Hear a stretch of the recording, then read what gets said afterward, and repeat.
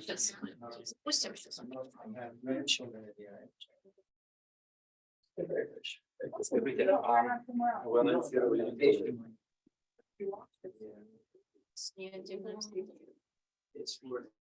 будет отдельная встреча 8 числа, у нее в кабинете на час. То есть мы, она сегодня не сможет прилететь, но вот она нас направит встречу. Мы еще будем с вами на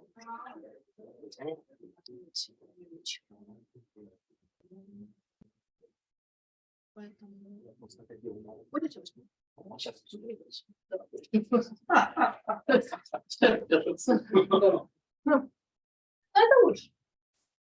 Ну да. Да.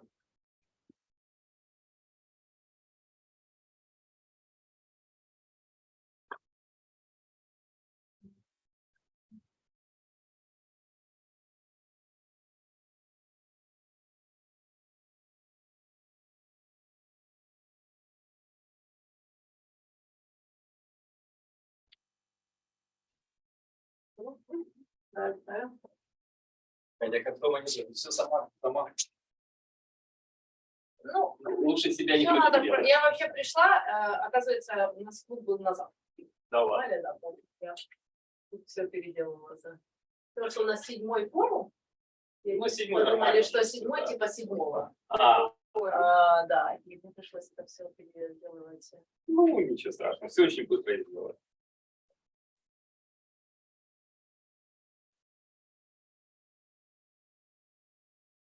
It's all coming together for us now.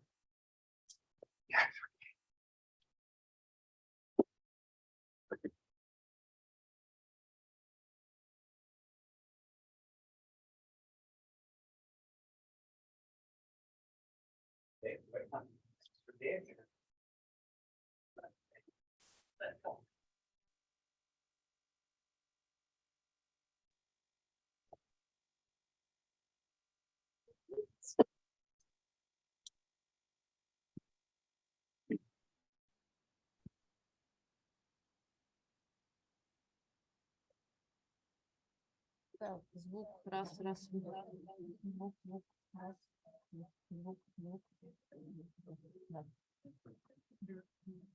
Да,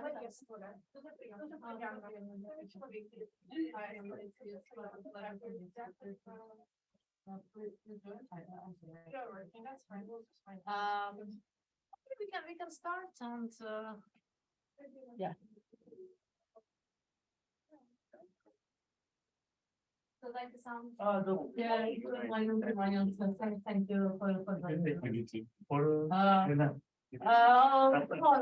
I'm not sick, yeah, because I'm a little busy. People. Yeah. Blank also get to people get COVID today, so I will be in the panels. I just met my friend who was here, and then he took me to the crowd. I see. So I didn't know which elevator. No, it's 14th floor in the. Yeah, because the other elevator I cannot push the floor. So I have to use some particular elevator. Like in private business. Yeah. Do you know Joe? She worked with international development.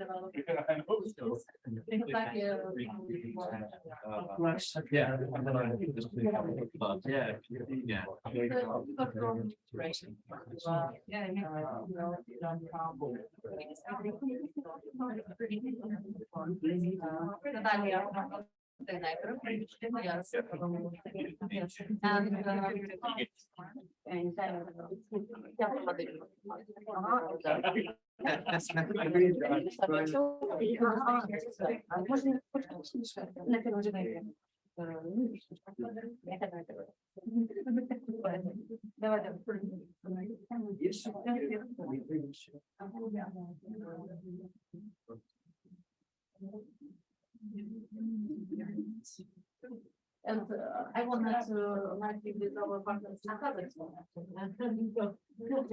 Sorry.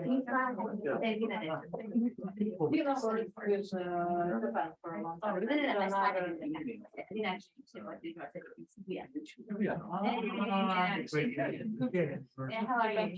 Bye.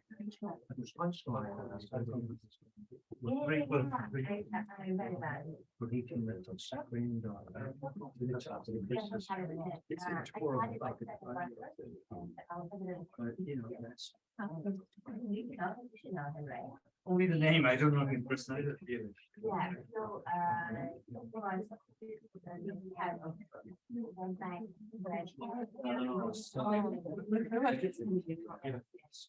right now, so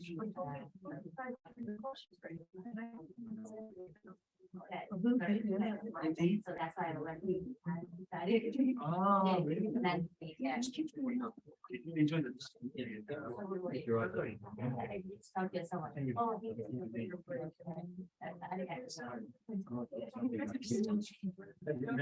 I remember. Okay, let's go for a Yeah.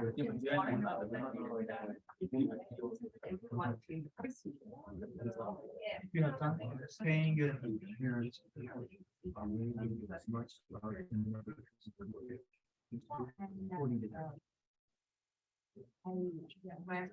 There are all kinds of stories.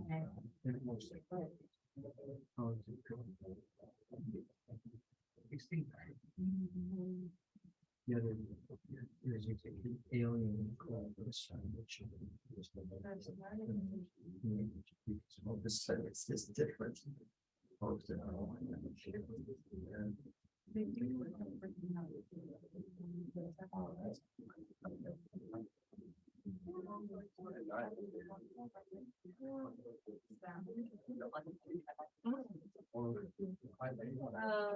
Это лучше.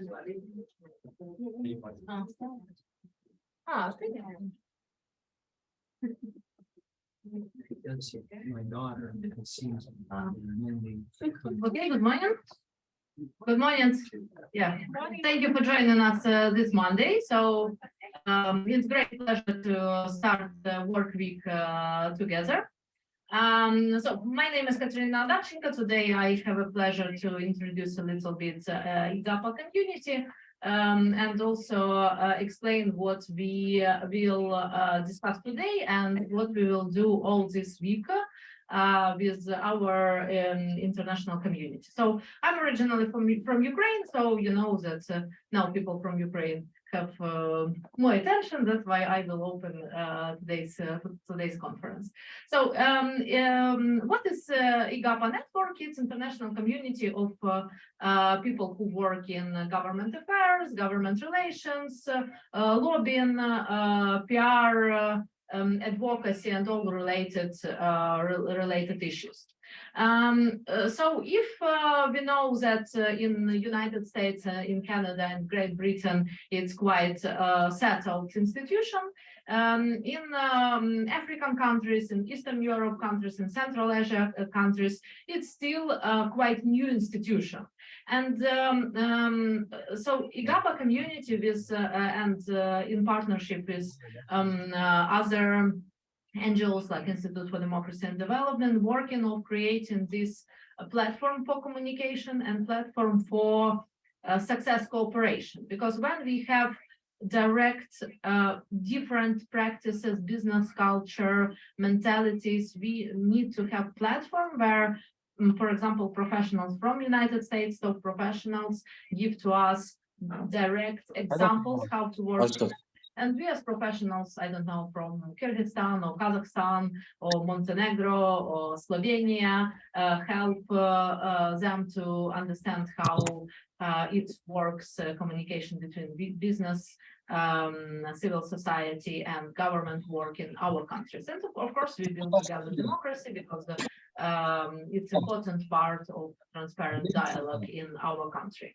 Also, our platform, it's a platform for some deep cooperation, so we always have opportunity to introduce ourselves more on networking events.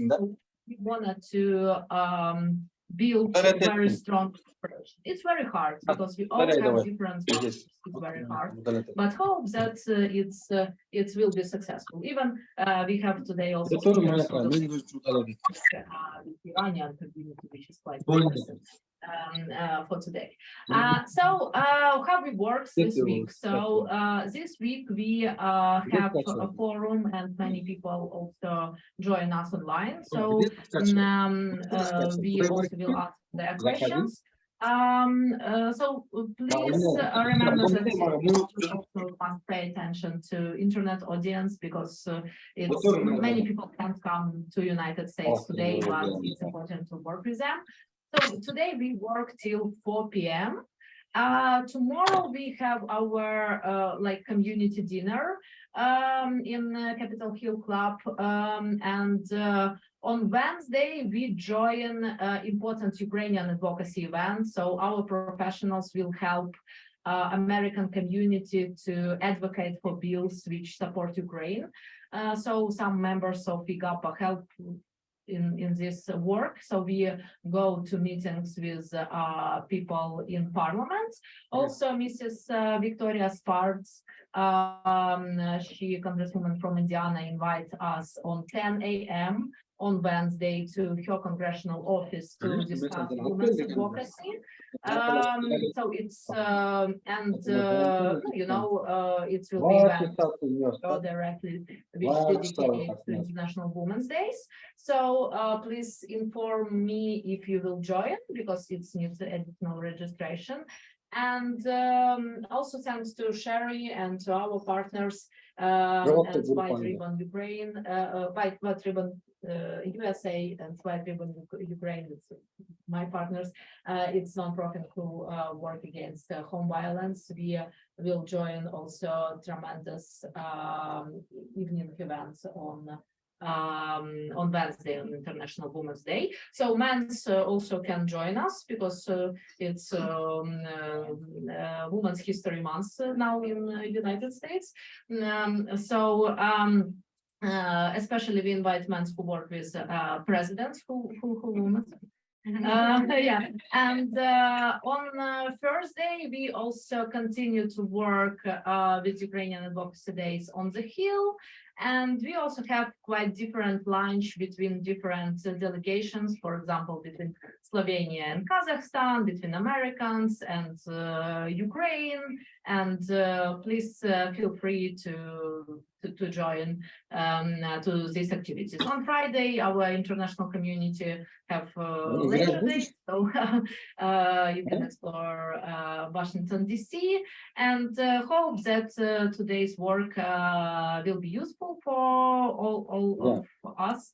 And yeah, and I will moderate first panel. Stephen Blank a little ill today, but he will join us on Thursday. He thinks that he will feel better. He analytic from Kazakhstan, and in morning, if somebody also wanted to meet him, you will have option about that. But I haven't so much experience in moderation like Stephen Blank, but I will try, and we'll open our first panel with Mikhail Sigler and Janar Suleimanova. So please, if you can join us on this stage, we will. Yeah, I will be close to you. We have one minute here. Yeah. Yes, this. Today prepare like, you know, we all come from Soviet Union, so we have on stage also model of Soviet Union, like one speaker, one party, one speaker. Okay. So first panel as usual, so it's tradition. We have 7 meetings of IGAPA today. We have tradition that every meeting was in different countries. So like one meeting was in Kiev, then in Brussels, then in Istanbul, in Baku, and only last 2 meetings in DC because of situation in the region. And first panel, it's panel about situation in the world. So because we can do advocacy and government relations work and analytics of regulatory policy, we don't understand what happened in regions. And of course, I know that Steven prepared big analytical reports about war in Ukraine and destabilization, which puts indeed in our region. I hope we can read the document after. But I introduce you a little bit also this issue that war in Ukraine is not only tremendous aggression, it's not only a tremendous humanitarian problem, but it's also changing between cooperation in all countries, between society, business, and government. And that's why very interesting to know position of Mr. Ziegler, who work tremendous number of work hours with European Parliament, with European Commission, and he also worked with Great Britain Parliament. So and understands energy in Europe. So what you can think as person from the European continent, from Eastern Europe, but from all Europe, what changed this year and how it changed for like market of communication? So what new tools have people from advocacy, from business side? Half of Europe work for, you know, like Russian money in Europe, and now they change their position. So can you explain this understanding and practice from European perspective and from what's happened in Brussels?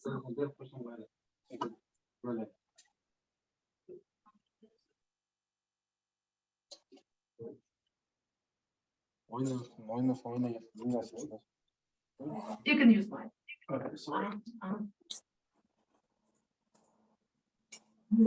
Thank you, Katerina. First of all, thank you very much. This is my third event of IGAPA. Very good to exchange all the views regarding our industry, so governmental affairs. We said it in my country, lobbying, legal lobbying. So it's still the word, or in Europe, mostly in other countries, is as it is in US, the governmental affairs. In Europe, it's much more public affairs. So yes, I work within all the European Union, let's say, nations, parliaments, and so on. Let me say that first, COVID was one challenge for all of us, because it was very difficult to deal with the governments.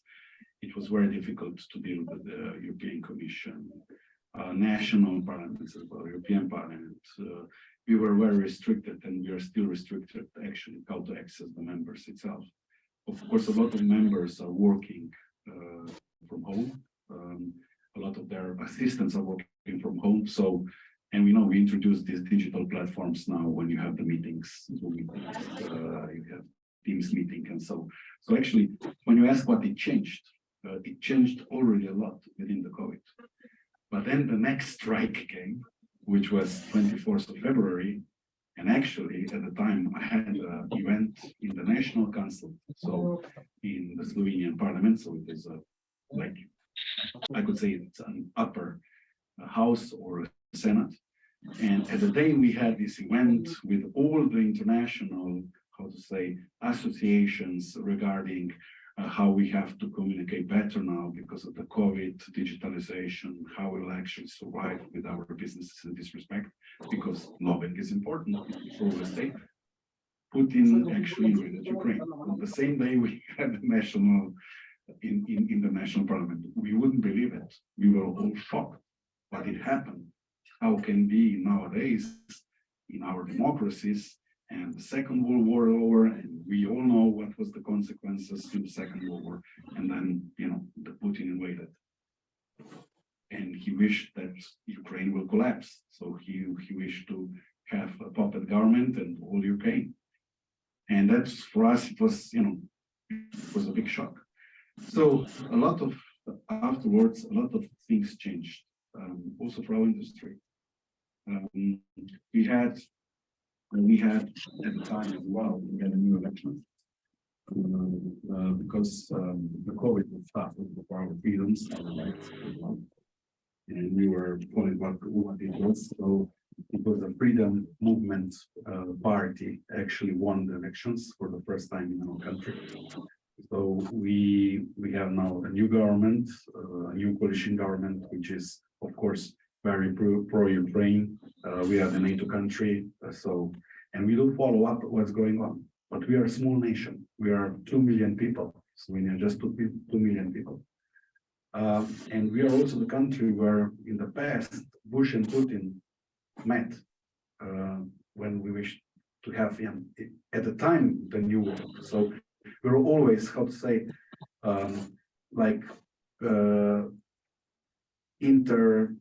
we were all the time connecting West and East, because we thought that we understand, mostly we had also, all respectful Balkan states, and we were the first independent state of Yugoslavia, and then we entered the European Union. So we had all those transitions. So, and then with this war, what it happened? It happened that suddenly, we were also energy dependent, gas dependent from the Russia gas. So I was also involved. I worked with the Nord Stream 2 project, which was, actually pro-Western, as Germany, Austria, all the others supporting it because we wish to have our energy independence. Then suddenly, what now? So because of the war, energy prices suddenly, sanctions immediately. So we lost contracts immediately with the Nord Stream 2. Of course, we were, 70% of our lines are Western lines, also from the States and now elsewhere. But energy was something that we were speaking that it was our European Union only, policy.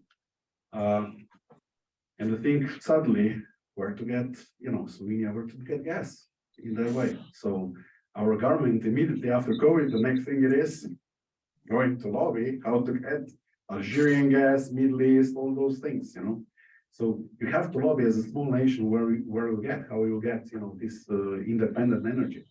So our government was doing good about that. But when you don't have an energy, and Germany was the same in other countries, so suddenly where you will get it? So the increase of the prices right away, the production prices. So there are some who are dependent and they stop even their productions. And our export, the majority of our export is towards Germany. So we are dependent. And if maybe we are 5% for some, energy for some German company, but 100% you depend, of course you'll have a problem. So we have a lot of increase of the prices right away. So that was construction prices, high rocked. Living costs, high rocked, was up to 30% that we had.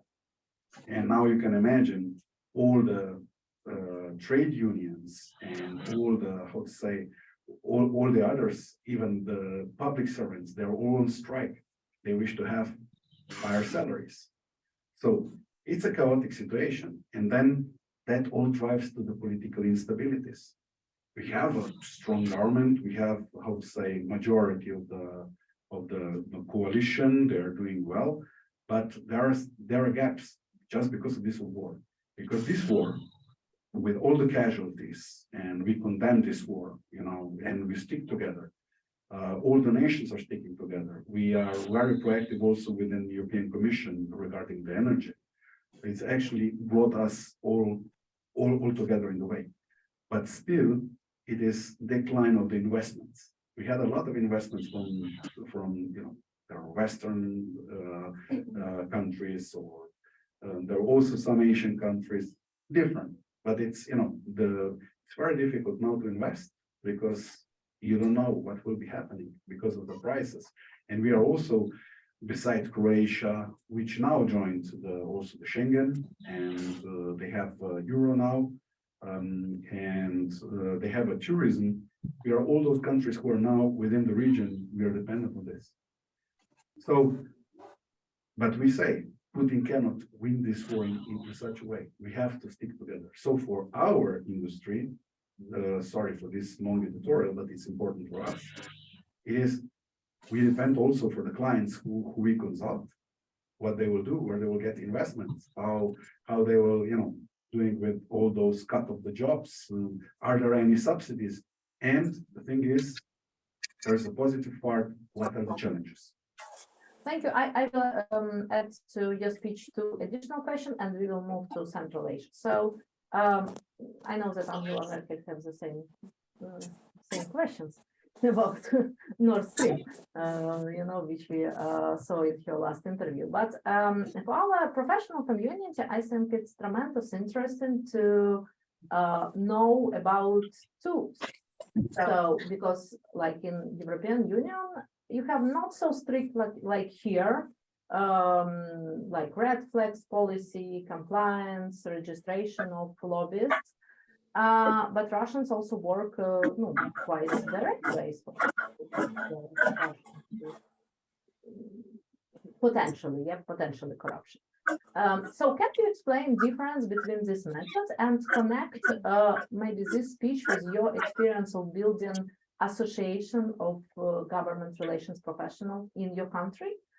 I think it will be useful for people all around the world, and also for people from African country, from like emergency markets, to know how from not so structured markets build new type of relationship between business and power. And I think that your example is a tremendous good example. Thank you for the question. Like I said before, and I left for this, that we have some opportunities and green lights as well. Now I'll speak with Europe as the same. When I compare the Brussels and as well to Washington regarding the rights, compliance, and some of the things, also we have, within the lobbying laws. And we have it on which it is under European legislation. It means how to deal with the European Commission, how to deal with the European Parliament, Council in this way. And then on the other side, we have the national legislations. I know that the United States have pretty much the same, because it depends how you lobby with national legislators within the states here. But also in Europe, we have in the same way. So it means if you wish to we have a transparency act directive, and it's a register, which it is within the European Parliament and European Commission. It's a joint one. So where you have to declare you are there as a person and as a legal person when you enter the register. And it means that, of course, you have to disclose the budget which you are lobbying for, and of course, the companies, what you lobby. So you actually declare it's transparency one, and it's right, because Brussels is actually within all the EU states, 27 of them. It's a lot of interests which are represented there today, and there is not a decline. It's actually I think it's incline of 15% annually, that actually is the lobbying industry increases, because so more and more people get registered, because it's not obligatory in it is, because there is not a European commissioner or European parliamentary the member who will actually accept you if you're not registered. So we are forced, if we are dealing with the European functionaries, you have to be. And it is from our states, from Slovenia, for example. If I wish to lobby the European Parliament, I have two things. First, I have national legislation. If I lobby the Slovenian member of the Parliament, I will have to declare that, even though they will not accept me if I'll not be in the Parliament, because we have many scandals which they were. We have one as we speak as well, because the Qatar, where we had the World Championship, the football, they found that there was a vice president of the parliament, the socialist actually, who was having the suitcase with the money. So they had a direct, I will not say lobbying, that was a criminal act, right? But they did it. And like yesterday, as I read that when someone dealing for European Commission and dealing with this, I think the airplane laws directive, he was flying for free to the Qatar countries, to the Qatar, right, to the Middle East. So it's very harsh. It's very strict legislation anyway, and it's getting even more stricter. And that's why, but you have also the only thing which we now wish to increase it is, that we have this rotating model within European Union that someone, each time it is one of the, how to say, national governments which is presiding the EU for 6 months. Usually it's trio. There's the only way which we have to come much more together with the states. It is not also by the Brussels, but sometimes also Ljubljana becomes, or Zagreb, or other countries become the presidency seat. And we see the lobbyists that at that time, it's also a very good opportunity that we got involved from our countries. But the thing is, we don't have enough legislation when we lobby, and there are some countries which they don't have laws, like Croatia, for example, they don't have a lobbying law yet. You can ask them in the first panel about it. They will be here. Yeah. So, and they should have this law. Everyone should have this law, how to actually access, because then you are representing all the European Union anyway, and you have these laws. This is the only gap where we have to work in this way that will exist. Yeah. Yeah, thank you. I also will mention that we have interest in analytical work on our website, IGAPA.net, about how lobbying work in United Arab Emirates, because we hold one forum in United Arab Emirates, and their understanding of government relations in lobbying, it's different. Even that all people who do government relations, they finish Stanford or Harvard Kennedy School, it's still very, very different. And I wanted to move to Janar and ask about her perspective from Kazakhstan, because now Central Asia also moving forward in news because of reforms, because of political changing, because of also Putin policy, because when Putin said that northern Kazakhstan, it's Russia, I think that mostly Kazakhs don't think so, like Ukrainians also don't think so. We're trying to be very diverse in our speakers. So if Mr. Sigler works directly with political management and lobbying as professional, Janar represents association of business and also advocating for women's rights. So, and they advocate in clusters question which connect with small business enterprises and with all category. So it's very interesting to know how it works in Central Asia. Last forum, we know position from Kyrgyzstan, which, many revolutions. So, and as I know, in Kazakhstan, you haven't lobbying law. And maybe you can represent also your practice as Mikhail do. So how it works directly in practice, please, floor is yours. Thanks a lot. Actually, it's my first time here, so I'm a little bit maybe nervous, but that's okay. I'm from Kazakhstan. My name is Janar Suleimenova. I represent my country in this international discussion. But before moving to my speech, thanks a lot for invitation. It's a great opportunity for me to share my thoughts and maybe my practices with expert community.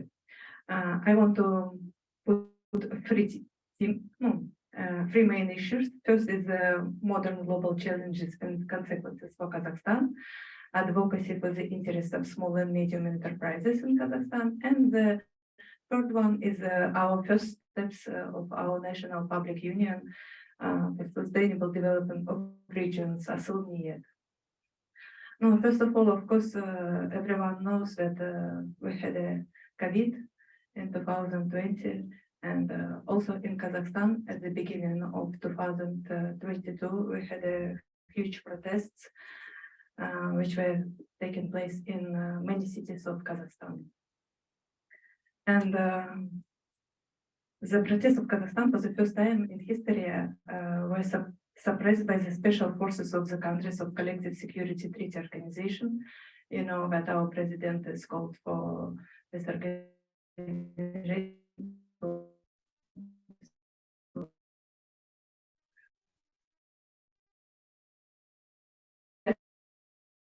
Let's be polite. Despite this, popular indignation forced Bakayev and our political elites to dismiss the government and set a course for a complete reset of power in the country. So I just want to say that after this coming to the Kazakhstan, finally, we are really happy that they went through, they went back, they returned to Russia and other countries, and our president was really smart to make this kind of changes. And right now we're more looking forward for the future. We are really inspired of what is going in the country, and it's really makes us make a belief that it can be changed. But of course, after this, you know, the Ukraine situation takes place, and of course it influenced Central Asia as more. We have a huge border with Russia. I think the hugest one in the world. So it's for us, it's a kind of really very main point that we are neutral in this kind of war, but a lot of Kazakh people, they don't support Russia. We are close to Ukraine and really want to support this. Let's return to our protests in Kazakhstan. The reason of Kazakh protests lay primarily in social inequality and injustice. The gap in the living standards and incomes of majority of our people and oligarchs sitting on oil and pipeline, it's unprecedented proportion. However, the intervention of external forces have also updated the national agenda and the desire of our people to decide our situation and our future.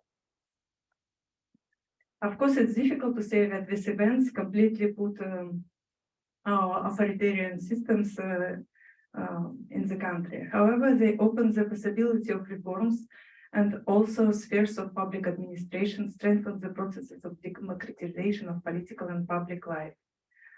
The request for justice today remains one of the agenda of parliamentary and local elections.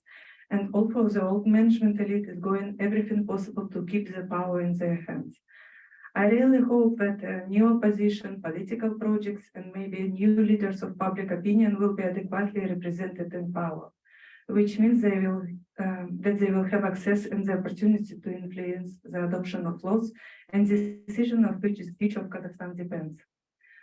I am also deeply convinced that today in Kazakhstan we have an opportunity for changes which opened in our country today. And the central places in these changes should be taken by a set of effective measures.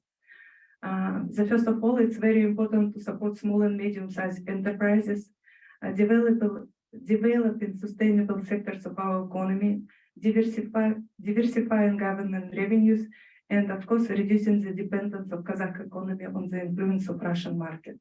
And we need to reorientate to the new markets in Asia, Europe, and America. Today, we see that the democratization of public life and new opportunities for us.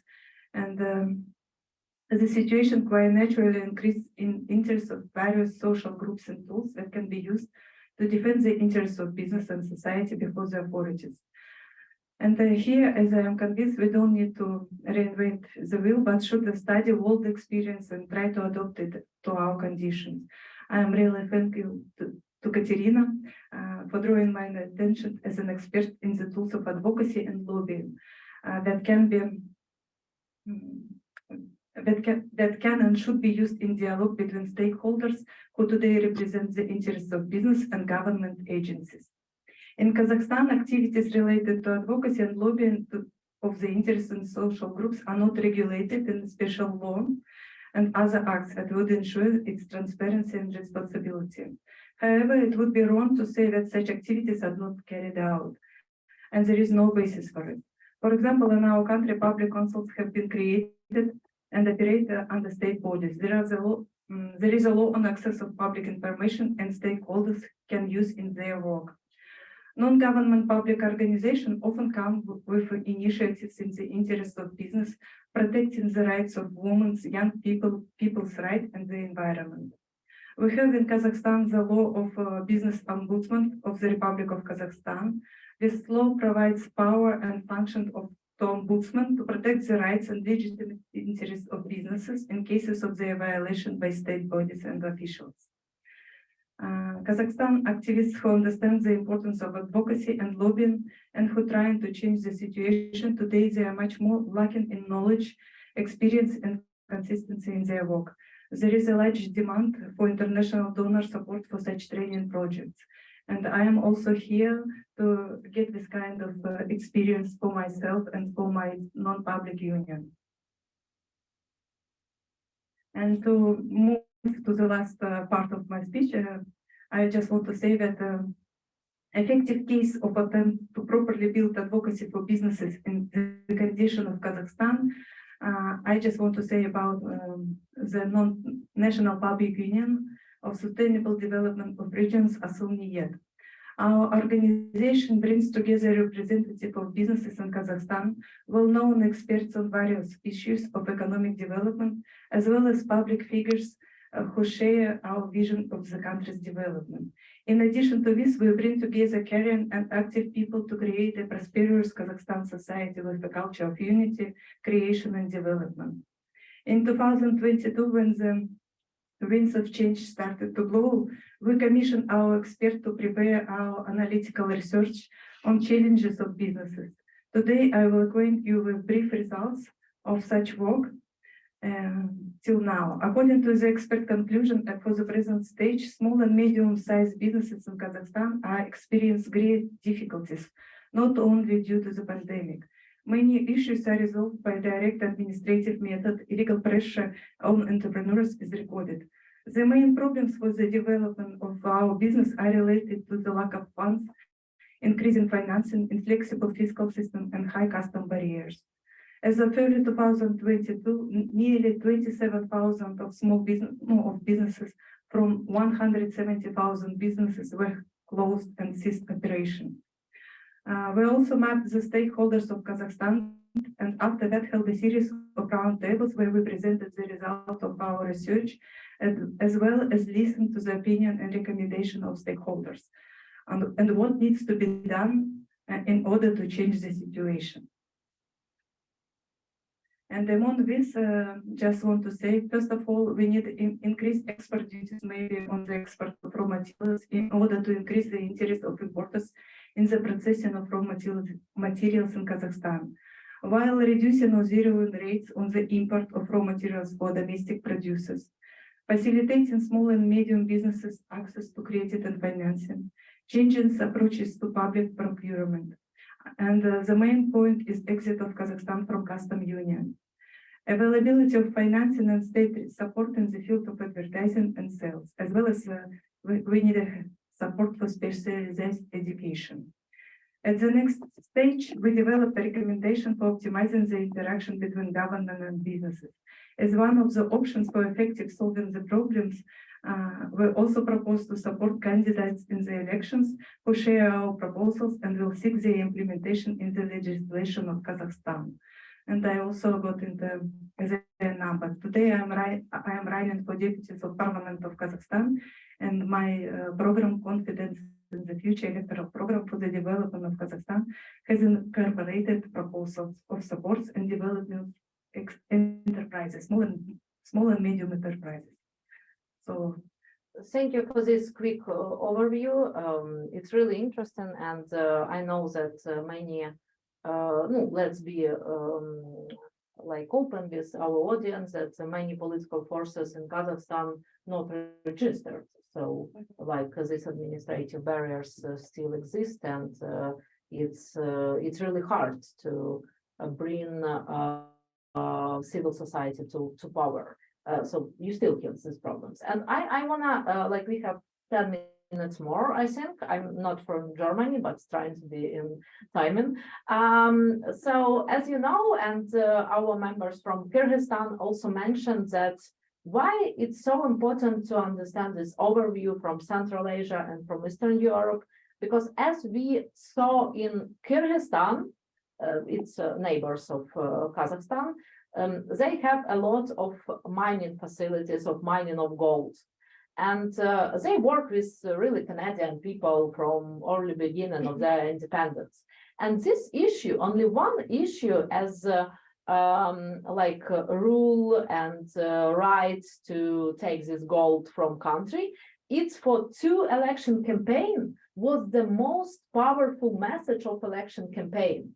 And if we're talking about United States, it's very easy to talk about government relations practices, because here it's huge number of issues which you advocate, and I think Tadeusz today and other our American friends and friends who work with advocacy of women's rights will explain these issues. But in countries where this practice only developed, one issue, for example, regulation and fees of mining in one place, for example, gold mining became the most powerful. And I think that in Kazakhstan, also after this failure of, like vertical, it's will be many issues which needed to be regulated as lobbying, because all these mining facilities, resources, natural resources needed to be more transparent in privatization of contracts and so on and so forth. So I have the last question for both of you to finalize our panel, and please use 2-3 minutes to answer to them. So firstly, about European Union. So in European Union, I also explained the last analytics about people who registered. So it's non-profits, it's associations, it's government relations directors of business, and it's religious organizations, which is interesting. They very active. So what do you think? Is in European Union now process of lobbying is transparent, or some people still use like media campaigning and think tanks work and I don't know, liberal initiative for good Russia or good Belarusia and other fake organizations to do lobbying, or it's quite settled and you need to go more to regulation directly in countries which is members and new members of European Union. So it's a question to the particular person. Yes, thank you for the question. It is important to highlight that with this Transparency Act, it is not only that we as a professional lobbyist who are working for our clients, and maybe our clients are coming from, I don't know, from the national countries, or maybe from abroad, from the States or elsewhere.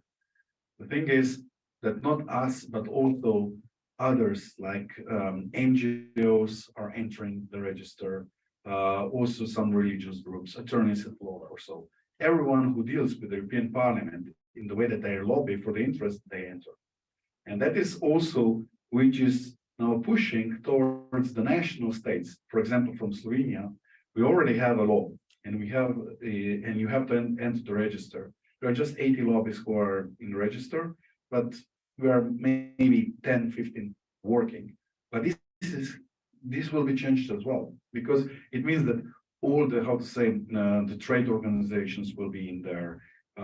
There will be, you have like MCHAM, all the others. Who is dealing with functionaries from the government or elsewhere? They should be in. We are having in my country on 15th and 16th of May. For me, it's a big honor because it's happened that the new parliament now listens how we have to change, and the legislation as well. And they will be sponsoring us in the way that they give us, how to say, the main chamber and everything. So we have on the 15th and 16th of May, we have this, how to say, this event, and some of you will be also invited there to speak because I announced that. And we just have with the base, which is the national, how to say, or it is international organization of all the European Union, how to say, national association of lobbyists. They are coming and they will speak about how are their tools of lobbying, how that will be developed, where we stay. And there will be also European Commission and OECD, because OECD is playing important role about fighting the corruption.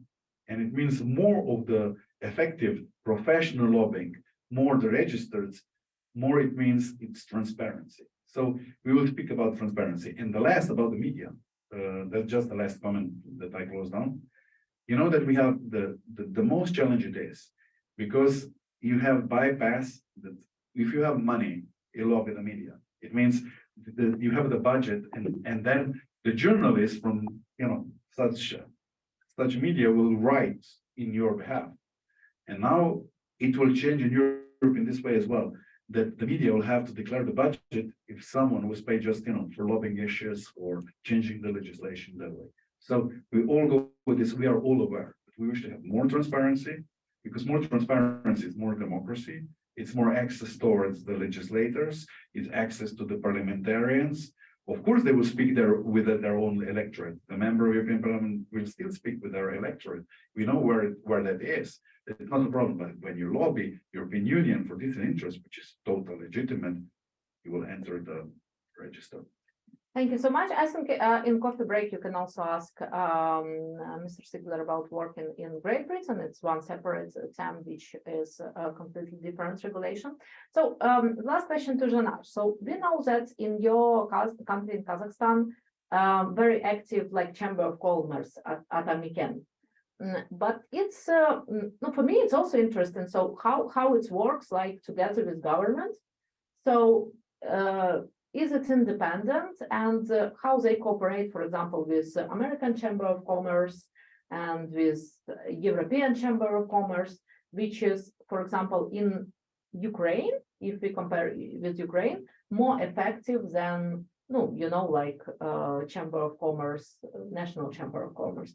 And second, like we have discussion about lobbying law in Kazakhstan, I think with our members, like Dina, like Ayajan, like Rahimbek, for 3 years, but still like it's more than 30 members in this community in Kazakhstan, and many people say that we're not ready. We're not ready for that. Of course, you're more ready than Uzbekistan, but do you think that in the next parliament, which must be, like more transparent, we will see lobbying law, or your country is still not ready for that? So please shortly about it. Very interesting. First of all, Atomican is it's not an independent agency. First of all, they're getting money from the government, so it's some kind of dependent. It's obligatory for big businesses. For small and medium businesses, right now they are not taking money for your membership. So Atomican is working pretty well, but first of all, they support huge businesses. They don't think about small and medium businesses, maybe because they don't have enough time, or maybe it's not so important, I don't know, because our entrepreneurship and small production, it's not developing at all. You know that Kazakhstan is more resource country, and a lot of our resources is going from the country. And of course, right now we are interested to make production in our own country. It's very difficult right now, and it's almost impossible because we are not, we don't have a huge competition with Russian products, with Belarus products, with China products. Our production is more expensive, and that's why we are talking that we need to support our and protect our entrepreneurs to make some kind of barriers for this kind of products from Russia, from Belarus, from China. Otherwise, we will not have our own production at all. So, and this, everybody is thinking about this, but and talking about this, but I don't know why it's the situation is not changing. Of course, I hope that in new parliament it will change. If at least 3 or 4 independent candidates will go to the parliament, the discussion inside of it will change, and it will give a new power for people, for society, for non-public organization, at least to say and to be heard by the government. Mm-hmm. Thank you so much. And I mentioned that IGAPA community also have some algorithm how to build like local associations, how to start discussion about lobbying law, about transparency, and we're trying to give, these tools to all new markets to be on one wave with countries which are more successful in this transparent lobbying, like United States, like in Canada. So I think we directly at time, and we're moving forward to I think 5 minutes coffee break, and then we will move into American panel. So it will be classical American professionals who work in this sector. We will heard Kendall Coffee. He was Attorney General of Florida one period of time. Now his company, Coffee and Burlington, one of the best top 100 law companies. So and Joe Birds, who work with lobbying, campaigning, and international business development. So we and other our participants will share their experience and their cases. And remember that today this month it's Women's History Month. So we also today will pay a lot of attention to advocacy of women's rights, of women's laws, and our guests and our partners will share also their stories, not only about about mining of gold, or I don't know, airspace system or defense lobbying or energy lobbying, but also about very important issues of women's rights. And I see today Sherry, I see many women who come across the country to share their experience. So thank you so much. I think we can grab a little coffee, and we'll start this panel about American practices in 5 minutes. Thank you so much. Спасибо. Отлично. Спасибо.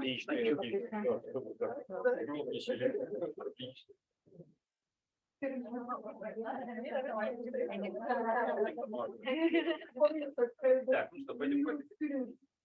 Как говорил Стасик? Ну, да. Мне очень понравилось. Я так понимала, нормально.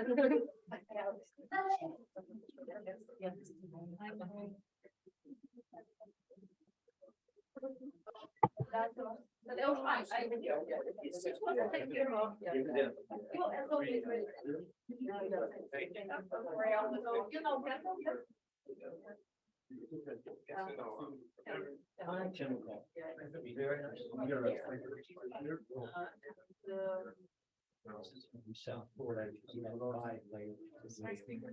temperatures about 40.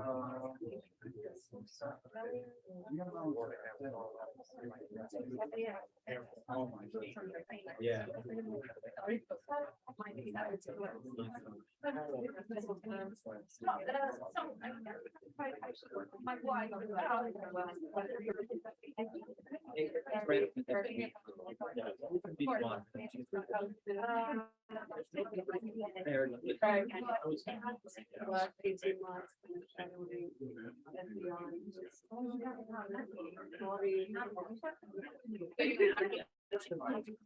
I got 45 ranch.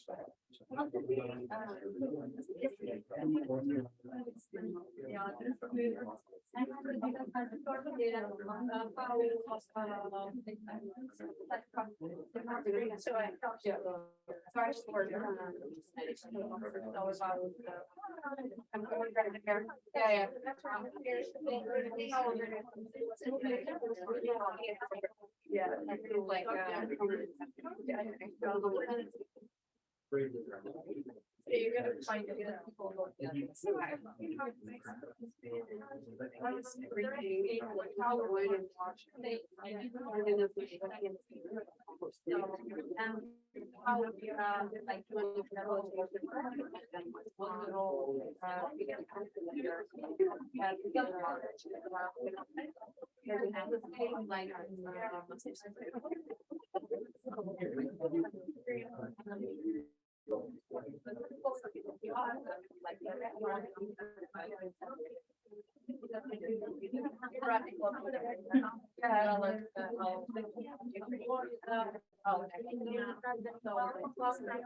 Well, and I lived in Europe for a second, so.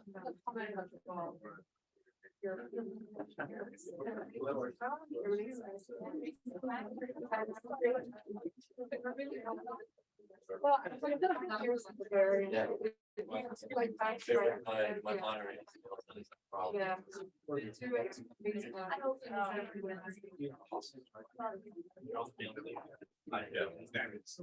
Well, and I did some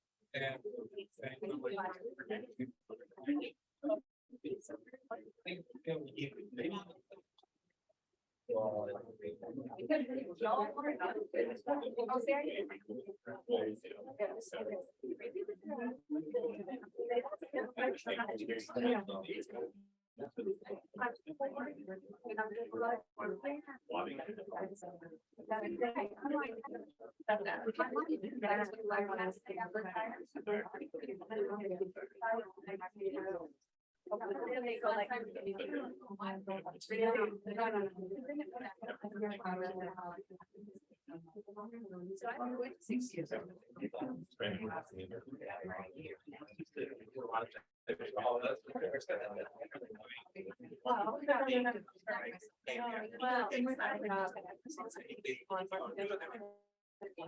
Right.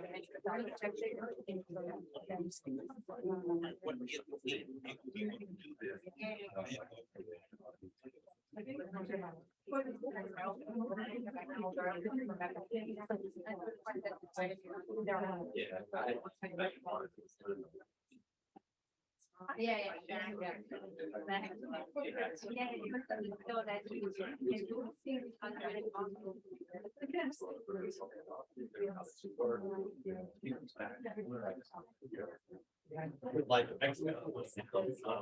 Mexico.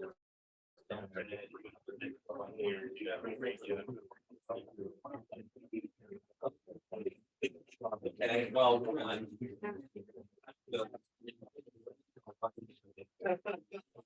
because otherwise we're not having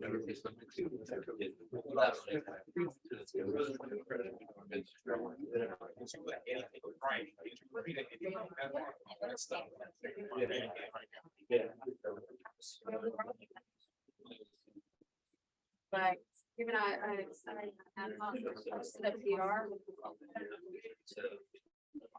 Which so we were at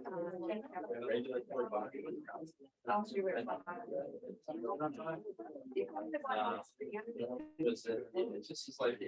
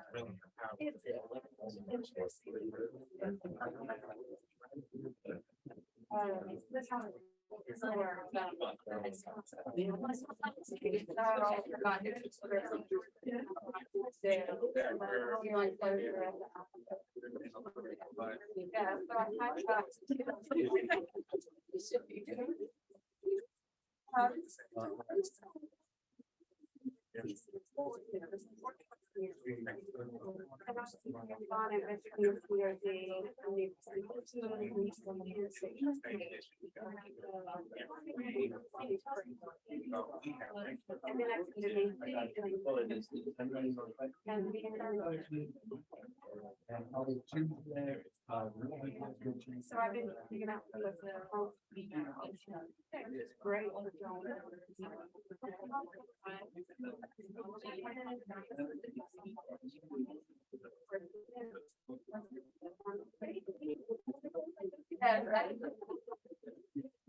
So now I'm gonna wait for it, and then I'll decide.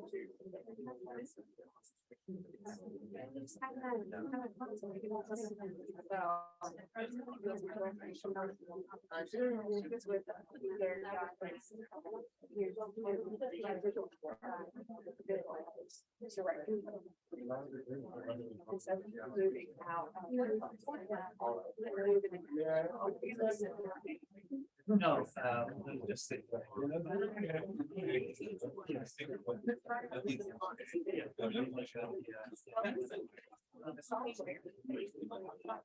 Yeah, I mean, it works actually.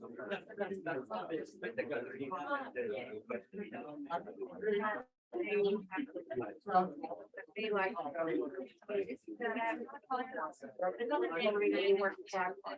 then you see that. That would be.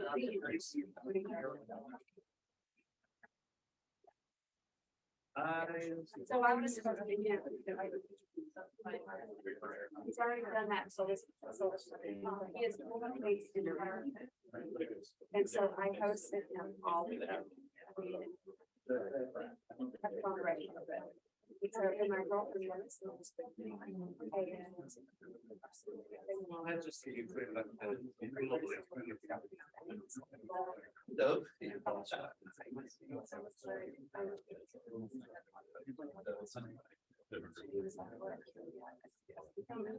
Really, and I was like, yeah.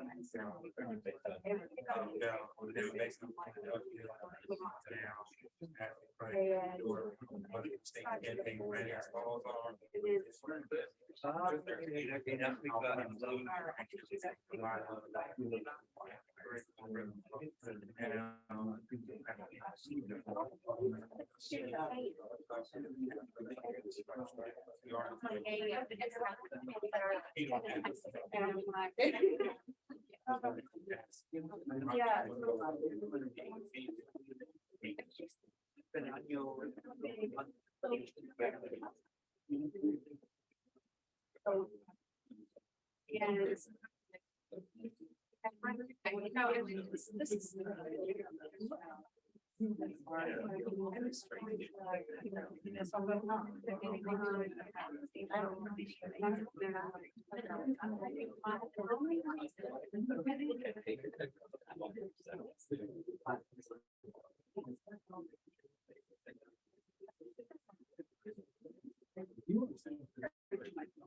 No, this is.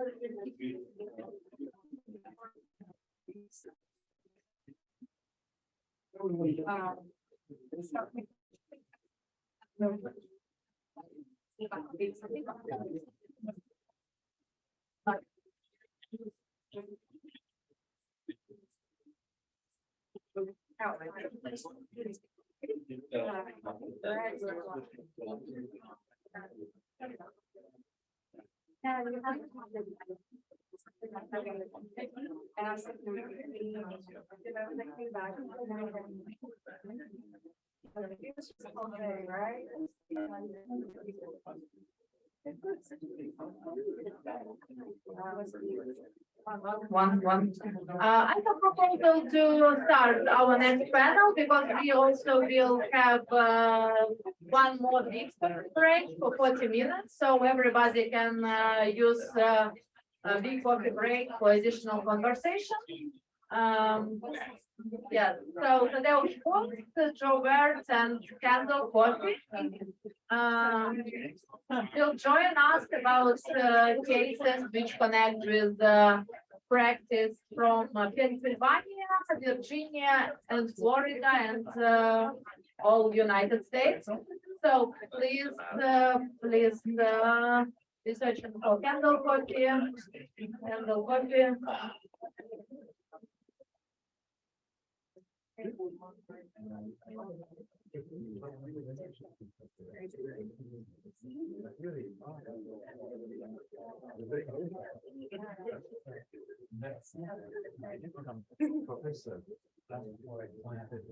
Exactly.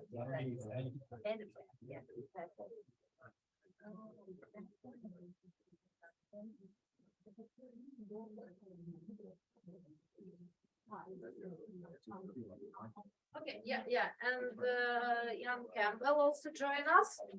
So we're searching for candle coffee. We just come from Florida to our event. So Jeff, you. Okay.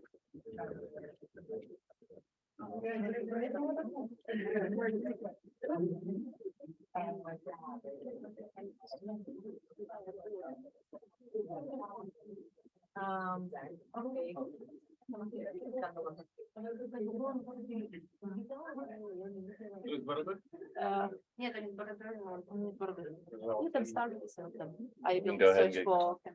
Okay. Good morning.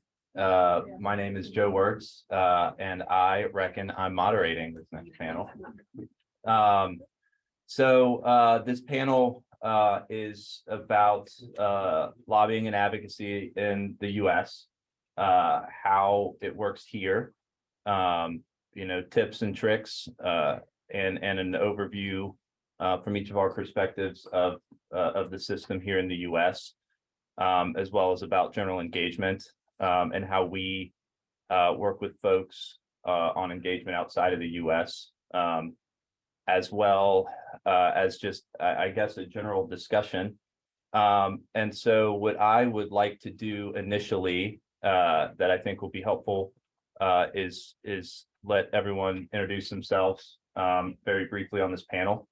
I think we're getting Kendall here. So I'll go ahead and start. Joe Wertz, as I mentioned, I have been doing lobbying, advocacy and campaigns, elections here in the US for well over the last decade. I've done everything from state up to federal, in all those regards. I work with folks big and small, to help folks with obviously achieving successful results on the advocacy front, but also general engagement with their federal and state officials. I personally believe this is, as the US, one of the most important things that we have and can do. It's how our government works, with people, entities, being able to engage and have what I believe is open dialogue and conversation that helps generally direct public policy and opinion throughout the country. So anyway, I will turn it over to Thaddeus on my left. Good morning, everyone. My name is Thaddeus Walls. I'm originally from Chicago, Illinois, now based in Philadelphia, Pennsylvania, and I am a political consultant and organizer. I work with first-time candidates directly, in addition to working with organizations in the C3, C4, and independent expenditure base space. And really those forms of organization are one of the ways I try to advise organizations on our political process, because all too often a lot of our issues, people take a very individualistic view of them, but in all actuality, how can you coordinate and build coalition with others? Because a lot of business entities and groups, of course, they're spending the money, but at the same time, money does not always guarantee you a win or a favorable outcome. And especially considering, like, you can give someone all this money to try to lobby for a favorable bill, but like we were just discussing, if you're trying to do this up against a political re-election year, you're only going to get so much traction. So just making sure we're advising folks on best practices, suggestions, or making sure, like, hey, you have an outcome, but what is your understanding of the process? And that is where all the hijinks, corruption, and perception or things really occur, or there's a confluence of information, but we'll definitely dive into a lot of that. Ian. Greetings.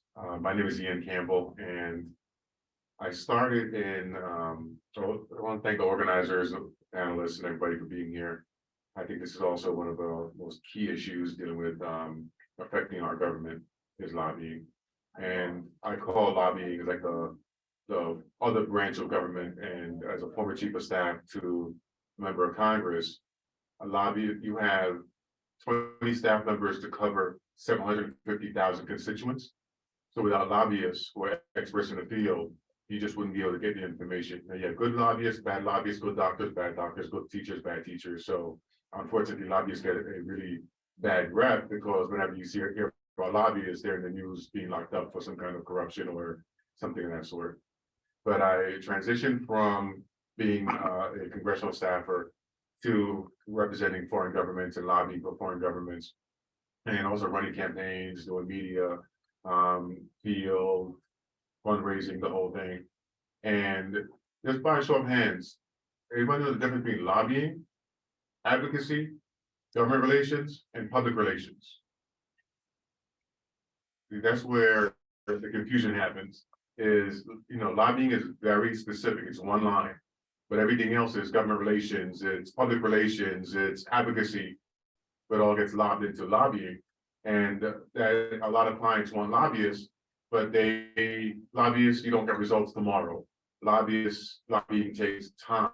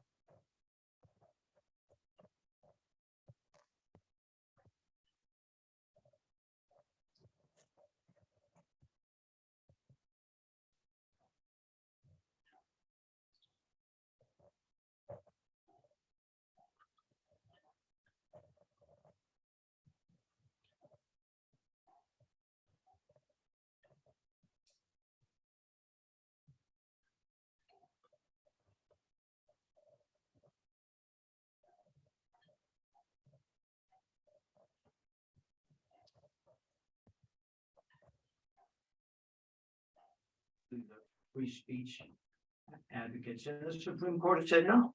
You can be paid for lobbying and you still represent a constitutional value of the highest order. But so you can't really stop it. But where the regulations can get pretty detailed is registration. State, federal, local have registration requirements for lobbyists. Sometimes the registration requirements don't apply to lobbyists that are there as volunteers doing it on an uncompensated basis. But a surprising number of people can get tripped up a little bit because they don't really think that what they are doing is necessarily lobbying. They're just talking to somebody and saying this would be a really good idea, wouldn't it? But the threshold can be there. And so, for example, at a local level in Miami-Dade County, where I'm from, people would send letters to a county commissioner. And the ethics commission in our community took the position that that was lobbying. And if you weren't registered to be a lobbyist, you can in fact be fined.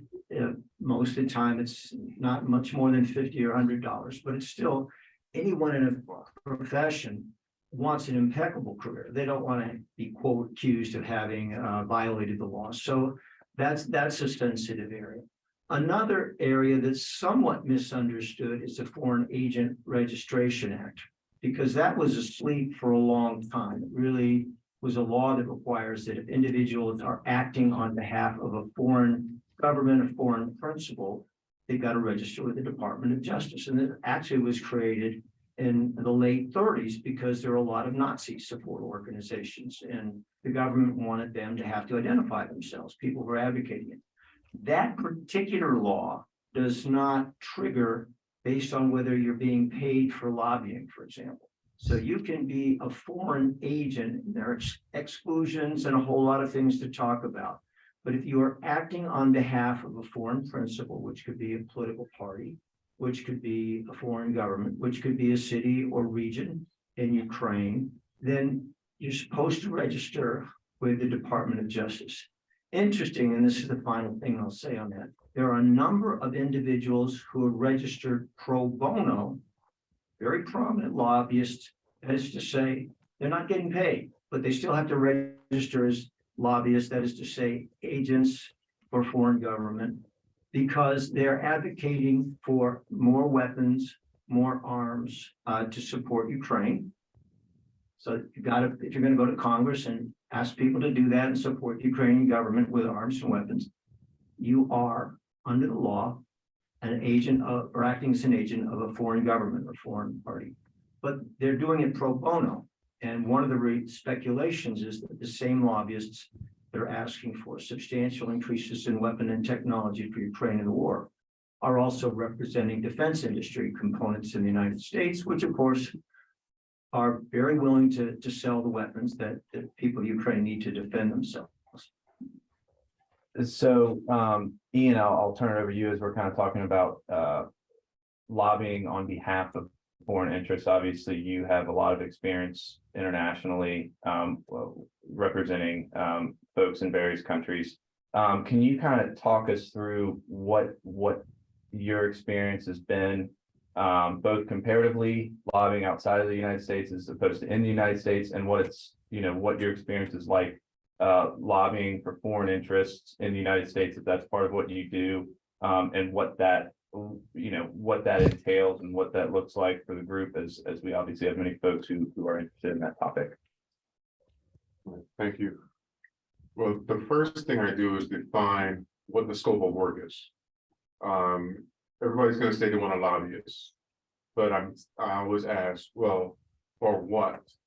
If somebody asks me to lobby, I want to know for what law we want to change. What law are you asking me to lobby for? If you just want government relations, for me to go talk to Congress about improving relations with this country, opening up trade, we're talking in generalities and just doing public relations and doing education or doing advocacy. But when you are looking for, the Caribbean was asking for renewal of the Caribbean Basin Trade Initiative, that's lobbying. There's a particular law, they want extended, they want it renewed, and that was going to a particular member of Congress, particular committee, asking them to extend this particular law or to add more money for this particular law. it's not as defined in other countries. It's very broad, even in other states. I had to learn what lobbying was in Georgia when I moved to Georgia, lived in Georgia for a little bit. In Africa, some countries in Africa, it's also loosely defined as far as how do you engage and talk to the president. And I say talk to the president because that's the bottom line. Is how do I get to the president, because the president makes a decision. Countries or individuals, when they come here, they want to get to the president, but they don't understand how Congress works. There's 435 representatives in the House, another 100 in the Senate, there's committee, there's public influence, and Congress is a reactionary body. Congress works based on public pressure. So if there's no public pressure, they don't have any incentive to really do anything, particularly as it relates to anything outside of their jurisdiction or their congressional district. The key thing is to figure out what the current mode of operations, how people operate locally, then how do you go back to influence their decision-making process? In some countries, they just want you to wait. They want you to sit there and wait for a day, a week, a month. There's no timeline. You can't really get to the decision maker because this person will say, oh, yes, I can get you to that person. But then this person introduces you to that person. And then you spend time with this person and realize that he's not going to get you. So you go through 10, 15, 20 people. If you don't understand how do you get there and what it takes to get, there's a lot of challenges when dealing with outside lobbying than compared to inside the United States. Your opposition, your competition, your folks coming from other countries are showing up with $1 million in cash, or giving cars, or having elaborate dinners and events that they're inviting these folks to. And they're coming in, they're sitting down in closed door meetings, they're having these conversations. And as an American representative, you can't engage in that type of behavior because it's illegal. So we have to figure out ways to, maybe it's have a meeting at State Department, talk about bring them to Washington, D.C. Everybody wants to come to Washington, D.C. and go to New York and go shopping and, have a conference. So there's other creative ways that you have to incentivize getting the interest of folks to actually listen to you and pay attention. It's there isn't a blueprint, there isn't a plan, here's a booklet, this is how you go about doing it. You make it up as you go along. It's all about personalities, it's all about particular interests at times, people's political survival. And excuse me, I wish I could be more direct and more descriptive, but I think folks who are involved in the industry, the trade, realize it's very delicate balance, delicate dance to engage foreign governments. But the key thing is to figure out what is the win. What is it that we're looking to achieve? How can you meet your needs? And how do you legally go about doing that without stepping across the line and getting the help of folks on the legal side to bail you out, because being arrested or being indicted or being accused of anything illegal on the lobbying side, there's no one's going to come to your aid to really say, no, people just have a thing where they are looking to burn the lobbyists to the stake and waiting for them to mess up. Awesome. Thank you guys. Yeah, it's funny from my experience. I don't know if I should say this, but it's more, I've always found for me, it's more who you know, not what you know in lobbying. And even government relations, public affairs. I had been hired in the past simply because I knew who the person was that the client needed to talk to get something done. I had no clue what the heck it was, but I told them I can learn that very quickly. But I know, once we talk and once we figure out what you need to do, I know how to get you in the door with the person that you need to talk to. So it's yeah, I think you're right on point with some of that. The next thing I want to kind of move into, obviously, it's all very intertwined here in the United States in terms of government relations, advocacy, campaigns, all of this lumped together in what we like to call the democratic process here in the US. So Thaddeus, from your experience, You know, what does the influence of government relations and advocacy look like in the campaign world, and how does that translate? I would say like you would have to look at groups like the NRA, for instance. Like I know they tend to, depending on who you ask, either can be like a very negative opinion, but they're some of the most effective.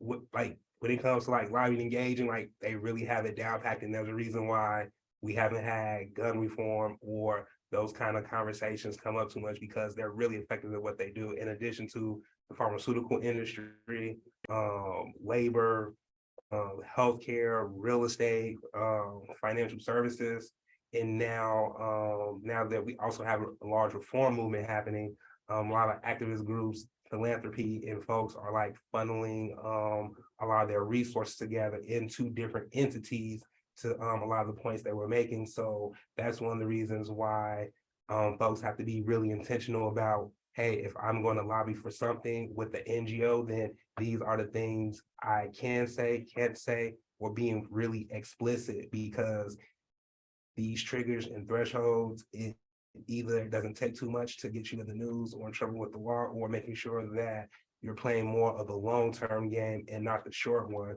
and just making sure like you find not only the right alliance, but making sure what else is going on within the current climate. Like for instance, with the Trans-Pacific Partnership, the lobbying for that, how that spanned across different countries and different sectors, and only for it to get upended later is a testament to how you can have a plan, not know what you're doing, but those relationships and overlapping factors. So just making sure your alliance, your organizations are all, if they're not all on the same accord, where are the mutual wins? Because also often people really just want to know, how does this affect me, help me, or hurt me? And if you can't address some of those items, it's going to be really difficult to lobby or advocate. And then even just making sure like you have something to counter with or an appeal, because there's something you have to appeal to that person, that stakeholder, or someone that has influence with the stakeholder. Awesome. So as we talk about moving into, or we talk about just the general political, advocacy campaigns, the overall political climate here in the United States, obviously we are moving into, or have moved into, an interesting polarized climate here. And we continue to see that separation. There's a lot less people in the middle and a lot more people move into either sides. And that obviously works its way up into the halls of Congress and with other folks that are decision makers within our government. So Ian, I'll start with you. When we, lobbying in this polarized environment for various clients, how do you cut through that noise to best advocate for your clients? At the end of the day, all politicians want to win. They want to be on TV, stand there, getting recognized for something that is successful. And a lot of people right now, they're afraid to work together or to negotiate to come up with the win. And I worked with Democratic members. I've worked with 3 Democratic members of Congress when I worked in the House. And I have achieved a significant number of achievements working with Republican members while Republicans were in power, or bringing coalitions together while Democrats were in power. It's being able to figure out that win for everybody. And it starts by just talking to people. We have to be able to have conversations. People have to be able to take delegations together. When you're a million miles away, doesn't matter who the person is to your left or to your right. You're on a plane, you don't know if you're gonna get shot down. You're in some crazy country, you don't know if you're gonna get kidnapped, because you never know what's happening. And we would travel with mixed delegations, and we would build relationships with people. Unfortunately, Americans feel that it's not important to travel. That's when you build the best relationships. And when I get to know who you are, you're married, you have kids, you grew up here, We may never agree on anything, but at least we have respect for each other. So, you may go say, I don't like that, but I'm not gonna, there's no point for me to advocate against you for it. If you can get it done, so be it. And those type of things is what would happen. And if you're in charge, say, you know what, this bill, it makes sense. You're not gonna get bipartisan support, but if I can get 3 or 4 members to support it, would you add this to it? Add this amendment to it and do this? People are like, oh yeah, if you can bring a couple members on it, we definitely, because it's gonna pass. So why not get your stuff in the bill when it's passing? Those are the small wins that we're able to achieve. And for example, Plan Colombia was 80% of the money going towards military, 20% going to everything else. That wasn't working really well. Being on the ground in Colombia, some of the biggest jungles we've ever seen. You can spray it, bomb it, do whatever, you burn it, it just comes right back to life. It's almost an incredible thing you've ever seen. And I've never seen jungle so thick, canopy. You can go up, 300 feet, 1,000 feet, and look 360 degrees around, you see nothing but jungle. Full canopy everywhere, every direction. So what I told the Republican leadership at the time was, what we need to do is change it to 50-50. Get 50% of the money going towards military, 50% going to alternatives, because if people have jobs, if they had development, if they had crops, they would be less likely to be involved in illegal trade, because nobody wants to live in the jungle. Somebody wants to live in there. That's crazy. And they said, no, we can't do 50-50. We'll do 60-40. And I was like, that's a win, take it. So now with 60% of the money goes to military, 40% goes to development, investments, trade, and all these things are happening in Colombia. Since then, they have a free trade agreement. Medellin, one of the most dangerous cities in the world, is one of the top tourist attractions. Cartagena, Buenaventura, those they're having change and they're developing things that you never thought possible 10, 15, 20 years ago. Those things can happen whether it be Ukraine, whether it be Congo, whether it be, Haiti. We just have to have people to talk to each other. If we're not talking to each other, we don't understand the situation that each person is dealing with and realize that we are pretty much the same. We just have different interests and different viewpoints, different experiences, so we see and experience things differently. And sometimes that may happen over dinner, may happen over cigars, may happen on a plane, may happen over other countries, but we have to find opportunities to engage each other, talk to each other, understand each other, and at least be patient enough and be brave enough to agree to disagree and agree to, work together. Yeah, I was breaking bread cuts through the noise quite a bit. So Kendall, you served as Attorney General of Florida. I would probably say it's fair to say you've sat on both sides of the, working with lobbying government relations folks, as well as being the one being lobbied. So from your experience, and I'm going to work down the line on this one, what would your advice be for best practices for folks engaging with elected officials as far as lobbying goes? Well, just one perspective I have to say, when I was with you on the prosecution side, we thought all lobbying was corrupt. I mean, seriously, I know that sounds That's so, conference over, everybody. so small-minded, and lobbyists would get fees, $100,000, on a major project, maybe more. And we'd look at that and say, it's got to be a bribe. And yet it wasn't a bribe. The perspective was that the go-to lobbyists are paid pretty well, actually, sometimes better than lawyers, because they have a unique knowledge of the subject. They spend a lifetime developing connections and credibility.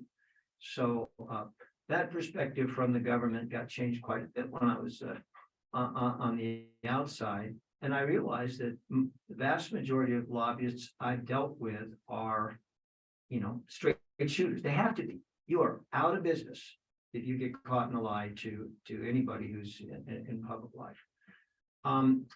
The best lobbyist, a very good friend of mine, but I consider him to be maybe the best go-to lobbyist in the state of Florida, always tries to make the pitch on the merits and on the politics.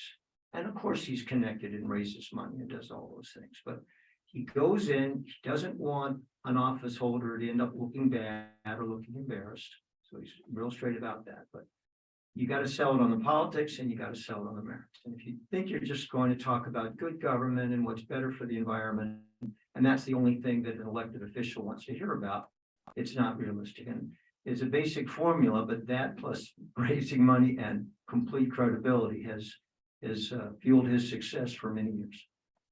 That's great. Yeah, a wise person once told me when I was first starting, they said, people, politics, policy. You gotta know all three of those things when you're walking in the door. Ian, I'll turn it over to you. Same question, best practices. I'll answer that with a quick story. I had somebody reach out to me and we arranged to meet the person in New York, Waldorf Astoria. And this person is a multi-billionaire, something like $30 billion. They're very well situated. I did some research on the person, great former elected official from a country, not a US, another country, great elected official. I was like, this guy would be a great president. If they could do the things that they do in this particular, when they were governor, they do it in the entire country, it'd be great. Doing more research, found out that the person, there's some challenges and questionable issues going on with them. But I was like, okay, we can overcome this. They're not a bad person. They didn't kill anybody that I could find. Met them in the Waldorf Astoria. They had 2 lobbying firms that they were working with for the past 7 years, paying them each $15,000 a month to represent them. I brought my team up. We met with the person. They said, well, initially after meeting the person, I was like, not a strong person, but they're very mild, mellow. And they asked me to help them with their campaign. And I was like, great. I could ask for whatever amount of money I could ask for, they would have no problem paying it. The ask was, I need the Congress, the House, the Senate, the White House, the State Department, and the Department of Defense to support me. And I was just like, have you asked? You have 30 days. I was like, man, that was 5 days ago. Now 25 days. I told him, I said, no, not possible. I could have asked for $5 to $10 million. They would have paid it.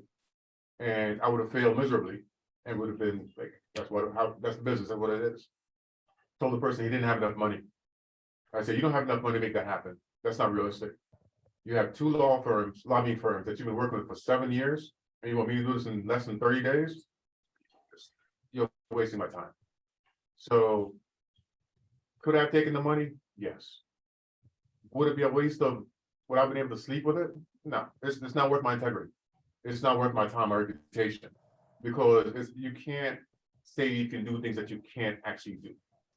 And we can say, okay, we can make it happen. Maybe if it was just the Congress, maybe it was just the House, we might be able to do that. But you want House, Senate, not just regular members, leadership.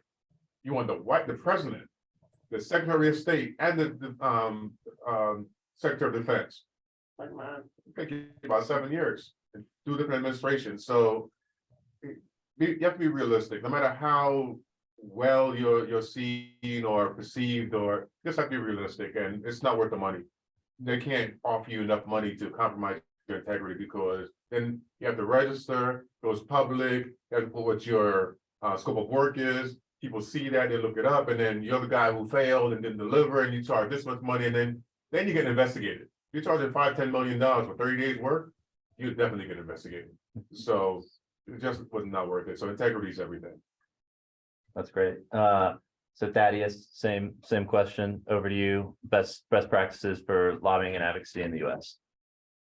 Attention to detail, timing, leverage, and the willingness to have the hard conversation, and don't be afraid to bounce things off of. I hope you have a lawyer or a treasurer or something. Like, if it sounds too good to be true, run it by them, because that's half the reason why a lot of corruption and things happen, because no one's taking the time to go through the details or the fine facts of the law, because the United States government isn't caring about intentions. Like, if you go an inch over, never underestimate America's willingness to over prosecute you, and especially past political consequences. Awesome. do I keep going? Are we, this said to 12:40, and keep going, Katerina? Cool, we'll keep going. That was Kendall, that was all I had. I don't know if we wanted to open it up to some other topics and. Well, what about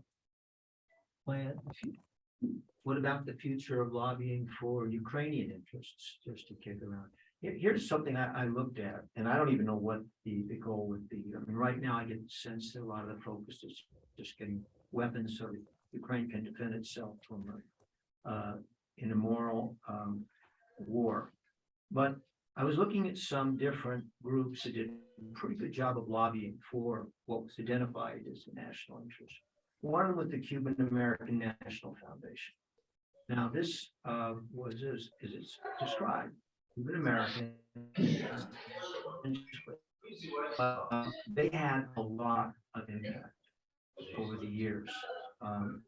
And the Cuban American community itself is not that big. I mean, maybe 1 million people or so. But the report is very, very big. But I was trying to figure out why were they so effective?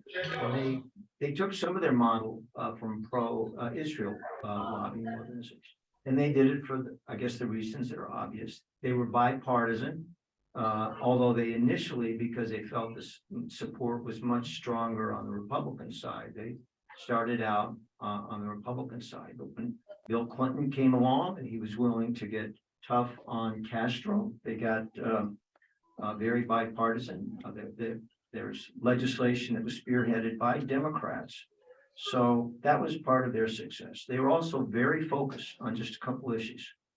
And they kept working those issues. They don't come in and ask for 20 things from members of Congress or anyone. So and then they stayed with it a lot of years and of course raised money. And there are other examples that you can see too, but if the Ukrainian or Ukrainian American communities here are looking at some point to models in order for advocacy, there are a couple groups like that historically that would be worth studying as role models. And that would be one, because they had quite an impact on maintaining the embargo and a lot of restrictions on Cuba because of their obviously heartfelt, justified opposition to a communist dictatorship. Yeah. After the last presentation, one thing I noticed was the similarity between Kazakhstan and the Caribbean, Latin America, and the continent of Africa.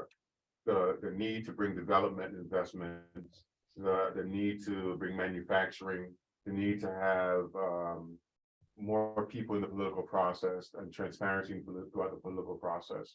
And we look at Colombia and how we're able to use the fact that Colombia was getting billions of dollars to the get from the United States. So we use that as impetus to force the Colombian government to make changes to deal with the communities that were being disadvantaged or harmed. When we can work with local communities on the ground, and there's money coming from the U.S. side, there's you can tie the money into different actions. So, for example, human rights is an issue, development of disadvantaged communities. You can come up with alternative housing. You can lobby for things that are happening, but to focus on particular communities. And as it relates to Ukraine, billions of dollars going for a war, but during the war, there's other parts and other issues that you can now carve out. So you might be able to require that there's hospital or educational training for women and technology training that you bring in, providing online medical support. There's all kind of creative ways that to kind of add things to the language that would now allow for preparation for when the war ends. You don't have a population that is been exposed to education, exposed to better healthcare, online training. They come out for 2 months, 3 months training in medical or technology, so they can then go back in and be more supportive. So creative thinking about how you can tie in opportunities for Ukrainians who are there or here or elsewhere to get AID training, IRI training, NED training, U.S. Agents for International Development, International Republican Institute, National Democratic Institute. Those are just kind of some organizations that work with the community, that work with local organizations to provide ways to enrich or enhance or to support local communities to best utilize U.S. dollars and promote U.S. democratic interests in those countries locally. Yeah, and I think the other thing too is and it's kind of tying a lot of this together. But it's about you talk about aid for Ukraine, right? It's also about making the congressman from Florida, why does he care if we send money to Ukraine, right? He's got constituents at home that are asking, why is my money it's about bringing it back home too for the U.S. It's about why our interests matter, the U.S. interests matter in Ukraine, but also why your interests in Ukraine matter to us and matter to said congressman in Florida or congressman or woman wherever, right? Because for these guys, for those 435 folks that are sitting in that capital, at the end of the day, it's about why it matters to them, and like I said, bringing the issues back home. That's what's going to move the needle on things like this. And as you said, Ian, there's a lot of ways to do that, right? There's a lot of creative solutions out there, but that's in my opinion what's going to have the impact at the end of the day. Thaddeus, anything you want to add to that? And then probably another thing that's depending on like your appetite for it, some of the best times to get something passed is around budget time when folk are arguing. And to the points folk were making, are you taking away, are you adding, or what does this fit into existing interests? Because often, a lot of budgets and things get passed either last minute, 11th hour negotiations and things like that. So just making sure that you are putting yourself in the best position to maximize and articulate the need and why it's beneficial. All right, I'm getting the sign to shut up now. So thank you guys, and thanks to everyone on the panel. Appreciate it. This was fun, and we'll keep it moving. Thanks again. Thank you.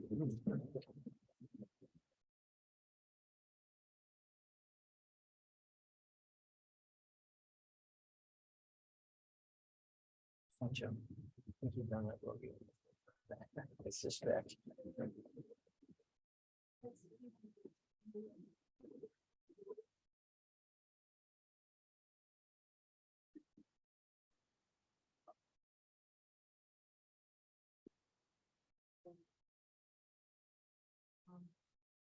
Yeah, so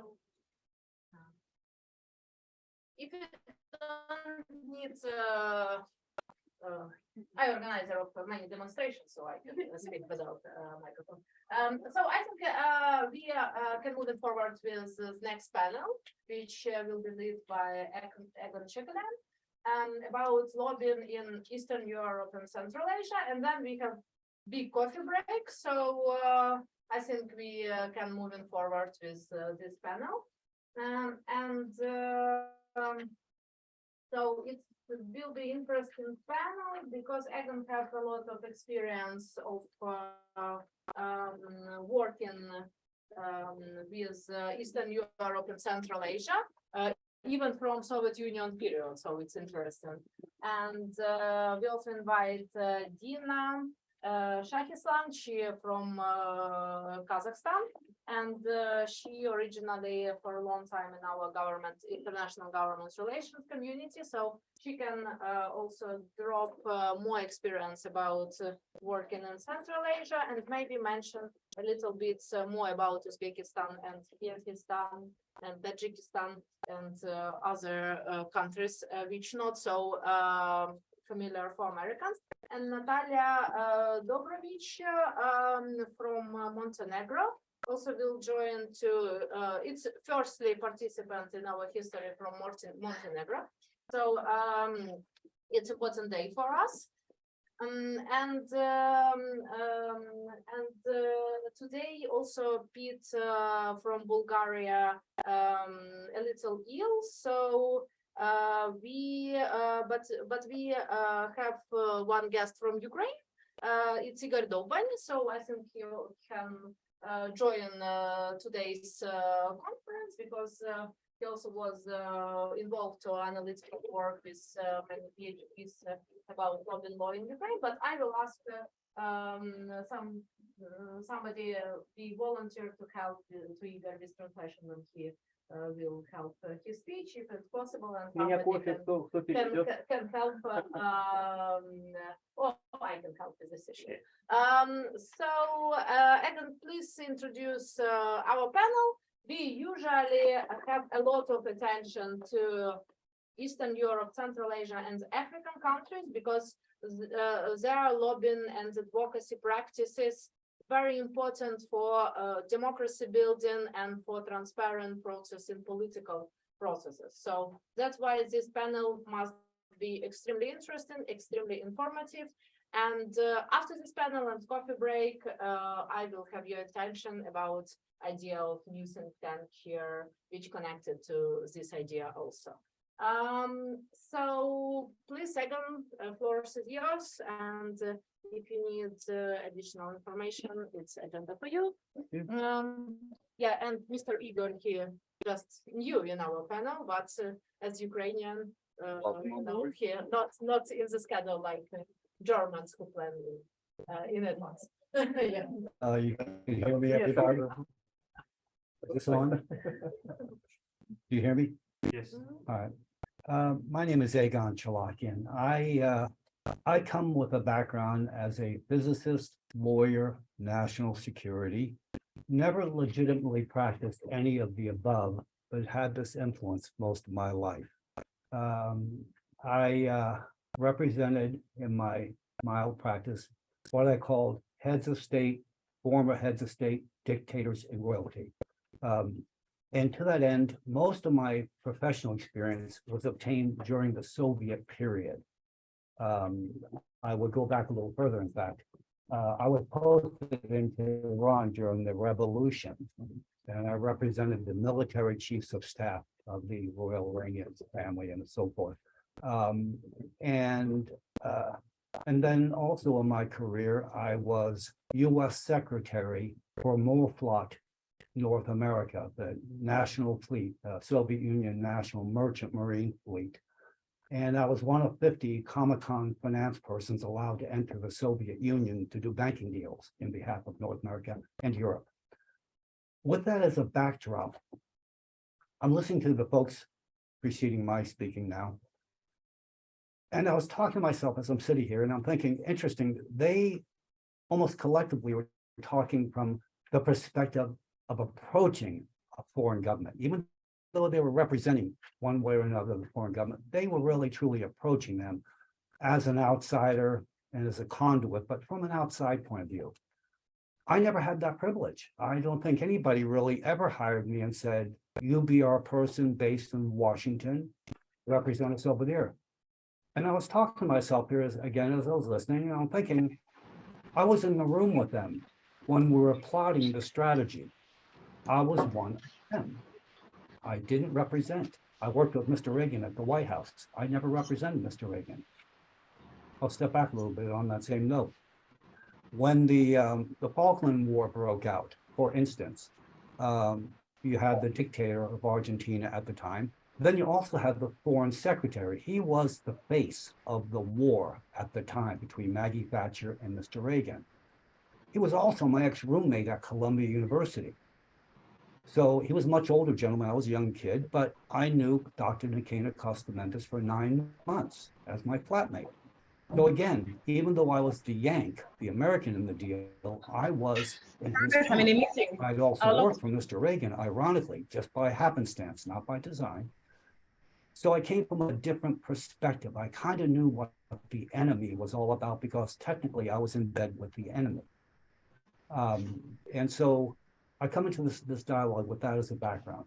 I want to add this, and I want to have the guest on board with me introduce themselves. My experience working as a Comic-Con finance person in the former Soviet Union, all the countries comprising the former Soviet Union, was, and we did the biggest deals. I represent the biggest American banks, international banks, pardon me, not just American.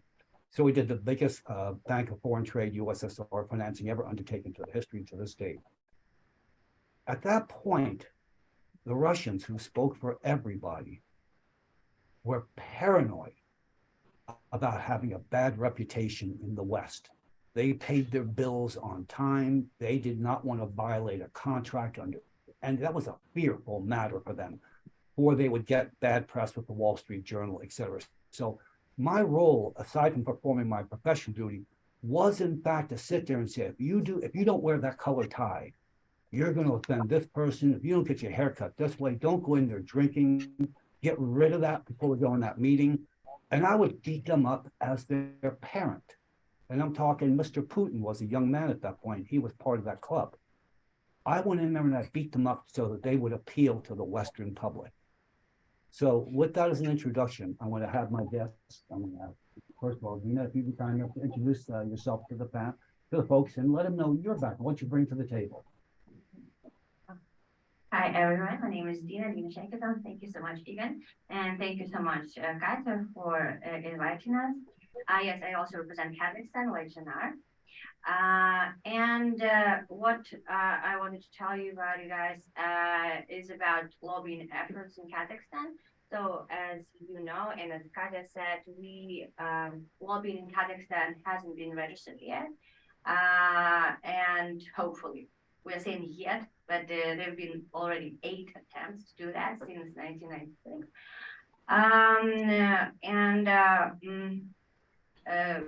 Like the legal framework, it has been drafted many times, but it hasn't been adopted yet. And according to our constitution of Kazakhstan, only the government and the president can call, or they have the formal right to lobby or to put pressure on parliamentarians, which is weird. And they can call for special meetings and gatherings in order to call for this urgent consideration of the law. So not only can they call for snap presidential elections, and they've been doing it from 2005. I mean, we haven't had not early snap elections, not early elections, but we always have these snap elections, early elections. And the same is done with our bills, law bills, and so on and so forth. They call for this urgent consideration, and since they are the interested party, so it means that the president, our prime minister, the cabinet ministers, they have the right to attend the discussions of the bills and speak in favor of them. So they act as active lobbyists themselves. And when the president is on the boat, our laws and law bills, of course, they are adopted.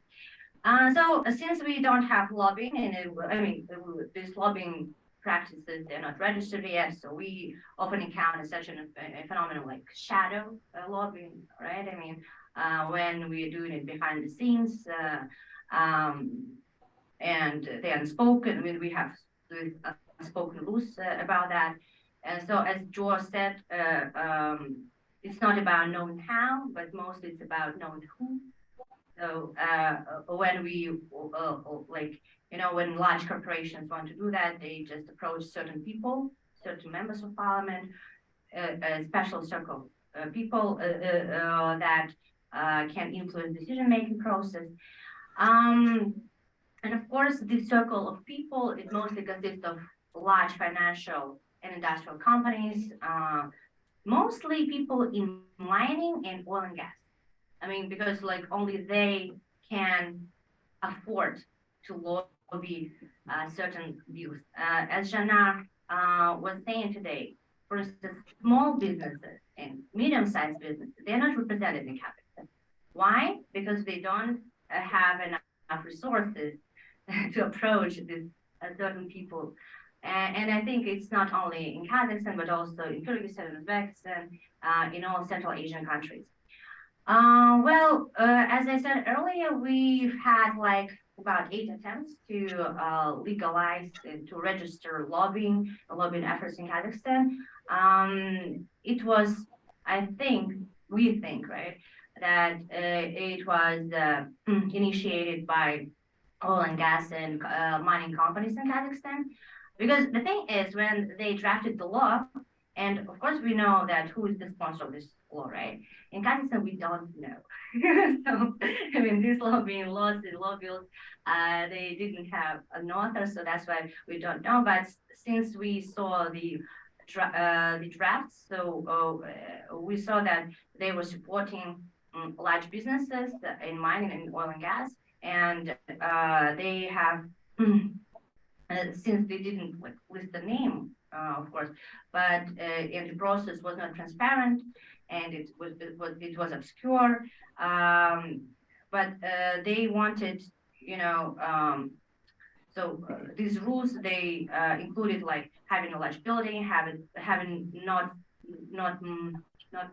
less than like about 10 lawyers and so on and so forth. So all these impossible requirements for lobbyists, and that can only big financial groups support. So that's why, of course, these laws were not adopted because there was a huge protest among the public.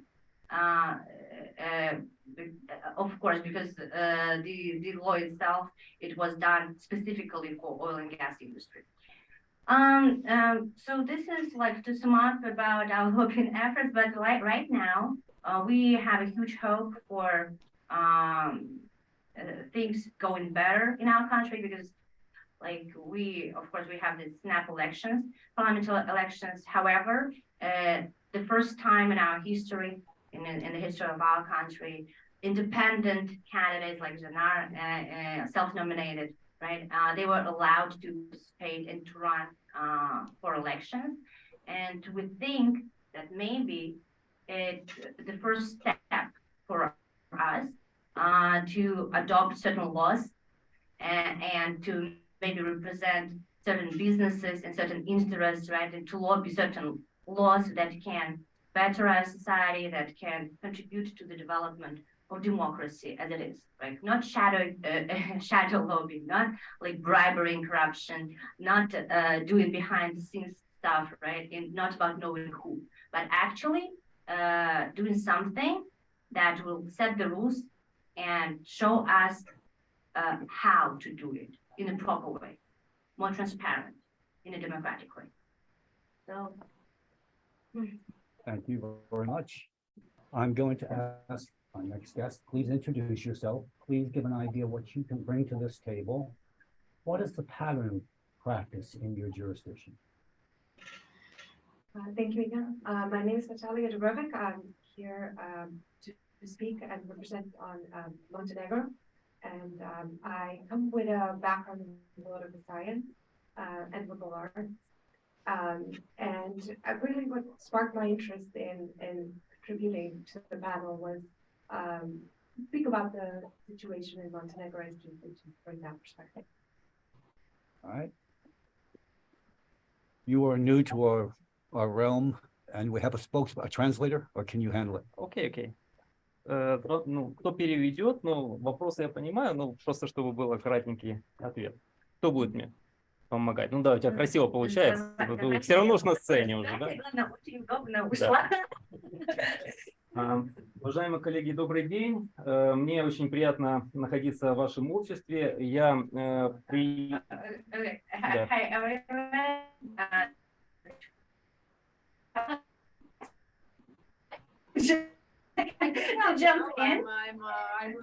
I'm in Women Leadership Month, so I can do all.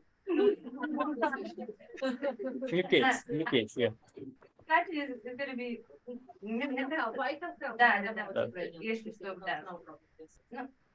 So, hi everyone, and I'm so happy.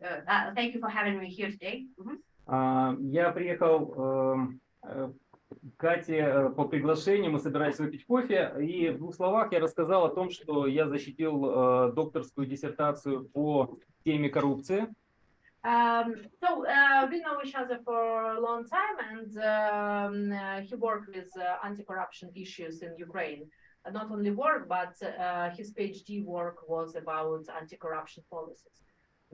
И я говорю, я абсолютно никакого отношения не имею к лоббизму.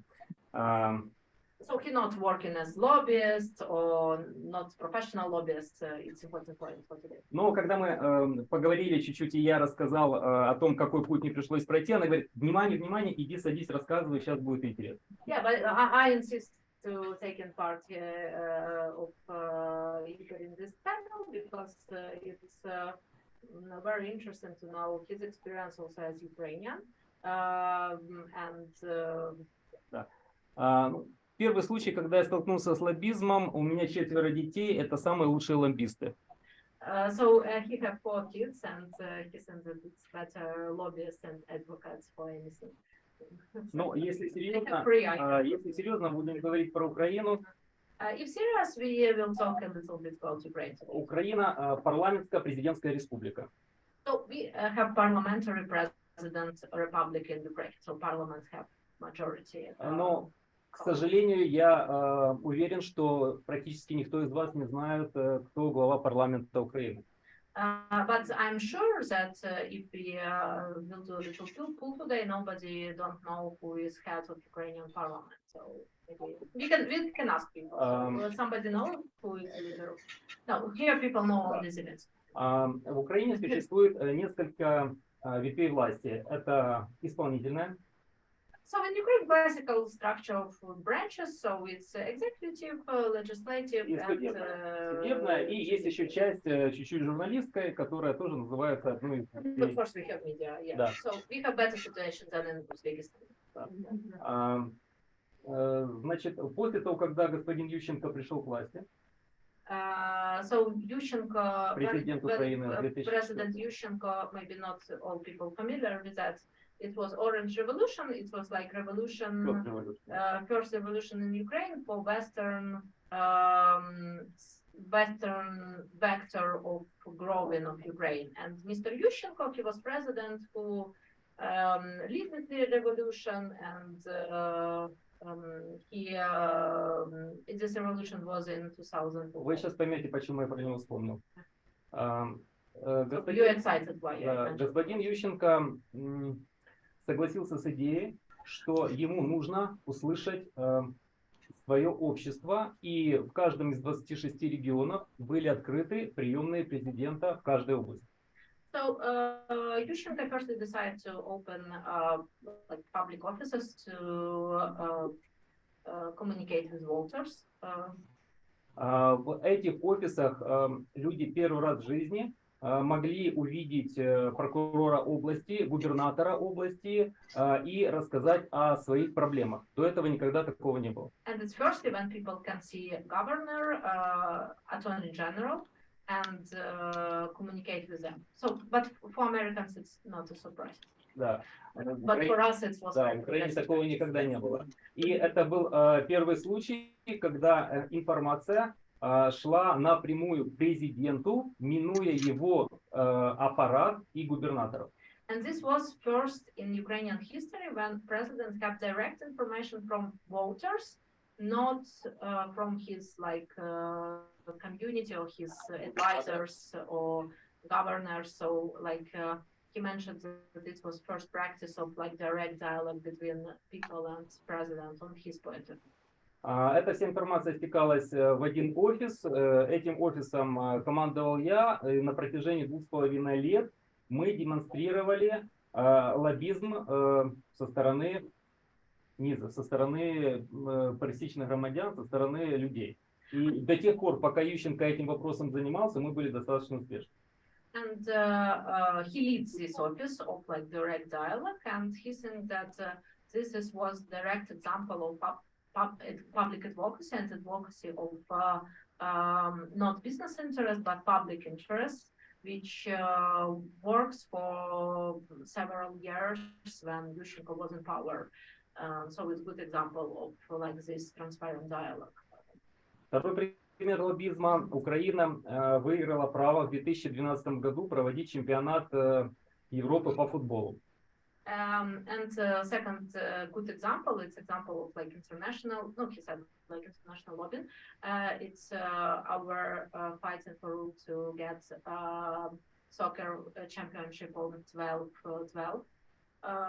Yeah, and we do it more transparent than Qatar. Yes. Maybe. Yeah. Maybe.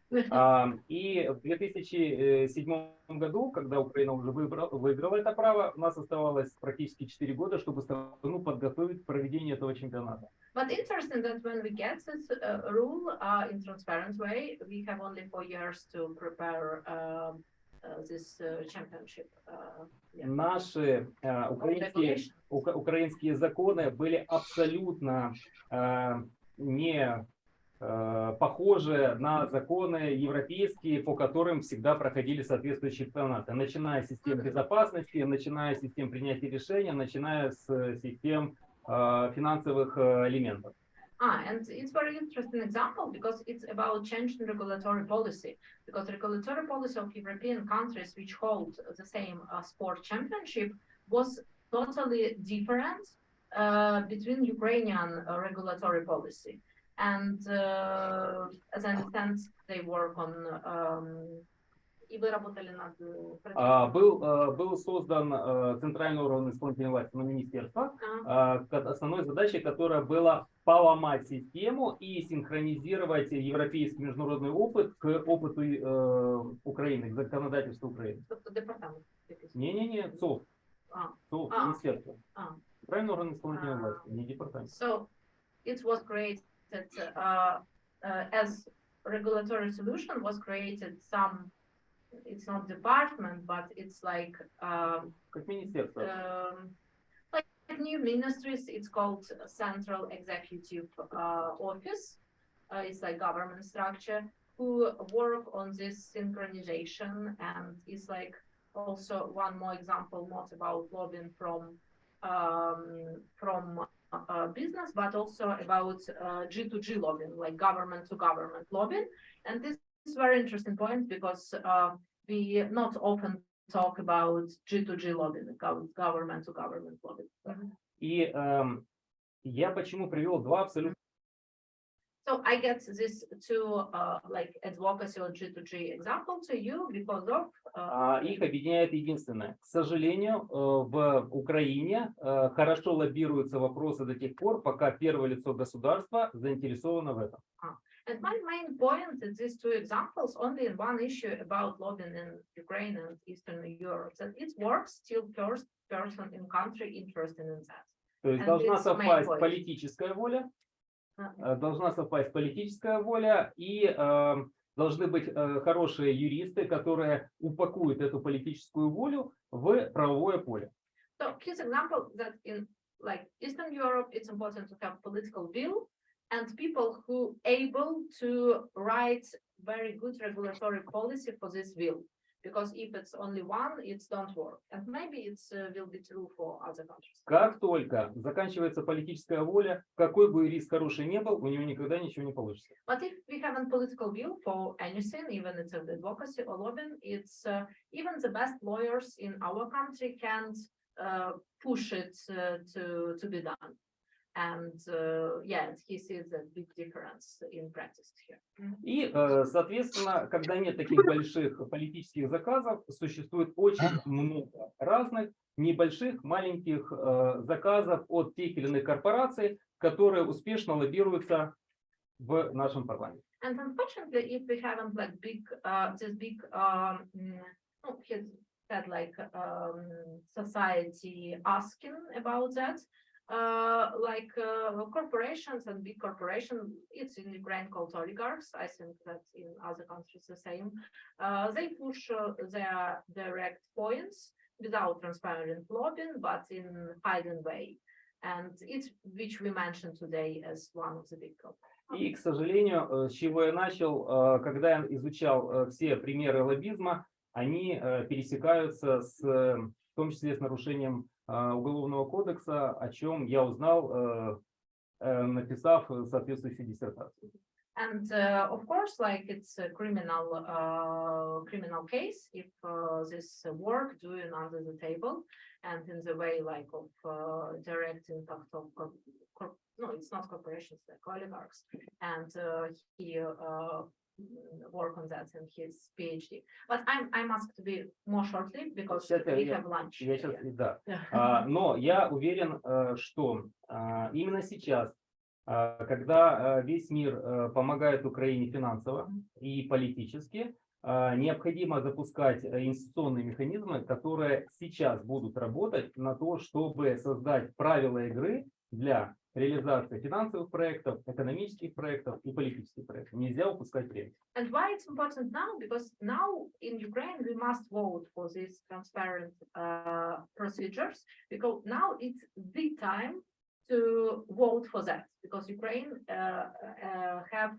a lot of international aid and many investors interested in working in Ukraine, and now the time to vote for this law. And I add from me that my father was author of advocacy law in Ukraine, I think like 6 years ago when he was in parliament, but in that period only 90 members of parliament was ready to vote for that. And most administration or president don't want to be transparent in that period of time. And that's why we have some work on that in our country, but still it's just discussion. Thank you. Я благодарен Катерине как раз за то, что она этой работой занимается. Thanks to me. Thank you. Thank you for your point. It's very interesting. And please, final quote, because we have little lunch now. And it's very My guest on the right, I want to take you first. Be kind enough to advise our audience. What is the face in North America of the lobbying activities taking place in your country between North America and Montenegro? Is there a central point? Is there a face? No, there isn't. What movement might be underway to establish this conduit? There isn't one, but I think there is definitely space to start now. For the business people out there, that's your cue. That's gold mine, what you just heard there. I'm going to ask you the same question, quote, my apologies.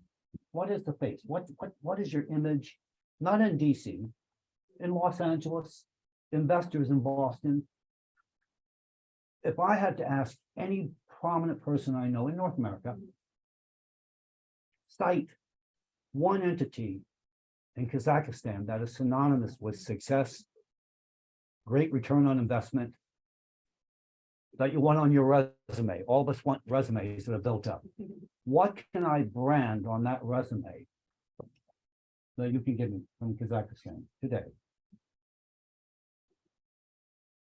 Thank you, Egan. We were discussing it, right? Just a bit earlier, and there is none. I mean, what is the face of Kazakhstan, right? I mean, and we were discussing, and we've been discussing this question, and there is none, unfortunately. And beside that, we had Nazarbayev for 30 years, right? I mean, our first president. And we have still this old political elite. And right now we have new political elite led by Tokayev. But we also have the third camp, pro-Russian camp. And I know that in the Western media, it's said that, oh, Kazakhstan is moving away from Russia, or Kazakhstan is getting out from Russian thumb, right? Or Russia, or Kazakhstan is, I don't know, looking west or whatever. It's not. I mean, it's not because 80% of our export oil is going through Russia. It's not that because it's like 80 million tons of oil is pumped through the pipeline going through Russia. And when we're talking about, like, I don't know, Baku, Ceyhan, Azerbaijan, Georgia, and Turkey, there's no pipeline by sea, right? And it's only about 1 million tons. And like you compare it to 18 million tons, right? And it's not because uranium is not ours, it's Russian. So what do we have in Kazakhstan? We totally depend on Russia. And even we are in the customs union with Russia, and Janar was talking about it, right? It means, and there is custom duty regulation, we still pay 85% of our customs duty to Russia, 85%, even though transit doesn't go through Russian territory anymore. And we pay 85% to Russia and 6% to Belarus. And imagine. So that's why, what is the face of Kazakhstan? We don't know. Like right now, we all hope in Kazakhstan that Ukraine wins, and then we will have an opportunity to break with Russia, to actually look west. And there are three camps: old political elites, new political elites, and pro-Russian camp, which is now based in Kazakhstan because of sanctions. Right now, they moved from Russia to Kazakhstan, and Kazakhstan is accepted. So that's why whenever we're talking about face of Kazakhstan, I hope is the face like Janar's face. The face of, I'm serious right now, the face of people, businesses, because right now they're taking the hit. Right now, they are really interested in protecting their interests, right? And there are so many associations in Kazakhstan that Janar represents right now today in Kazakhstan that are losing money for real, that are threatened by Russian and Belarusian products. Our domestic industry is not protected at all. And right now they're like, well, who can protect us if not government? And government is not doing anything. And we have three different camps, and we have Kazakh unrest, right? Bloody January in 2022, when people protested and there was like almost overthrow of the government, and Russia intervened. So like right now, businesses are like on their own. And that's why we are trying to register lobbying in Kazakhstan, because like businesses have to be protected if government that isn't doing it. So we gotta do it. And I hope this is gonna be the new phase of Kazakhstan. Businesses like trying to make their case and being protected and doing it in a transparent and systemic way. But right, like so far, no face at all. Even, yeah, because like the situation is very tricky. We have a gold mine. We're talking former Yugoslavia, Central Asia, Ukraine. They're synonymous with one another, the same dialogue, different points in time that they took place. The opportunities are immense. I don't know why our constituency in North America, and let's say the Western Europeans as well, are not yet harnessing that energy. It's conspicuously visible.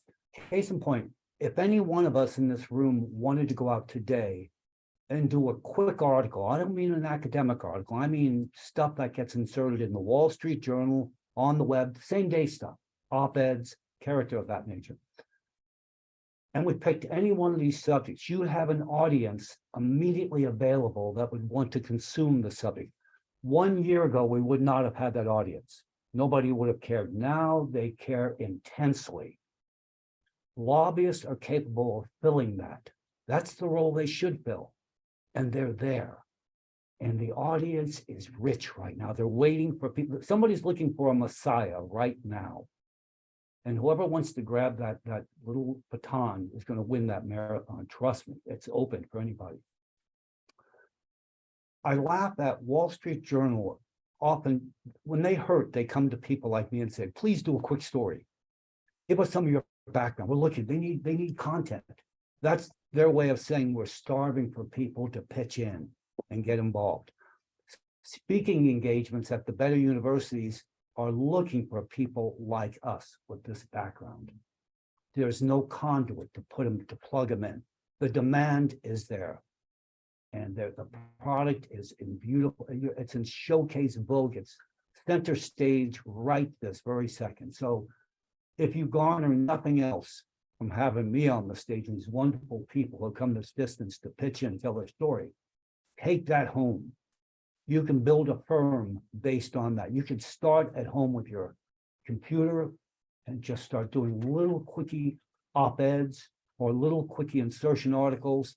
There's a market for them real quick out there right now. And so I identify that as just an absolute, not gold mine, it's a platinum mine. It's there. And you'll never get this again in your lives. I think our time is up.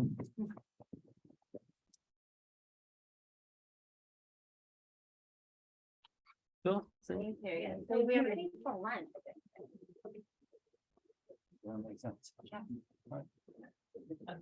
Да, тут затянем время и кормить.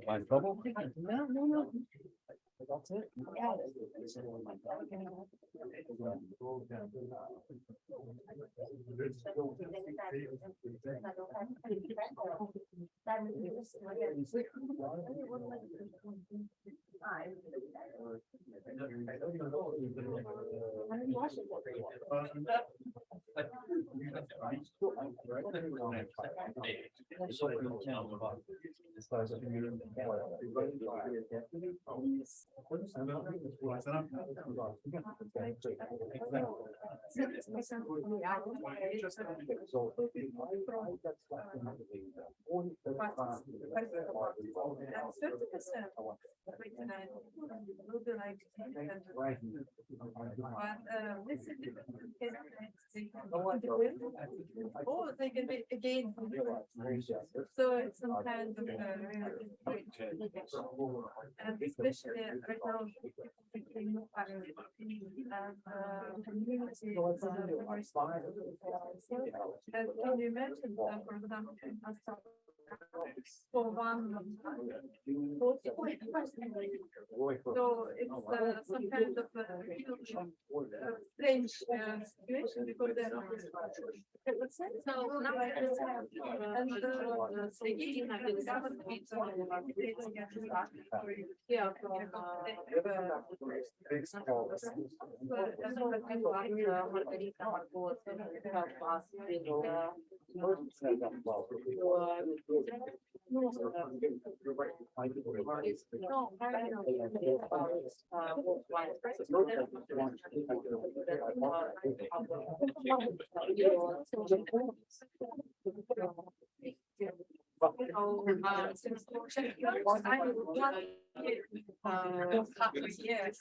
came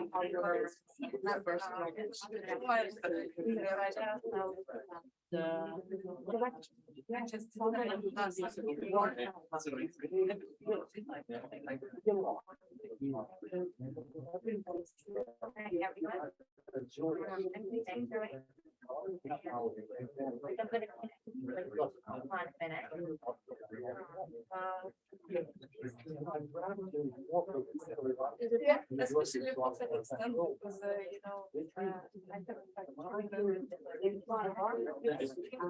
know, how will they when you're 5 years? And you know what the price?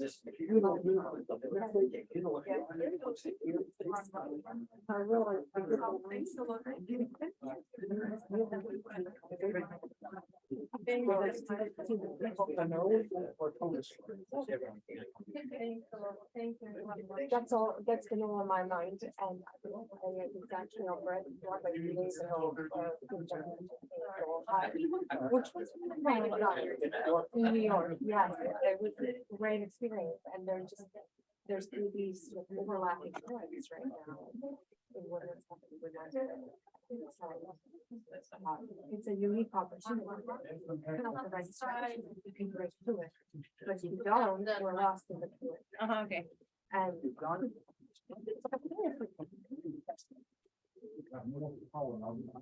do you hear us? Hello? Yes.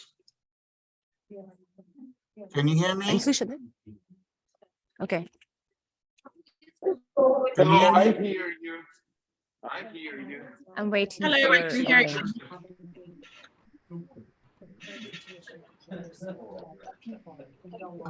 Yeah, this works. This works now.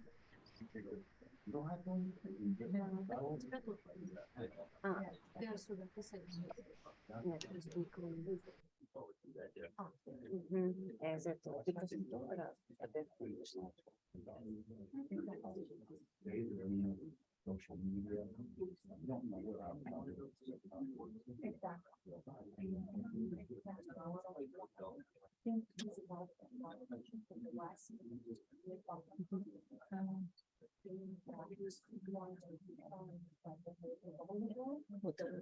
Отсюда будет видно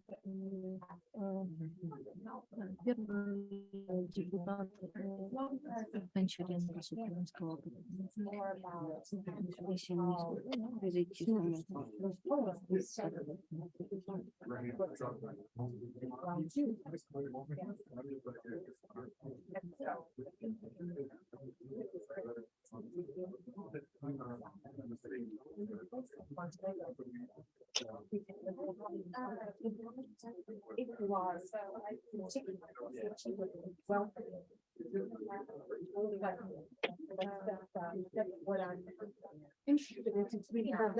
to say hi. Yes, I'm from the Lithuanian embassy. Oh, it's great. We were in contact. Yes, yes. We just wanted to say hi. Now, I will pass the Ukrainian members of parliament. If you can hear I guess.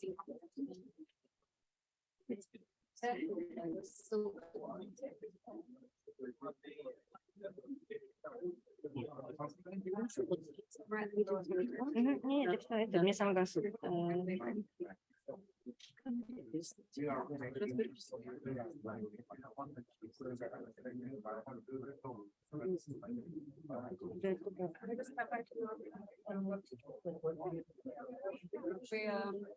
We actually have a partnership with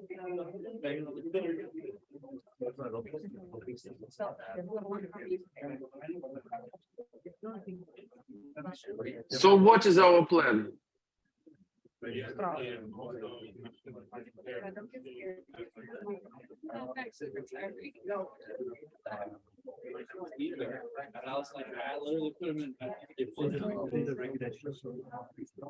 think we have to wait several minutes because there is some problem with connection.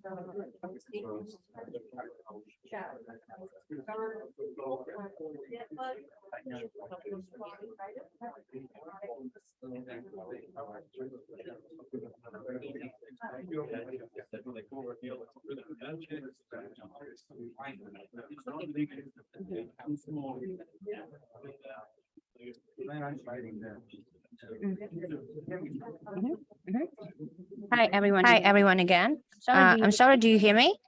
Okay. Okay. Thank you so Thank much. you so much for joining us today.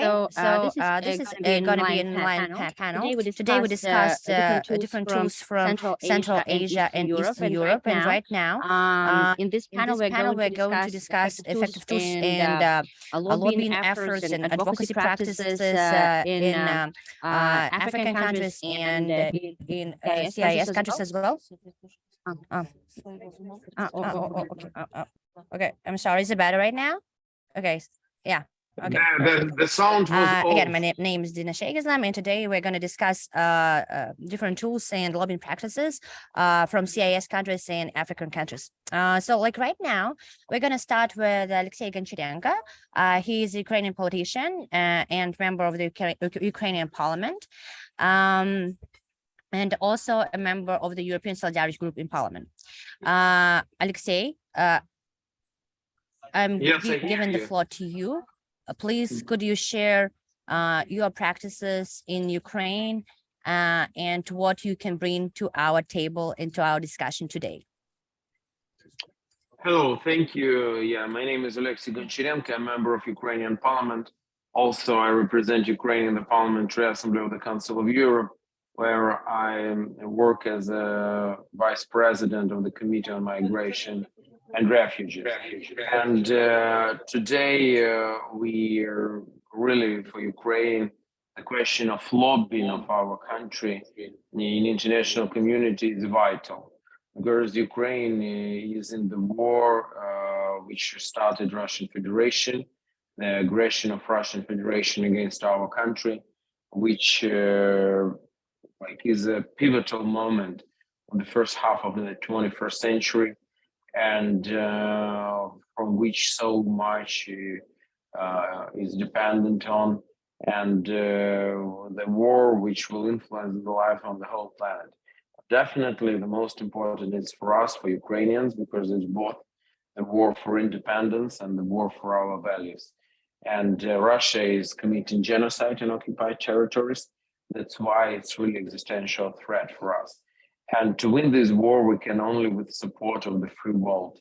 So lobbying of Ukraine in the free world is today essential for us, and the only way to win this war and to survive. That's why Ukraine today, I think, showed a number of cases of unprecedented and very effective lobbying of Ukrainian case in the world. Very interesting that such agents became Ukrainian refugees. Today, Ukrainian refugees, we prefer to call them externally displaced people, because in comparison with what is like usually people who are usually called refugees, Ukrainian displaced people, they want to come back home. And these people today, millions of them are in Europe, in the United Kingdom, in the United States of America, in other countries. And the biggest number is in Poland, Germany, Czech Republic. They became real agents of Ukraine and agents of lobbying of Ukraine, coming to the rallies, working and being very active in social media. And that became a really very powerful instrument. And I think that is a very interesting case. Also, definitely all Ukrainians are very active today in social media. I think this war became the first one in the human history with so widespread social networks, with the messages which are circulating very quickly, and with the very powerful images. And that's also quite unique experience. And really today, every Ukrainian is a lobbyist. Every Ukrainian is a powerful agent of our common task. And that is something very important. What is more even interesting is that all these people, they are organized on a horizontal way. I think in general, this war, one of the lessons will be that the horizontal is always stronger than vertical. Russia is a vertical Russian empire. They are really vertical state, and they're fighting against Ukrainian horizontal. Because all these informational fight, all these lobbying which Ukrainian people and citizens are doing, it's not organized by the state. It's not organized by the president or somebody else. It's the self-expression of people, and that is built on a horizontal ties between people, between Ukrainians and foreigners, between Ukrainians and Ukrainians, between foreigners and foreigners, and that is so powerful and quite new experience, which I think will be studied and can give a lot to other people and to other nations, which can give a lot of very useful lessons for those who will look closely to what had happened. So that is in general. I definitely can speak a lot of more about the situation in our country and how lobbying of Ukraine became one of the most powerful instruments in winning the very big war, because that's the biggest war in Europe after the Second World War, and maybe one of the biggest in general in the world, but in Europe definitely. And in this war, lobbying became a very powerful instrument, very important part, because from this so much is dependent. Because starting from military things, when Ukraine is dependent on the military supply from our allies, continuing with the economical life, because we are also dependent from financial support, and continuing to sanctions, which are weakening Russian Federation. In all of these topics, in all these areas, lobbying is essential. Thank you very much.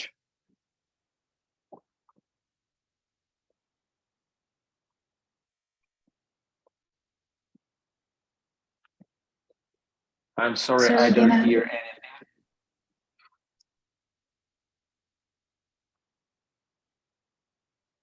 Hello? No, you have to turn on your microphone. Yeah, now I hear.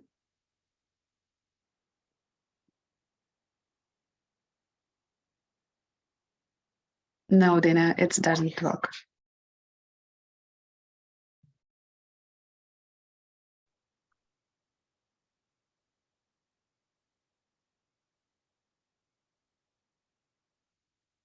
Maybe you should turn on your sound on your laptop.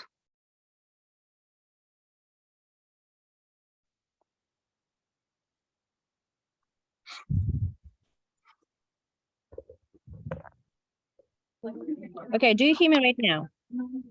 Right now, yes. Ah, okay, yeah, because I was connected to the to the other account, and so I decided to talk from my account right now. So thank you so much, Alexei. Yes, you are so right, saying that in Ukraine, almost every person became a lobbyist, as well as almost every person became a defendant and protector, right?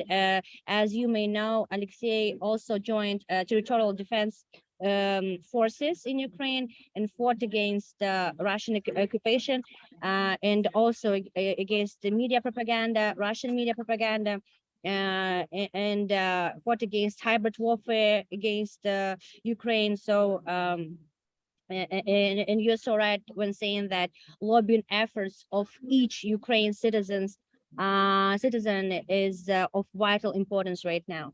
And right now I want to move on to Yuri Kamilchuk.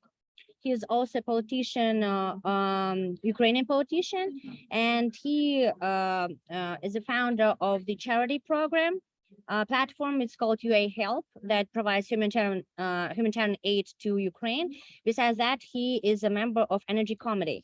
So after COVID-19, energy industry was hit, right? And of course, this war, energy industry took another hit.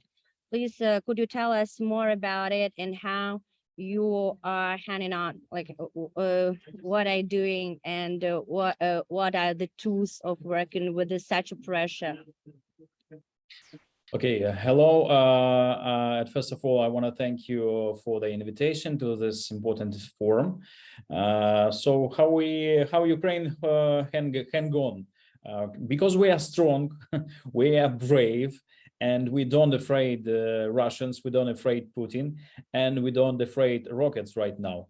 Yes, we need to rebuild everything after these rockets or Shaheds or something else, or after Russian tanks, but our energy system not so now it is independent from Russian states like it was 5 years ago or more. But I can tell you that more than 8 years ago, Russian energy system was dependent on Ukrainian energy system in some percentage.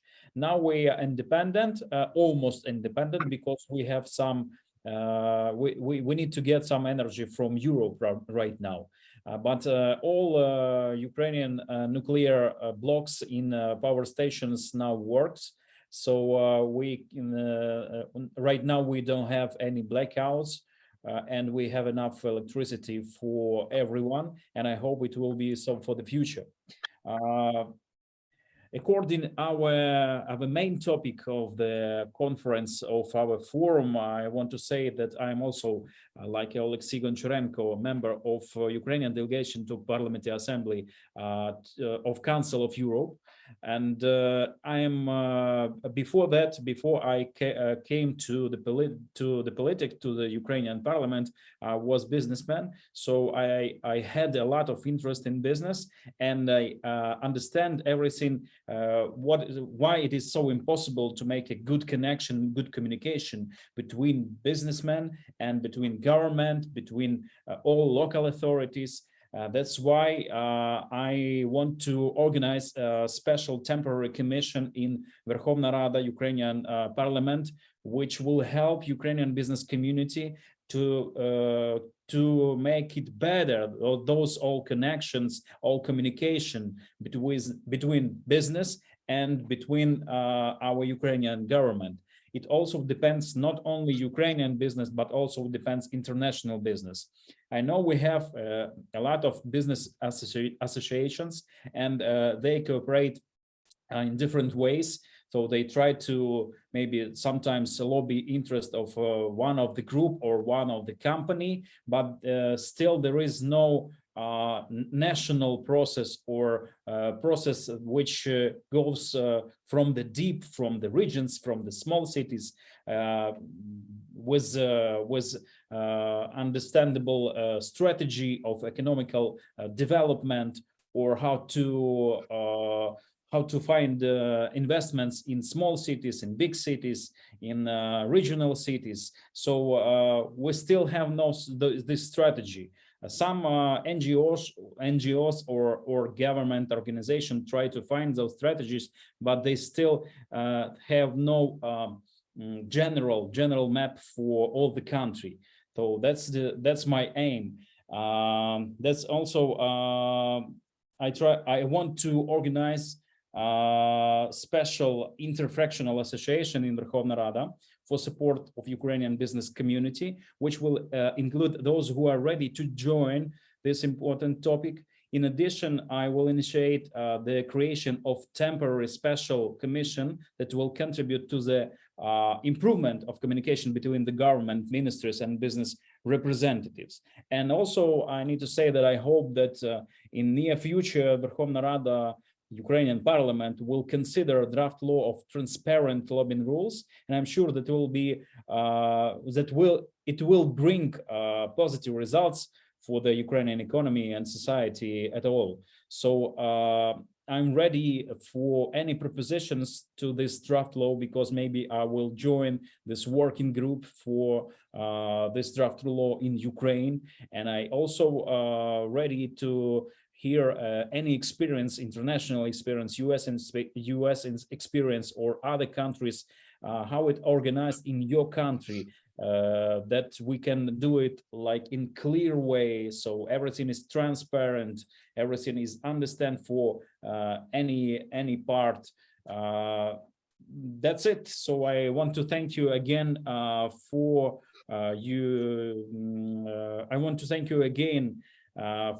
the American people, president, government, congressmen, senators, and everyone, not only in US, in other countries who are now helping Ukraine, who helping Ukrainian militaries to endure and win the war against Russia.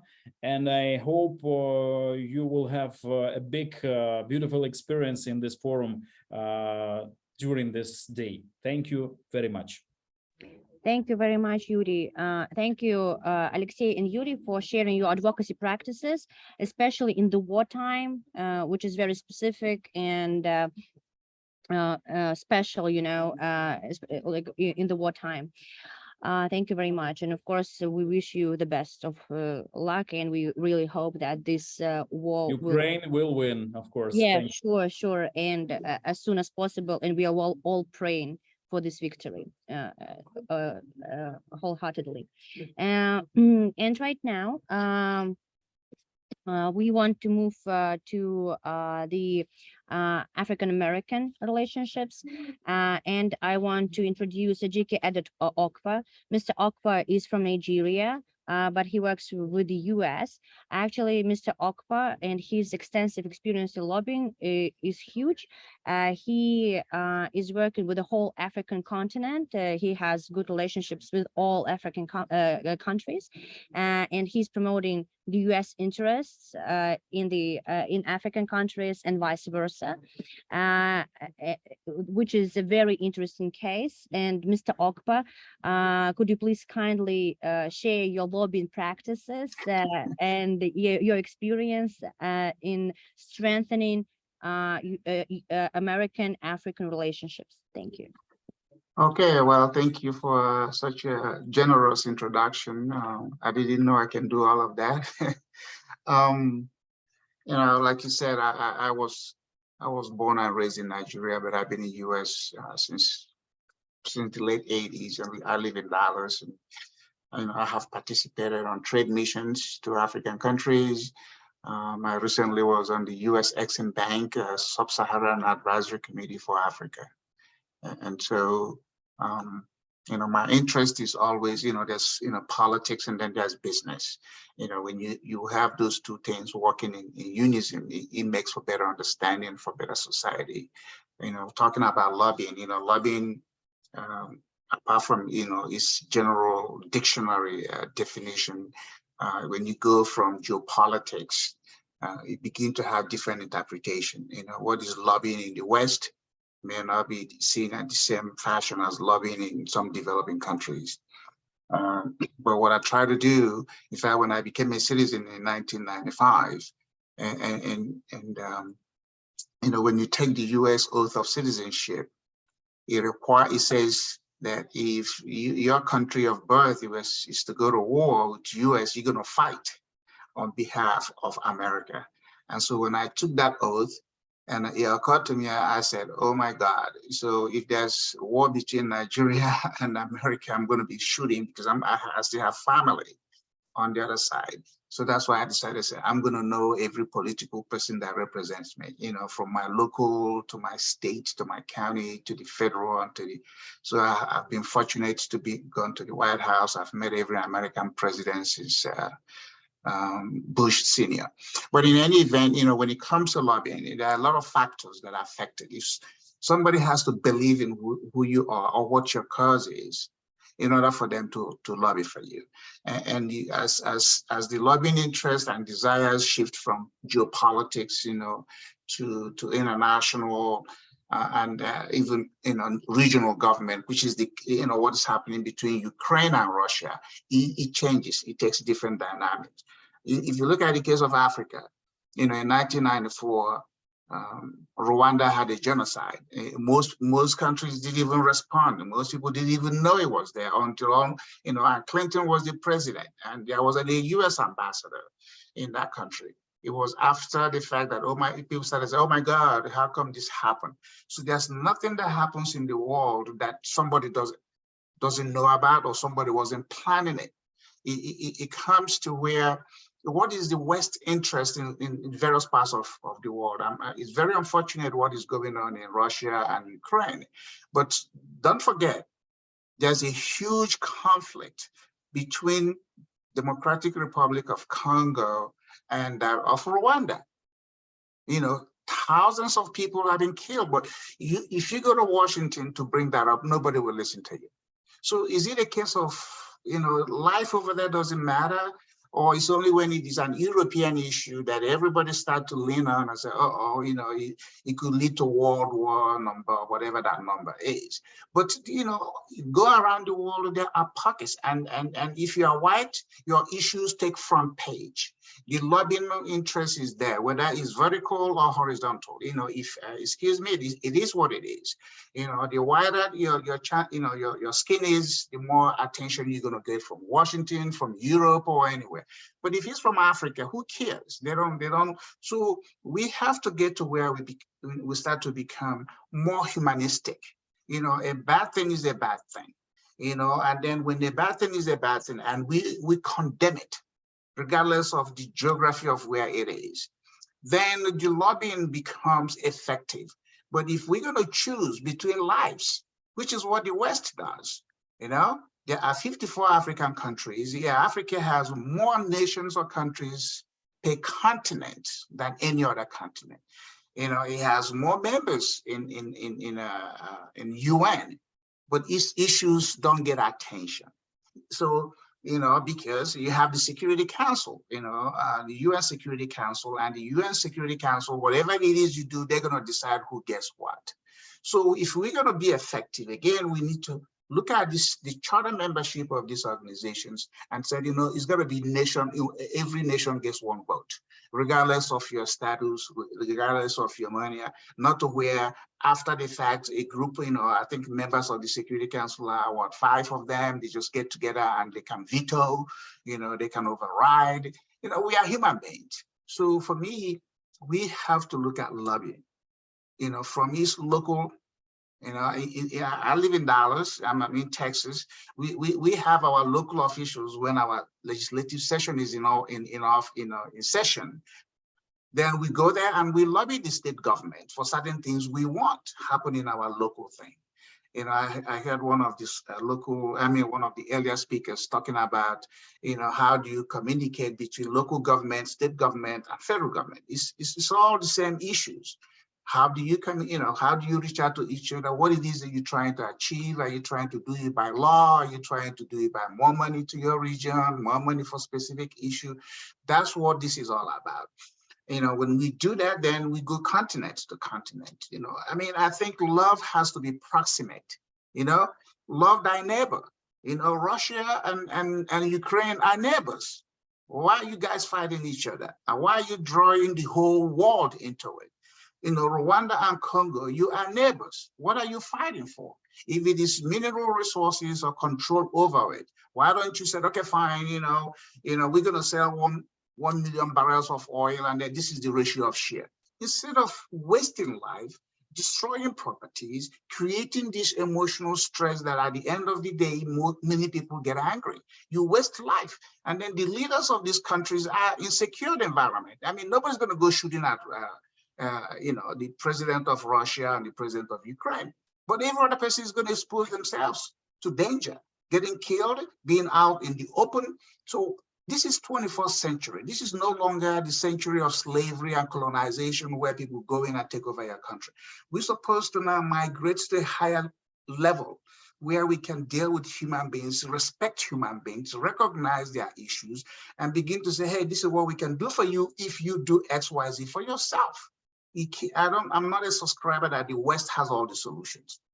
You come to America, we have social issues. We have homeless people. We have poverty. There are 20–30% of Americans are poor. But so how are you going to go solving problems for other countries when you haven't even addressed the one within your own, geopolitical influence? So we got to get to these, walk away from this deceptive practice that, oh, the solution has to come from outside. Anytime you have a third party introduced into your shares, it takes a different leg. So if it's a husband and wife having an issue, you bring in your in-laws or your neighbors, he's going to take another dimension. So try to solve these things yourselves. Try to be neighborly. Try to recognize that love is proximity. So for me, for lobbying has to be local. Like we say, everything is local. Every politics is local. Because politics is what? About control of resources. Who gets it? At the end of the day, how much money, how much power is enough for anybody? But what we want to do is for people to be able to live a life of decency, in the place they choose to live. Everybody's not going to migrate to the West. Everybody's not going to do anything. Let's work on making life useful for people wherever they are. And so for me, that's the lobbying, that's the influence. You call it lobbying, you call it influence. That's the way I say it. But please, let us forget Congo and Rwanda have conflict. It's not just Russia and Ukraine that we see on the news, but we understand why the attention is because one is white, the other one is black. And so, for me, race and ethnicity plays a role in how lobby takes priority. Thank you for having me. Thank you so much, Mr. Okpa, for your insightful comments. I totally agree with you. First of all, that politics is personal. And secondly, that lobbying is about raising awareness, first of all, about the issue and educating the public about this issue. And I think that we all agree that advocacy and lobbying should be about that. And right now, I want to move on to Miss Chidera Akuba. Chidera Akuba is I would say is a top GR specialist. She's also from Nigeria, and she has extensive experience in government relations, especially in oil and gas. And as far as I know, she has been nominated different awards for her GR work in Nigeria. Besides that, she is a prominent women's rights activist, and she's educating girls, advocating their rights, creating opportunities for women, and leads by example, I would say. Thank you, Ms. Chidera, for joining us today. And could you please tell us more about lobbying practices in Nigeria in the energy sector? Because like right now, we all understand that energy sector, I mean, starting from COVID-19, it's taken ahead, and how it's changed the GR field in Nigeria. Hello, everyone. Good day. It's a pleasure to be here. Thank you, Pest, for the invitation to be here. So my name is Chidera Akuba, and I'm currently in the Manager Transformation and PAG with Henkel Nigeria. So just getting right into it, I'll definitely actually give a background to lobbying and advocacy in Nigeria. I dare say that as old as Nigeria is, or as old as Nigerians are, lobbying is ingrained in our genes.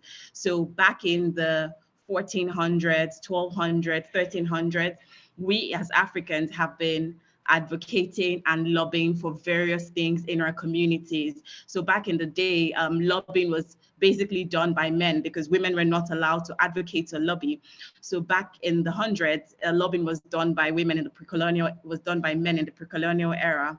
And herein, men were seen as the head of their homes, and they would all converge in something that you call a village square, where the chief at the time would discuss various issues, and these men who are the heads of their homes will go in there and begin to advocate and lobby on the various policies and laws that the chiefs wanted to implement. Now, we quickly moved away from that. We quickly moved away from a lobbying and advocacy that just saw men participate to the 19th century, where we went into a system where we now had delegates. So women and men then became involved in lobbying and advocacy. And then we shifted from just a system where it was just the men who would go and lobby on behalf of the entire community to a system where we then had delegates who would send in to represent us at the various levels of government. And then a very good example would be in the 19th century. So the people of Ogun State, now today present day Ogun State, back then they were known as the people of Egba land. So back then, the Alafi of Oyo had introduced a tax on certain food items that were seen to be high value. So then it was cocoa, it was cotton, it was palm oil. And then the people there had staged a protest. I'm talking back in the early 1900s. So they had staged a protest and come out on the streets and basically said, we detest this, this new taxation you're putting on our foods. And they sent a delegate ahead. So aside the protest, they then sent a delegate ahead to go into the palace and dialogue with the king. And I'll dare say that when lobbying is done effectively, you're able to yield the results, because when lobbying is done effectively, it brings change, it enhances change. So taking that into the present day and taking that into the oil and gas industry. In the oil and gas industry today, what we see as lobbying and the effective tools and how we lobby in the oil and gas industry today is by direct engagement. That's one of the most effective tools for lobbying the oil and gas industry. So you need to meet your stakeholder on a one-on-one basis, and they need to understand your plight and where you're coming from. Because if you don't meet the stakeholders, if they can't identify with your issues, you need to be able to let your stakeholders identify with your issues. You need to have a direct engagement with them. And once you have that direct engagement with your stakeholders, you're able to let them understand what your views are, what your pain points are. And then from there, you're able to influence the policies that they create that may not be favorable for you. Another very key strategy that we employ in the oil and gas industry for lobbying actually is building a decent relationship with our stakeholders.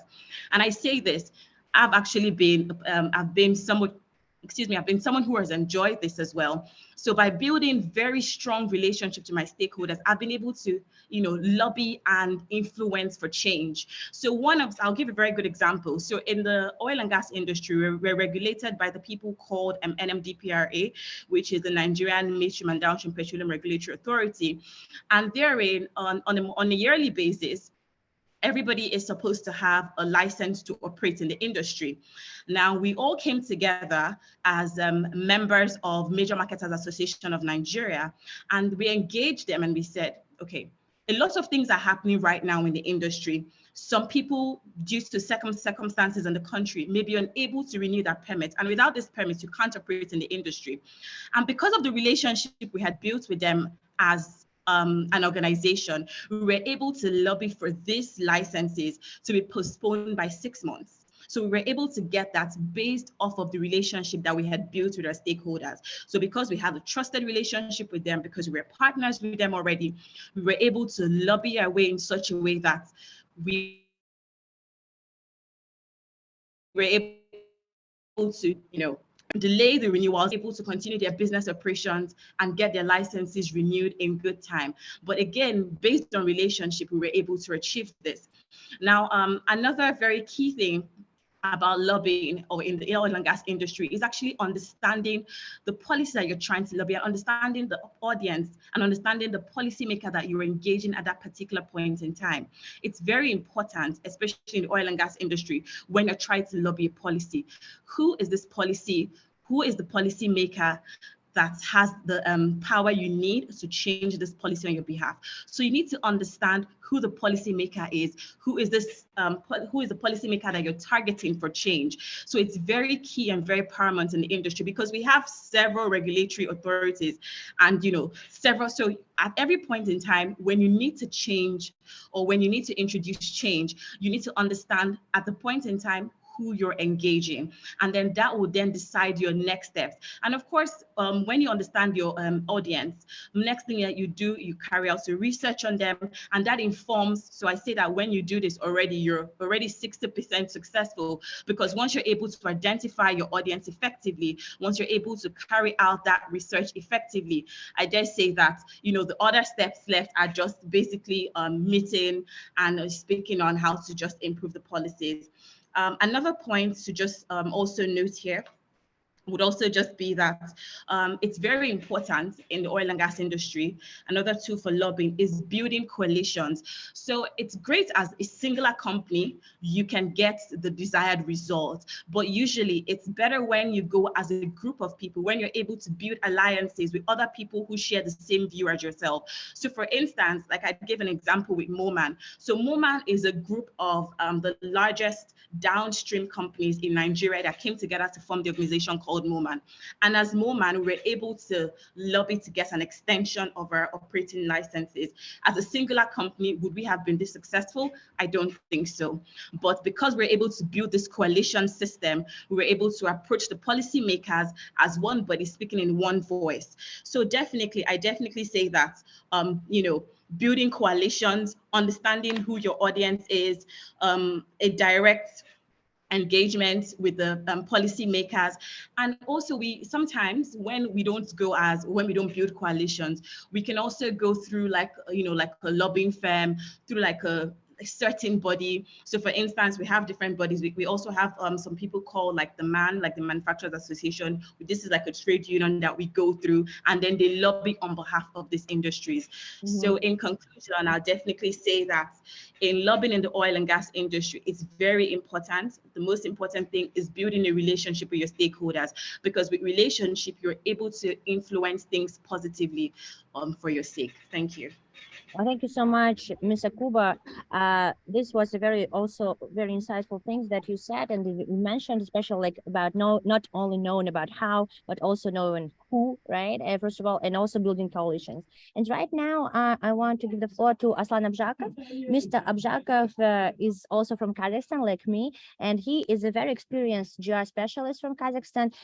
Why we're saying GR specialist, not lobbyist, because like in Kazakhstan, lobbying is not registered yet. we always say that not yet. He worked in the biggest oil and gas companies in Kazakhstan, also in mining companies as well, and he also can share his experience, but in Central Asia in oil and gas industry and his lobbying practices. Aslan, please could you tell us more about lobbying practices in Kazakhstan, especially in oil and gas industry and mining industry, and how it's different maybe from African countries, from Nigeria's example, as Ms. Akuba described today. Okay, my greetings to all the participants in Washington, D.C. and those who joined us online. And also my special greetings to all the beautiful ladies and congratulations with the upcoming International Women's Day. Thank you for the introduction. As Dina said, my name is Aslan Abzhakov. I'm government relations and corporate relations professional. I have about 70 years of progressive career at the largest international companies operating in the fields of oil and gas, tobacco, telecom, mining, metallurgy that have interest in Kazakhstan and Central Asia. My last position was the Director of Government Relations and Corporate Communications at ArcelorMittal Kazakhstan. Recently, I migrated to the United States and now actively looking for new career opportunities there. This week, I'm working on some private consultancy project in Astana, and for this reason, I wasn't able to join in person at Washington, D.C., but I hope that I'll join you for the next forums in the future. Therefore, I'd like to express my sincere gratitude to Katerina and all the IGAPA team for this honor and privilege to be amongst the distinguished speakers of today's International GR Forum. I'm very impressed by the backgrounds and the expertise of all the previous panel speakers. I really enjoyed all the listenings to their speeches and discussions. Indeed, there's so much to learn from each other as the world is changing so rapidly now, and only proactive collaboration will help us to stay highly efficient. As I mentioned, I have vast experience in external affairs in Kazakhstan and Central Asia. I worked at the most heavily regulated industries in challenging markets like Kyrgyzstan, Tajikistan, Turkmenistan, and Uzbekistan. As a lobbyist, most of all, I enjoyed working for the British American Tobacco and the Swedish telecom giant Telia, which were deploying the most effective, from my point of view, global lobby tools and the best advocacy practices. Since tobacco and telecom industries are one of the most regulated businesses compared to the raw export-oriented oil and gas or the mining industry. One of these tools was to seamlessly engage into lobbying the company interests, such international business associations like American Chamber of Commerce, European Business Association in Kazakhstan. In the previous discussions at the panels, these questions were raised: how effective is this cooperation with AmCham or the other international business associations? I would say that it is a very useful tool in terms of advocacy, in terms of the lobbying, because it is mostly deployed by the foreign investors, and also the companies engaged actively through the Kazakh official site, like the business protection entities like National Chamber of Entrepreneurs Atomican, its affiliates, and as well as the most affluent body, of course, it's the Foreign Investors Council under the President of Kazakhstan. From my practical experience, I'd say it's very useful to deploy and play on two fields, both as a foreign investor and as a local company, because most of the practices that the global companies like British American Tobacco has operations in about 180 countries on all the 6 continents.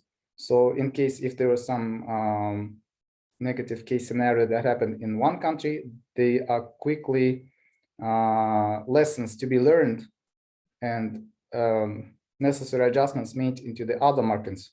For example, you remember all what the pictorial health warning were coming back in 2012, 2013 in Kazakhstan and all the Central Asian countries. I was personally engaged into this project. So our global team, our regional GR team was helping a lot to Kazakhstan and Central Asian team to deploy the best practices, to get the best advocacy for lobbying the best interests of the business in order to avoid the mistakes that our colleagues have made on the other markets in order to retain and keep our business share.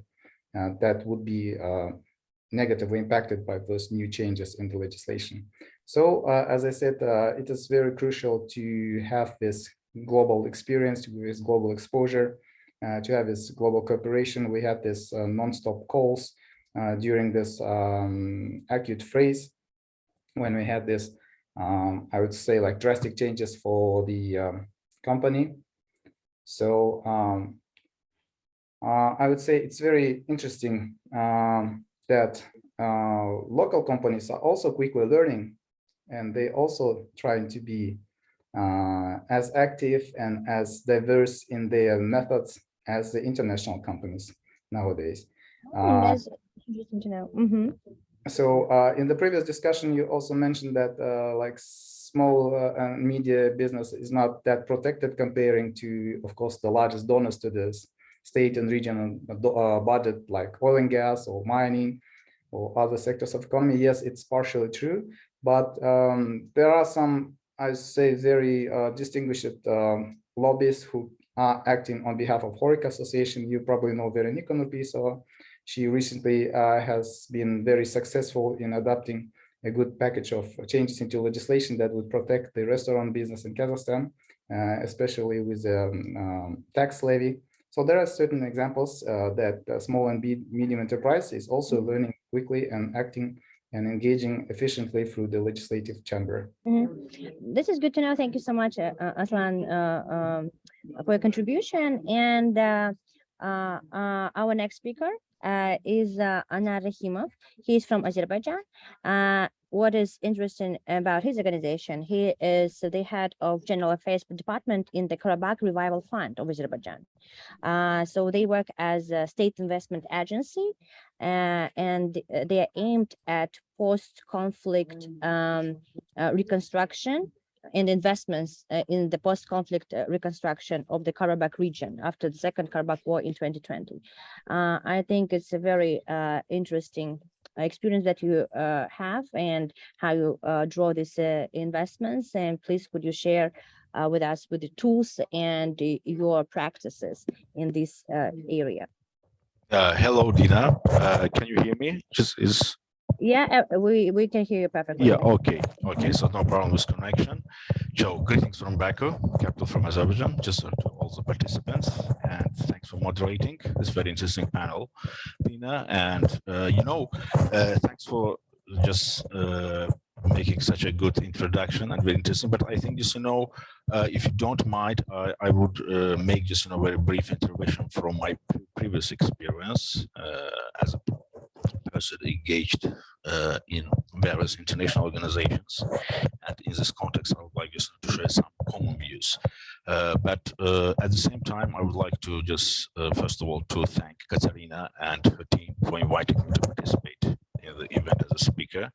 And it was my first participation in the GR Forum was 2 years ago in 2021.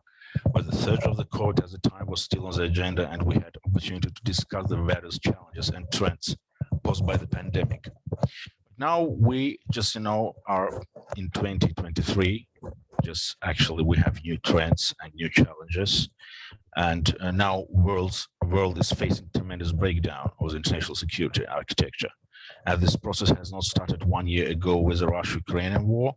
It traces back to the middle of 2000s. But I'm not going to just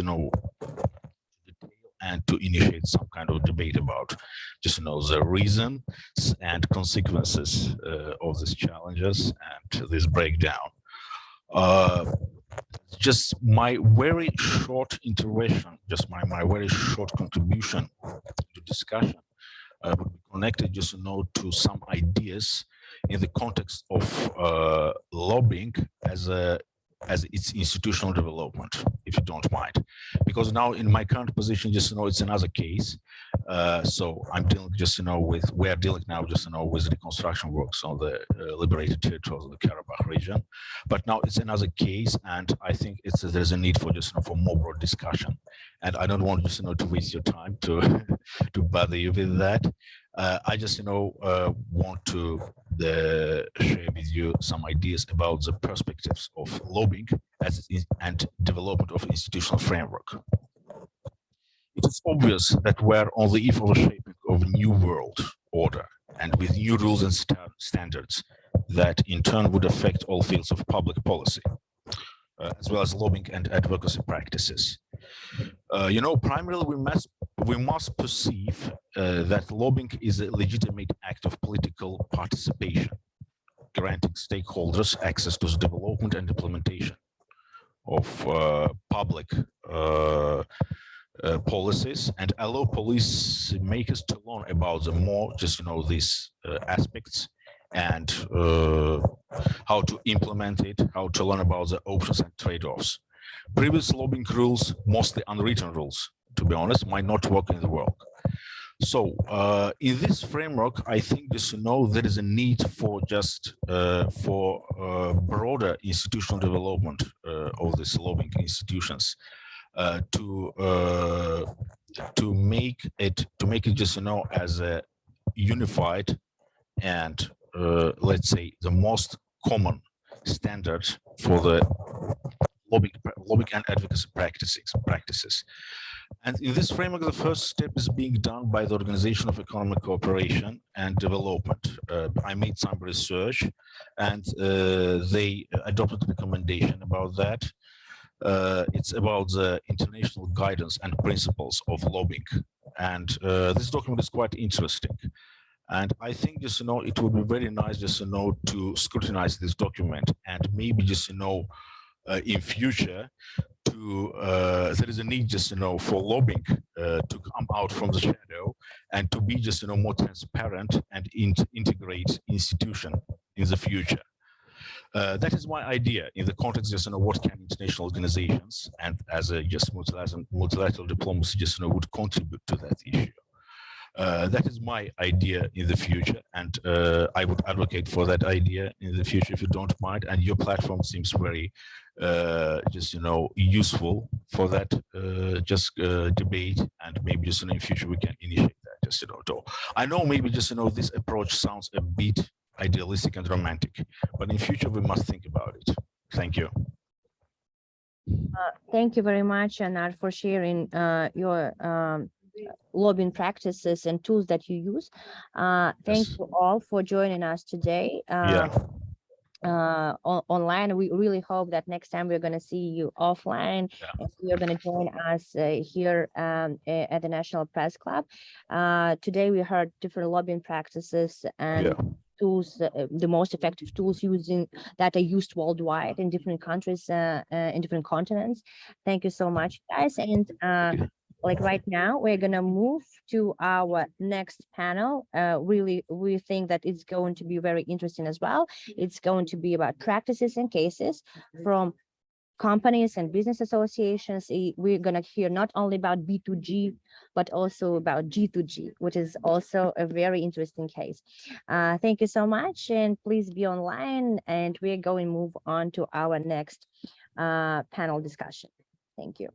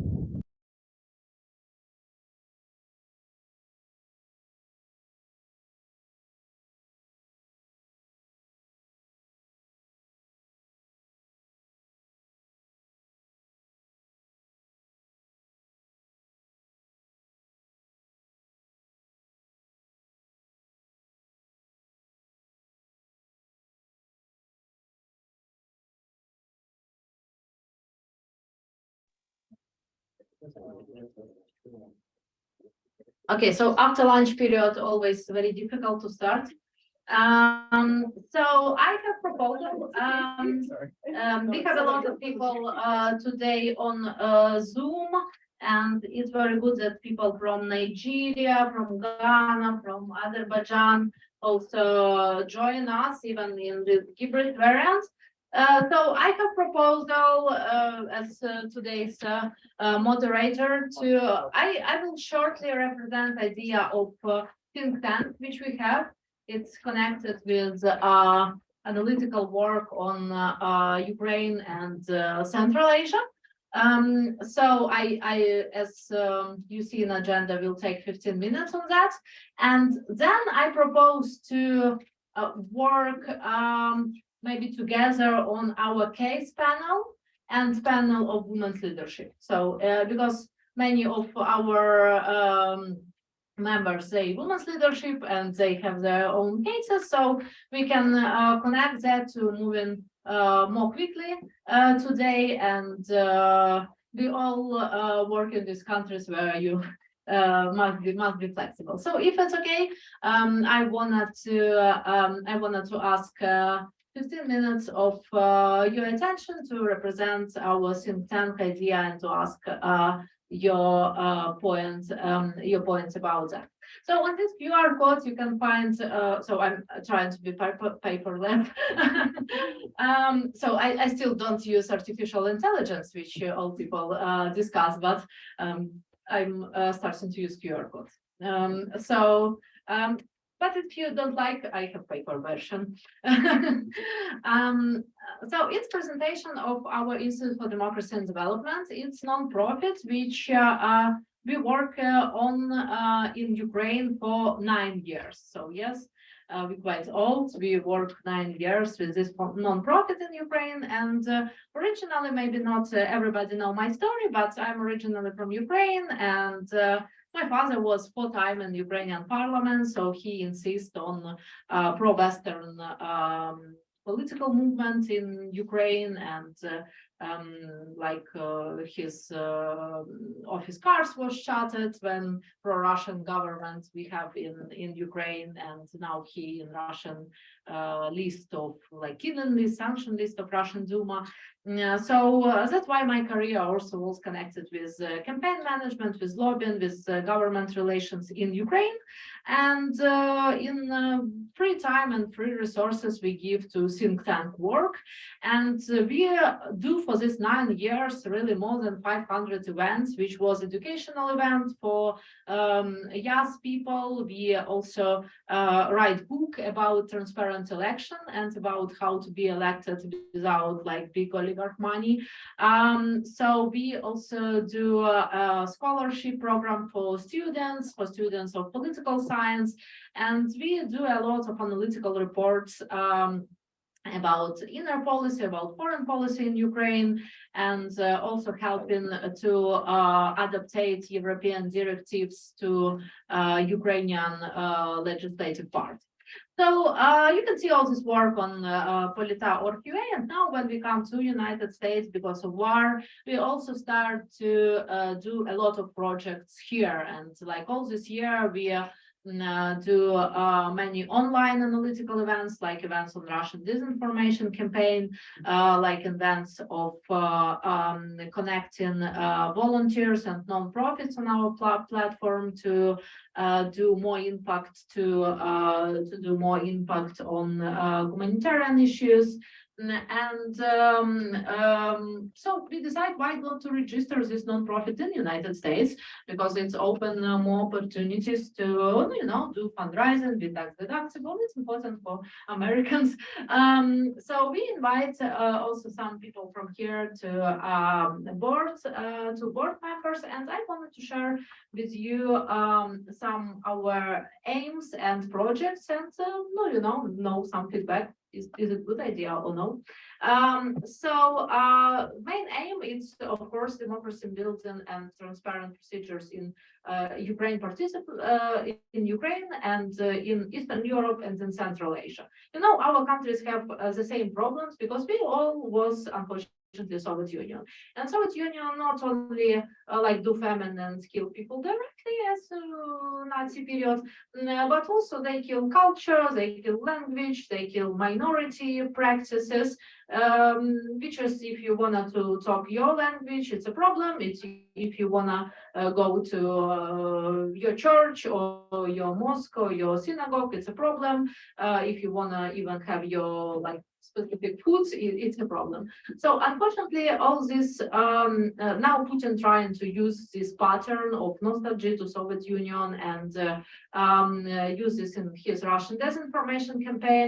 So that's why we take focus on completely demontage, completely change practices in Ukraine and in all Eastern Europe and Central Asia to more democracy practices and more transparency practices. How we can do that originally? So it's not easy thing to do. We see institutional position of how to do that. So to build democracy, you need institution, because you can't be autocracy yesterday and today you be a democracy. It's not working this way. And for example, you see it in Belarus. So strong opposition, but still authoritarian regime quite strong. So that's why we must build institutions. How? Firstly, it's education. So today we also work on education, and why we invite also Ukrainian society here, because we trying to share tools to be effective. It's very good to have right aim, but it's important to have the right tools, how to use, I don't know, petitions, how to go to a member of parliament, how to write, I don't know, press releases, how to work with press, how to work with press agencies, how to be opinion leader, how to work on your like personal working on stakeholders map, and so on and so forth. So first of all, it's education to people in Ukraine and Eastern Europe and Central Asia country who want to have this knowledge. And now I'm directly put more than 100 free lectures on YouTube channel, Katerina Dachenko, and wrote one book about it. So first of all, education. Second, it's systematically work on fighting with Russian disinformation. I think it's one of the most important things because they use bullets, they use missiles, and I know what it's about because like I'm from Kherson, from southern Ukraine, and it's destroyed by Russian aggression. Not so bad as in Mariupol, but it's bad. So even missile was like shot at our own house last year. You see it's true, and our office. So I directly understand what is it about, not from news, not from, but directly what is it about. So that's why it's very important to fight not only for like more weapons, more international support, but also again their ideas, because their ideas, as we will talk today, it's the same ideas as nowadays authoritarian regime in Iran have. North Korea and other Putin's coalition, they have Eritrea and other very developed countries which are now in coalition with Putin. So firstly, analytics can work about disinformation, and then fighting this disinformation. It's good work for team who work in communications, and we have this team originally from now it's people who go from Belarus and work on that. In Europe, of course, it's Ukrainian people, it's people also from Kazakhstan, from Kyrgyzstan who work on that. So first the education, second it's like working on fighting with disinformation. Third, projects which we concentrate in United States, it's a project on creating platform between Western countries and our countries. So it's platform about cooperation, about understanding each other, about cooperation on non-profits, even for creating solution for I don't know, reaction to humanitarian crisis in Kherson. And it works. Thank you to many people who work like Nadia, who react and send many humanitarian aids to Kherson refugees. So it really works. And also as a platform for business cooperation. Because now you can't like rebuild country without cooperation B2B, like business to business, and creating projects, creating models. And now it's not there. We have a no direct model about economic growth, and it can be economic growth only on Ukraine. It must be regional economic growth, because Ukraine can grow without Moldova. Without cooperation with Balkan countries and all Europe. So it's regional questions. That's why it's important to be this base and platform for cooperation. And also, if we are talking on the last issue, it's just communication platform for advocacy. So we today were talking about what is lobbying and what is advocacy, and the VII Scandal, you saw him today, worked more than 8 months for Russia as state sponsor of terrorism bill and lawsuits against Russia to take direct funds and money to victims. It's not easy thing, because even cases which was started through Saudi Arabia on 9/11, and it's not easy thing.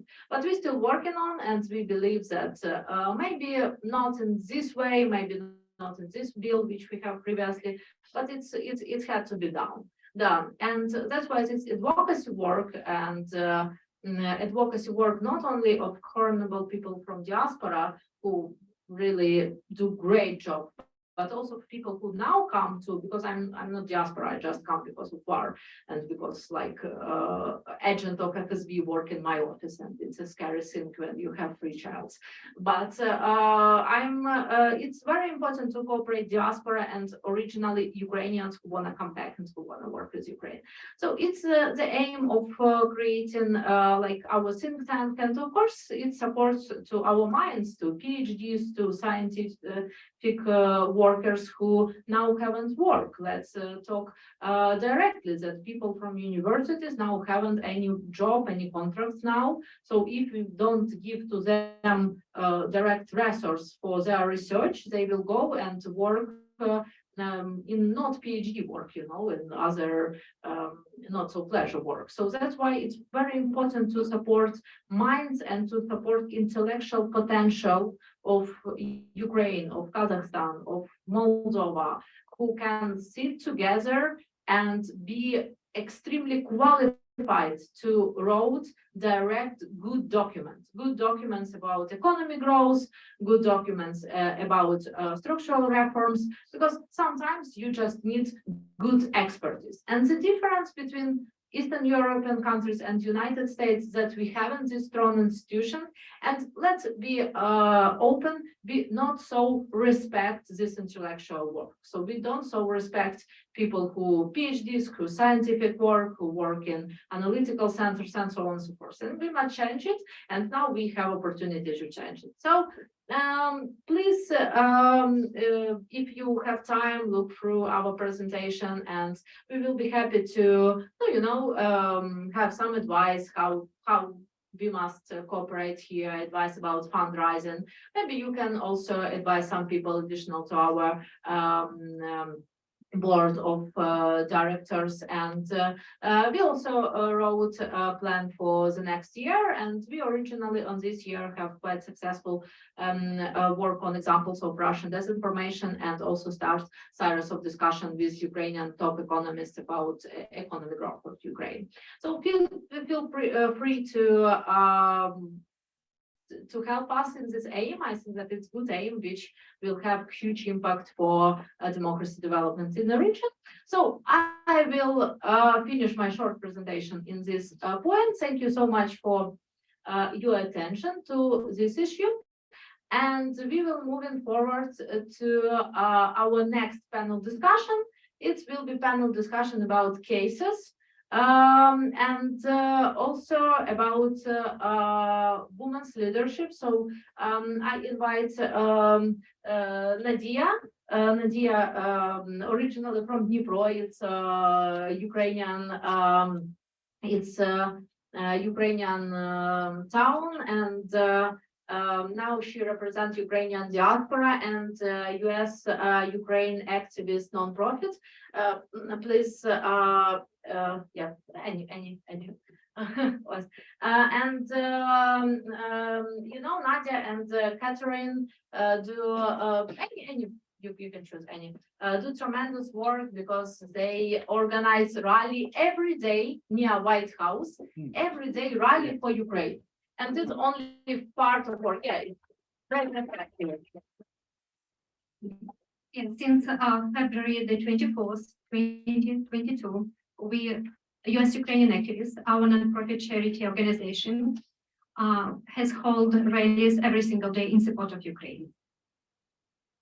My name is Nadia Shparinska. I can continue.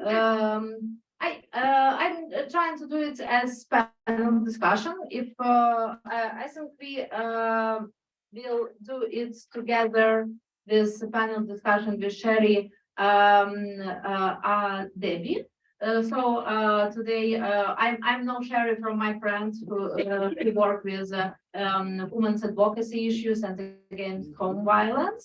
And today I explore that she originally from Iran. So it's very respectful work to come from a country from directly other culture, because like Ukrainian culture also direct other culture, and to be so successful as Sherry. So thank you for joining us.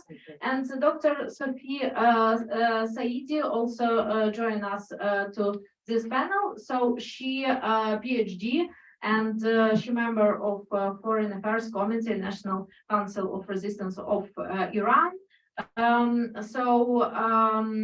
She also do a lot of scientific work on this issue. So we will talk today about cases on Ukrainian advocacy and about cases of women leadership advocacy, and maybe we will add a little more issues. And we invite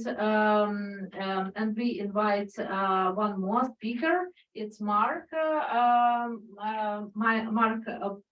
Plavetic. Plavetic, yes. I'm sorry. You can spell Odorchenko also in wrong way. So I think that Odorchenko it's too hard. And yes, and Mrs. Natalia also will join us. Yes, or do you want to join also to some comments? Yes, yes. Yes, you can join on my place. Yeah, I think that this will be more dynamic. Yeah, so like professor here. So I will give first points to Nadia, so she will represent her practice, and then we will move forward to practice from all these countries and have some active discussion. Yeah, so Nadia, please represent your practice of advocacy of Ukraine and how you succeeded in it.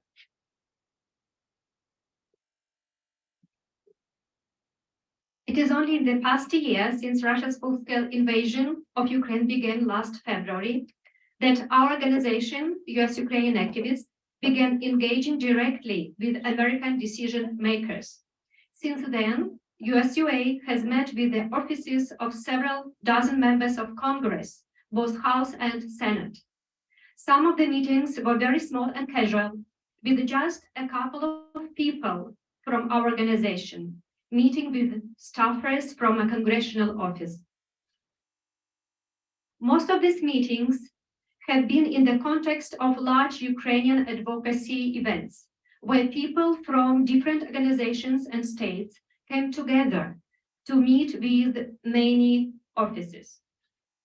Last time, we asked the members of Congress to support several acts and resolutions, among which were a resolution recognizing Russian actions in Ukraine as a genocide, Russia is a state sponsor of Terrorism Act, and Justice for Victims of War Crimes Act.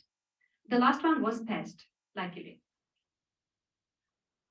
Since this last year has been educational for us, I wanted to share a few lessons and tips that we've learned during this period.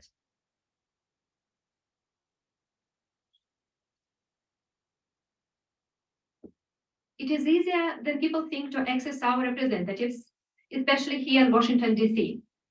Sometimes only a few phone calls from constituents can change a vote. One constituent is often enough to get you a meeting with the congressional office. The office likely won't care about an internet petition with 1 million signatures. Those people could be from anywhere.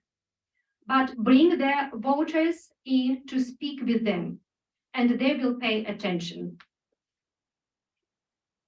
One thing that makes staffers sit up and take notes in meetings is when we say, we aren't lobbyists, we are new and talking with Congress, and we aren't being paid to be here.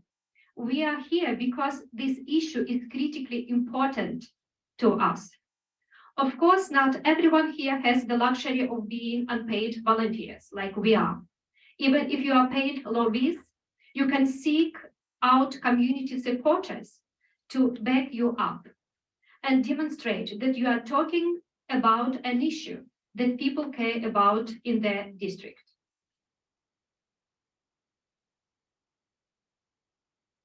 Politicians and their staffers are professionally charming people. In almost all cases, your conversations with them will be fantastic. You will feel that you all agree with each other and everything important. Don't let this feeling fool you. Members of Congress and their staffers will often go out of their way to avoid giving you a straight no. When they start emphasizing the many things you and they all agree on, pay attention to what disagreements they might be glossing over. Don't ask yourself, do I agree with what they just said? Instead, make sure you keep track of, did they actually answer my question? Thank you.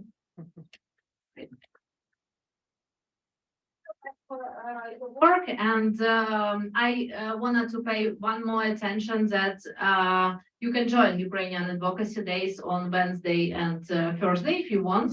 So it's built for Russia state sponsor of terrorism, anti-money laundering act, which help to do pressure to Russia, and also additional supply of weapons.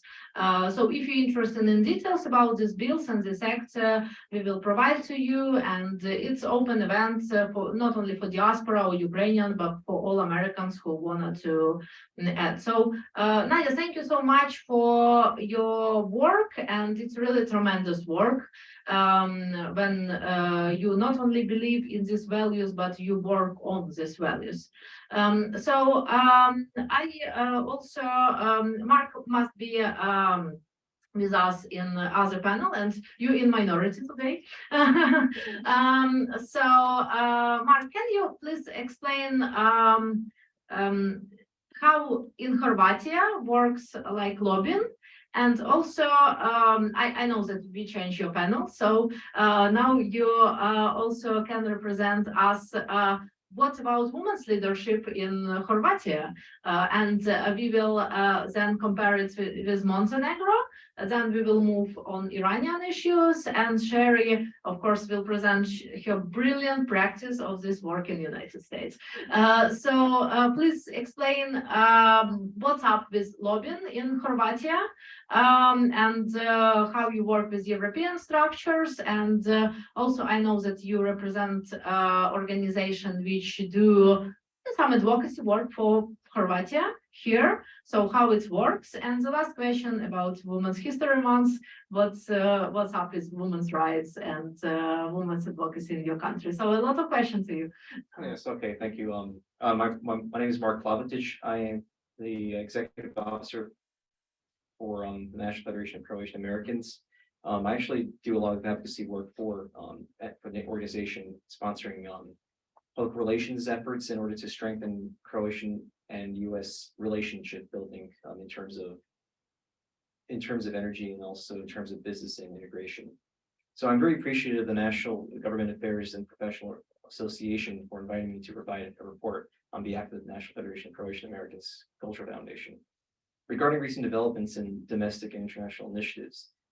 NFC is a nonprofit organization dedicated to philanthropic, cultural, policy building initiatives to maintain close democratic relations between the United States and the Republic of Croatia. And it's an honor to share the government relations initiatives with the IGAPA to share some of the advocacy policies that NFCA supports as a token to sustain security and sustainability in Southeastern Europe.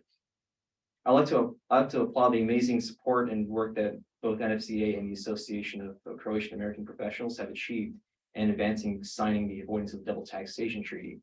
On December 7th, U.S. Undersecretary of State for Economic Growth, Energy, and Environment, Jose W. Fernandez, and Croatian Minister of Finance, Marko Primorac, signed a treaty that will protect both American and Croatian taxpayers from double taxation policies set between the two nations that affects both individuals and countries, encouraging economic cooperation and bolster private sectors to operate both in the United States and Croatia, thus supporting job growth and engagements in U.S. markets.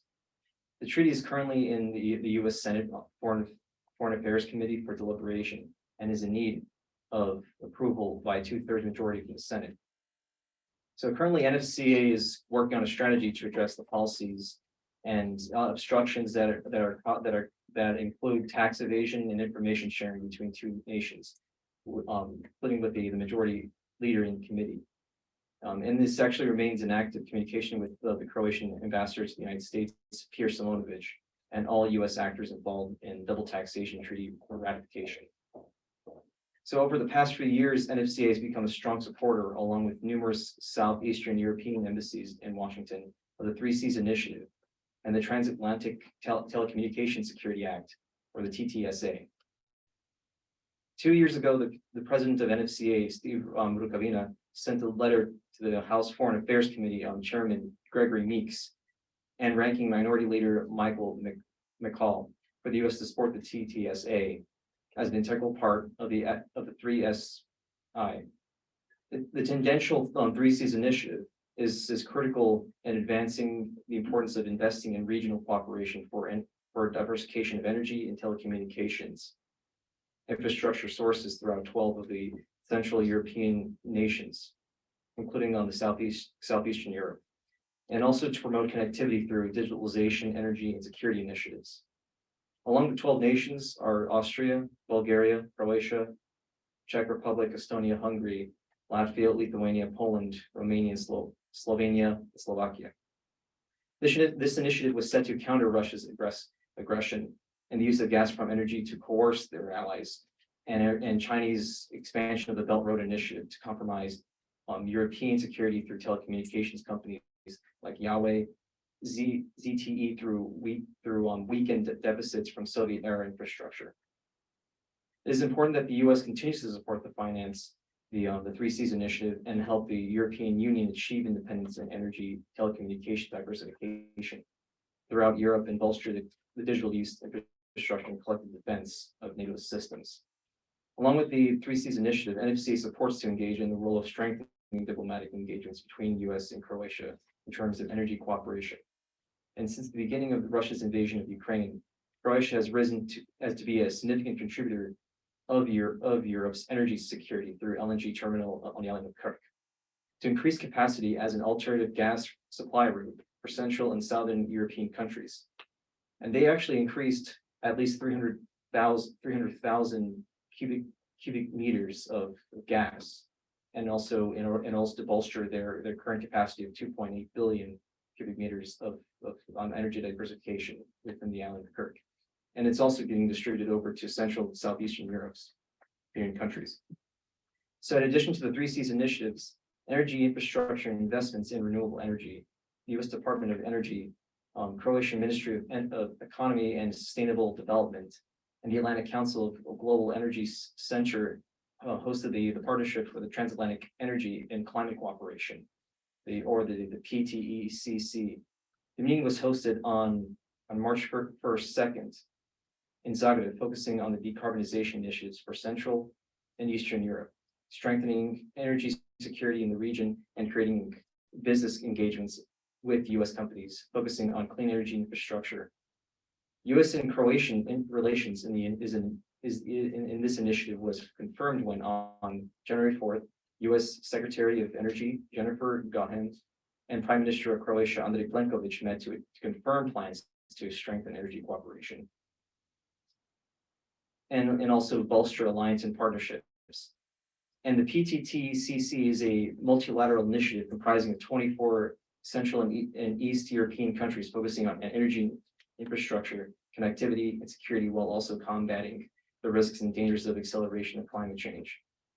NFCA will maintain close support for the PTECC, along with policies that will help fulfill the goals of the 3Cs initiative. NFCA also remains committed to its core cooperation with the Congressional Croatian Caucus in the U.S. Congress. With 25 members, it remains one of the largest officially registered foreign policy-oriented caucuses in the U.S. Capitol. Along with the lines, the members are Representatives David Joyce of Ohio and Congresswoman Natalia Berrigan, who remain our caucus co-chairs, and legislative assistants Will Mascaro and Remy Goya. NFCA maintains close relations with the caucus, and as representative of the public affairs consultant Joe Foley, who reports CCC developments and international affairs in Southeastern Europe. NFCA will also keep close identification of members in Congress who have an interest in international relations interests in Southeast European affairs, and in particular add them into our caucus appropriately. NFCA also manages and forms close cooperation with the Central East European Coalition, or the CEC, a bipartisan ethnic community group focused on issues and challenges from Central and Eastern Europe. One of the major issues that my organization remains committed personally is also the interest in the war in Ukraine, which is a serious and tragic ongoing crisis that is catastrophic, has catastrophic consequences in European and American national security.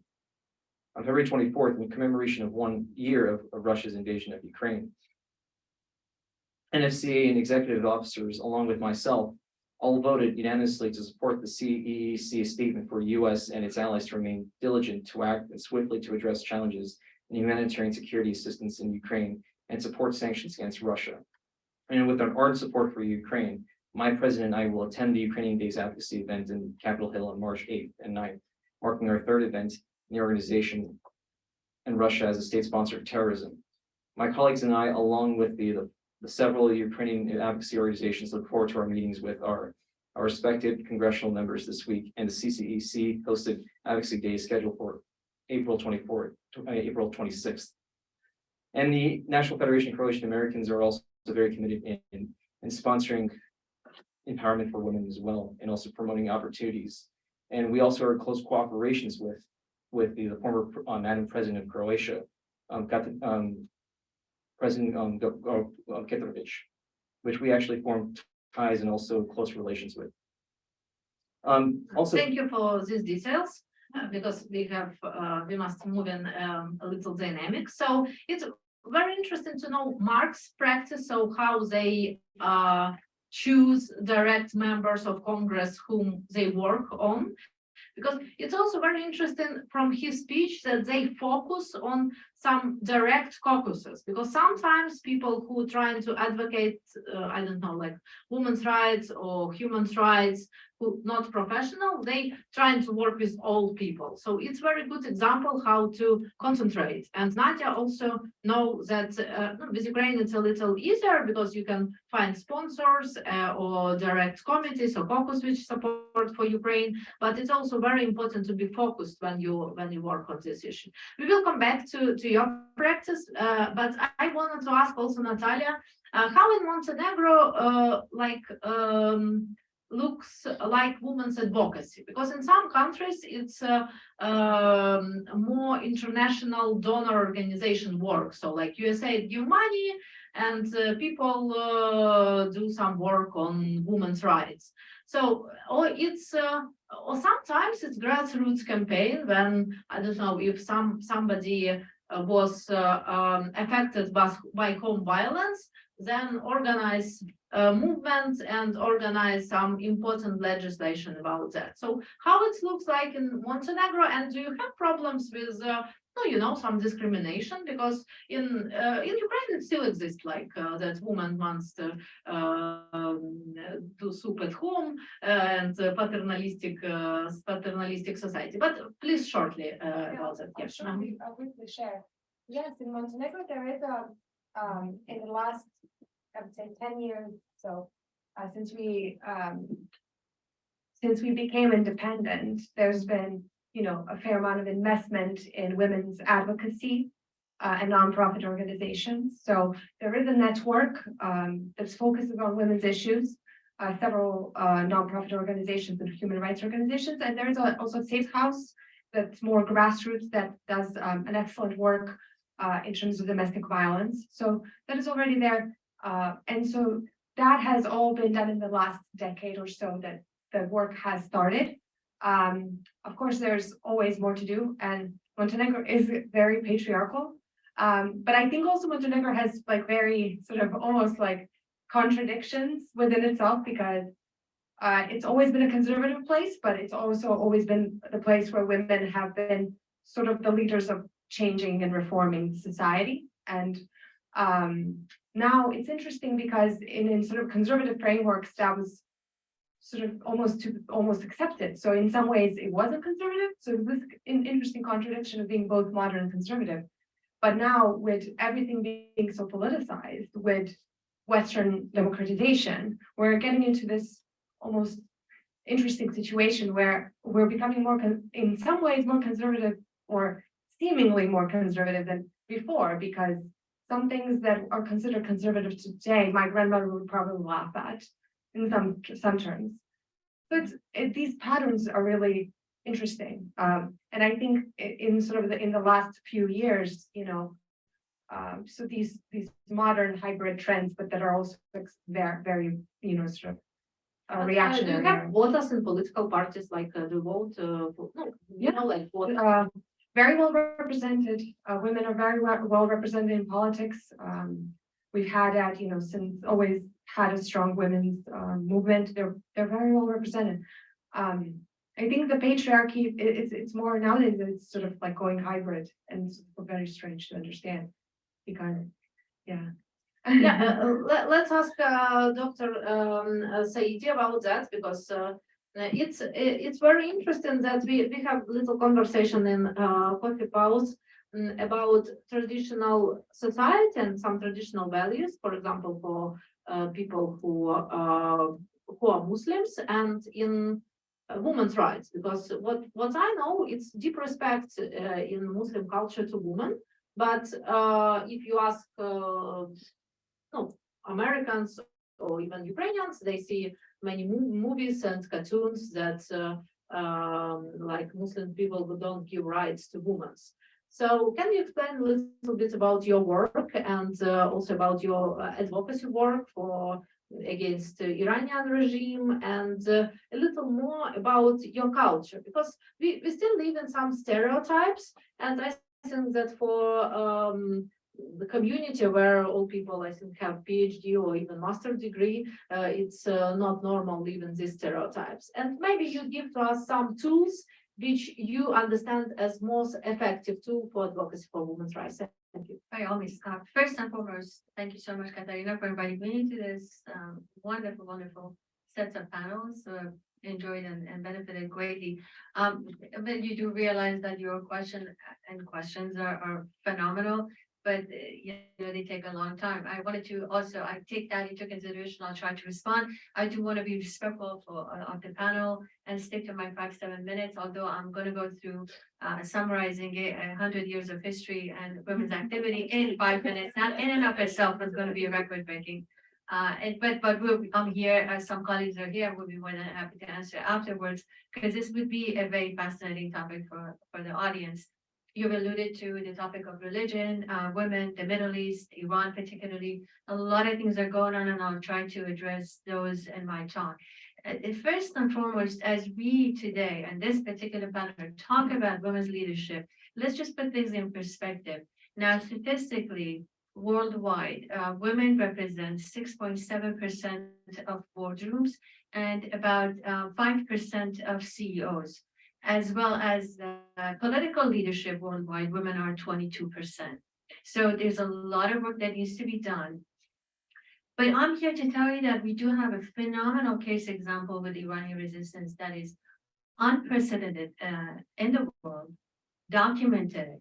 And fortunately, we can share some of that with you, with the audience, to answer your question, both in the context of political leadership, as well as in the context of religion, and which is the prime example of fundamentalism in Iran. Irrespective, it's not obviously representative of Islam and what we know in other regions of the world, and what we're exposed to in terms of what Islam in and of itself stands for. So having said that, this is also very momentous that we're talking about women and women in leadership, particularly because we're 2 days away from March 8th, which, as we all know, and particularly ladies know, and I'm sure gentlemen who support ladies know and are aware that it is the International Day of Women. How momentous it is that we're talking about women and leadership, as well as in our particular case, what's been a phenomenally worthy news highlighted around the globe is the events in Iran, which is spearheaded by women. And it is unheard and unprecedented that you have 2 revolutions in 1 century in 1 country. And I'm old enough to have witnessed both, and which is the second one we're coming to. Mahsa Amini was a young woman, as we know, covered in the news very briefly for those who do not know. In September 16th, she was killed basically because of the supposedly improper veiling, and that has sparked in 282 cities in Iran, a mass uprising, again, unprecedented simultaneously, which up to now, we're in the 7th month, is 172 days. We have 30,000 that have been incarcerated. We have 70, as of today, we have 750 that have been killed. We have the youth who were directly executed just because they took participation of the protest. So this has been unparalleled in terms of university students, elementary schools, you name it, have been participating, and it continues up to now. But there is a history to this. This was not overnight, and I'm going to tie this in very quickly to the topic of women's leadership. There is a history of women's participation in Iran in political change, which starts with 1905 constitutional revolution. Women also very heavily participating in 1953, which led to democratic government, and then the U.S. coup of Mossadegh, the only democratic government in any Iranian history, which lasted maybe 4 years, and the subsequently Iranian revolution. None of the rights of women were particularly right to vote were given until maybe 1963. So nothing was guaranteed. But the beauty of what happened was that these were not, futile. So basically, we had Iranian opposition, which is the National Council of Resistance, being birthed out of the Mujahideen 50 years ago against Shah, and then continued till Khomeini.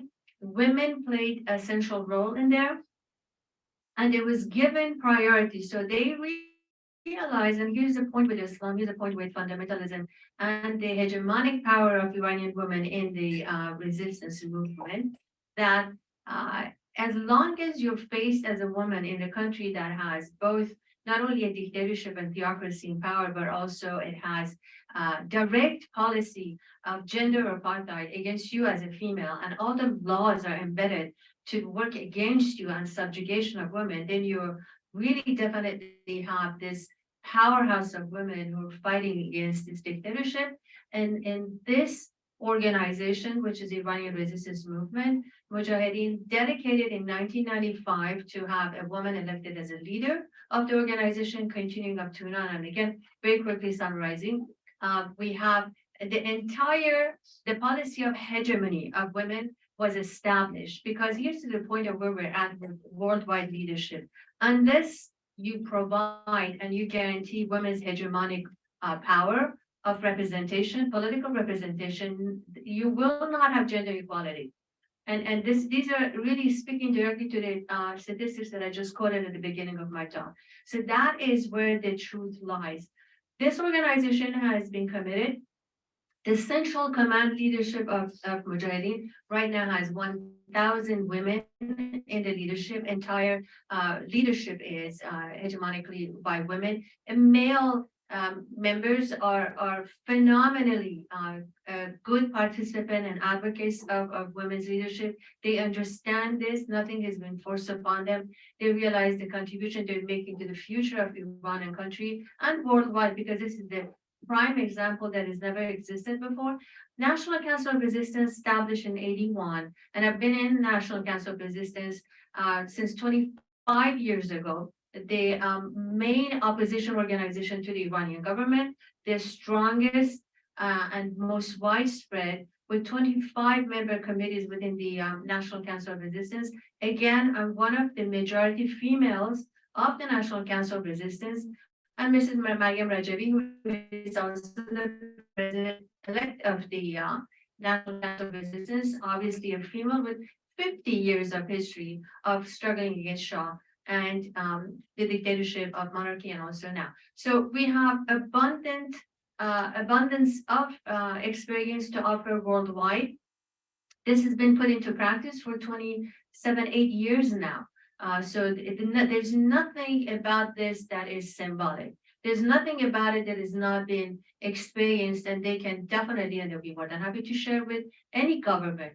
So can you imagine that we have this revolution that's coming up and prospering? Women are going to be the main representatives in political power, and that is unheard of in Middle East. And when we talk about Katarina, Islam, So this is the best representation of a religion, and because, well, one of the main organizations of NCR, Mujahideen, who has been the impetus for this positive discrimination and supporting women in the struggle is an Islamic organization, because they're not fundamentalists, and we're very happy that they exist, because now the world can see what is the theocracy representing the Iranian government, what is the women's actual dedication to Islam in this face of this organization. Of course, we believe in pluralism. Let me quickly also, because I started this, and wrap up by saying, what are they asking for now? Because there's a tie to Ukraine, and I want to make sure to also point that out. So the main thing is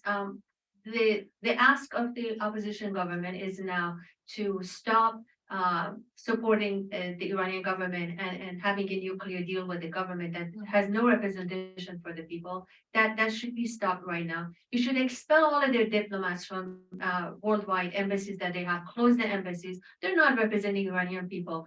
You should prosecute all of these so-called folks who have visas coming, going, and officials that are responsible for mass murders historically, and also really the Revolutionary Guards Corps, which is right now tied to Ukraine, providing all the drones, taking up of 80% of the Iranians' wealth, basically creating war in the Middle East with their, different military groups that they have running around.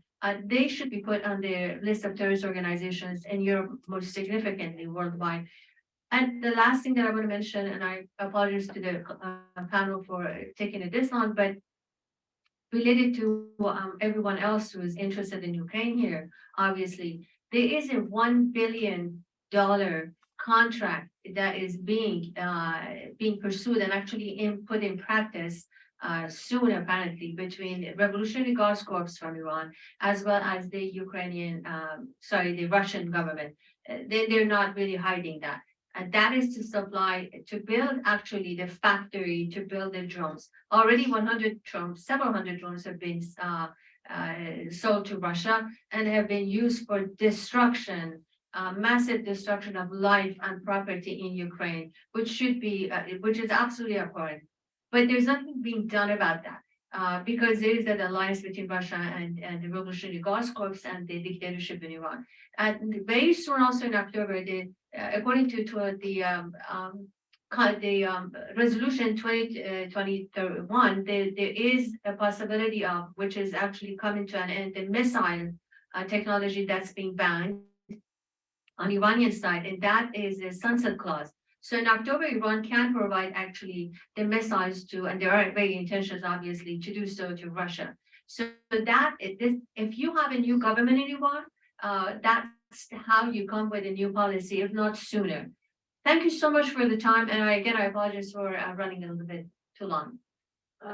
Thank you so much for this overview. We're here to understand, and thank you for your work, because it's not easy to work against we hope that Russian people will take your example and will do something to it. We must teach them also. Thank you so much, and I want to pass stage to Sherry, and her experience is extremely interesting because in their work as business, they directly do advocating for women's rights. It's very interesting, so please share your case to community, and today we have plenty examples, plenty tools, and I think that many people who, advocating also their own businesses or their corporations can take your example how you can do business and do it focusing one more time. Thank you. Thank you so much for the opportunity to be here. I'm really just humbled to be, in the company of all these people doing so many important things. My role is a bit more social, but still has a voice. So I operate a couple of hotels in the city. One of them named Hotel Zena, which I believe is the first of its kind. And it's a hotel that is absolutely dedicated to women, empowering them, and really shining a light on all the contributions women have made in history, current times throughout the world. So for us, it's a really fun project because we're able to activate our space, do programming, and always focus on things that empower women or give them opportunity. So my role, it's very, in the hospitality industry, you get worked, right? You get worked well, it's 12, 14-hour days, and you don't always have the opportunity to, have a passion on the side. So that's the first time I've been able to incorporate something I feel really strongly about into what I do on a daily basis, and it's part of my work. So for example, Women's History Month is big for us, right? So we plan activations and events. And one of the things we promised to do this year, it's our slogan, is lift women today and elevate the future, right? Because we know every time women have, opportunities, it's passed on for generations. So a big event we're doing this year, and this is the example, is International Women's Day. We decided to put our money where our mouth is. And we're partnering with 5 different organizations that all in their own way are supporting and uplifting women. It's an organization named Sudara, who employ people in India so they can pull them out, or not people, but women in India, so they can pull them out of the slave trade and provide opportunity. It's an organization called Everybody Water. And this organization provides water infrastructure, so women and children don't have to spend 24 hours, getting water just to survive, so they can go to school. We have Thrive, which is focusing on hospitality, and of course, White Ribbon, which you've heard many times today, that'll also be a big part of that. So our commitment is to continue to provide exposure and a platform for these organizations, and to partner with them, not just talk about it. So while it may cost us a little bit more money to utilize Everybody Water or to buy, some textiles from Sudara, it's worth it because we know that it's going to have a longer impact for what our goal is. It's to continue uplifting women, because we all know the world will be a better place and will continue to grow in the right direction if we all play a role in it. So I think that's it in a quick chunk. Very shortly. So thank you for your work, and yeah, you see good trends that even the best political managers worked with women's presidents. So in Eastern Europe, it's direct trends. So 1 minute question to you, and it will be last question to this session, and we will move into side events, which is also about advocacy. So first event for Mark. It's just 1 minute answer. What's the main tool in your country, which you originally or which you work on, it's most effective for advocating women's rights? Maybe you know about this. If no, it's also okay. Yeah. Well, also just the fact that we also have to celebrate the fact that that Croatia recently had a female president, one of the first female presidents in the Republic of Croatia, President Kolanda Kitarovic, and she's actually served on party lines. And actually, there's been a lot of encouragement since her administration. There's been a lot of encouragement and stability within promoting gender equality, especially in a nation that's just riddled with a lot of inequality issues in the past few years. Croatia currently marks as 55.3 out of 100 in the scale of inequality. And the fact that there's so much improvements that actually we have to acknowledge that we actually have at least 30% in the Croatian parliament, and are currently women, and at least 53 out of 151 seats in the parliamentary are actually women.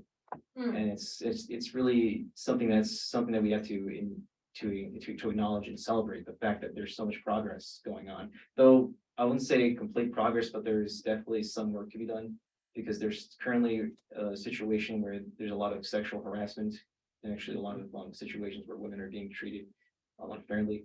At least there were at least 47% cases where there's actually women who are actually experienced cases where they've been treated inappropriately or experienced sexual harassment. So that is definitely a situation that NFCA is currently very looking forward to working with, including with the former president Kitarovic, who's actually a huge supporter and also partner for NFCA, and also all of our initiatives. Thank you so much. A woman as a president, strong arguments. Yeah. And also, Sherry, your point, what you see here in the United States, we just have quite success in this issue, more good tool to advocating for women.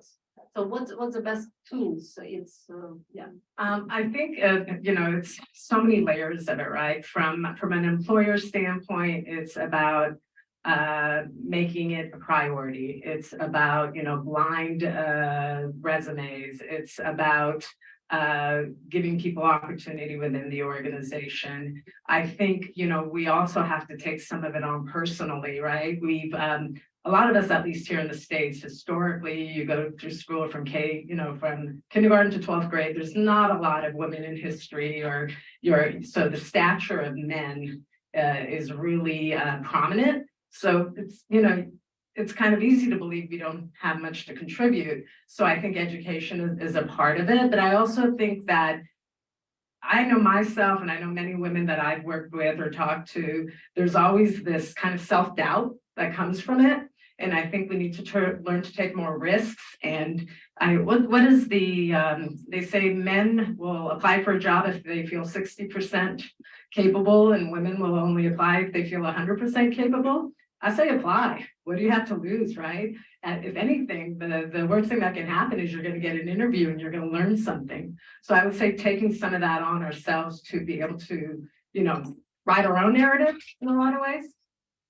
Thank you for this tremendous example. And Nadia, your example about tools, I know that you more work on Ukrainian issues, but you live here for a long time, and I'm think that you know all problems which in Ukraine we have with women's leadership, even in political leadership, when men who have private jets think that they're very cool and they cannot respect women. It's still many problems in top level of Ukrainian public policy. But you live here for a long time. What's the most effective tool here in US you see for advocating of women's rights? And as I see also in our advocacy movement, more women than men. Yes, or I'm not right. Please, Nadia.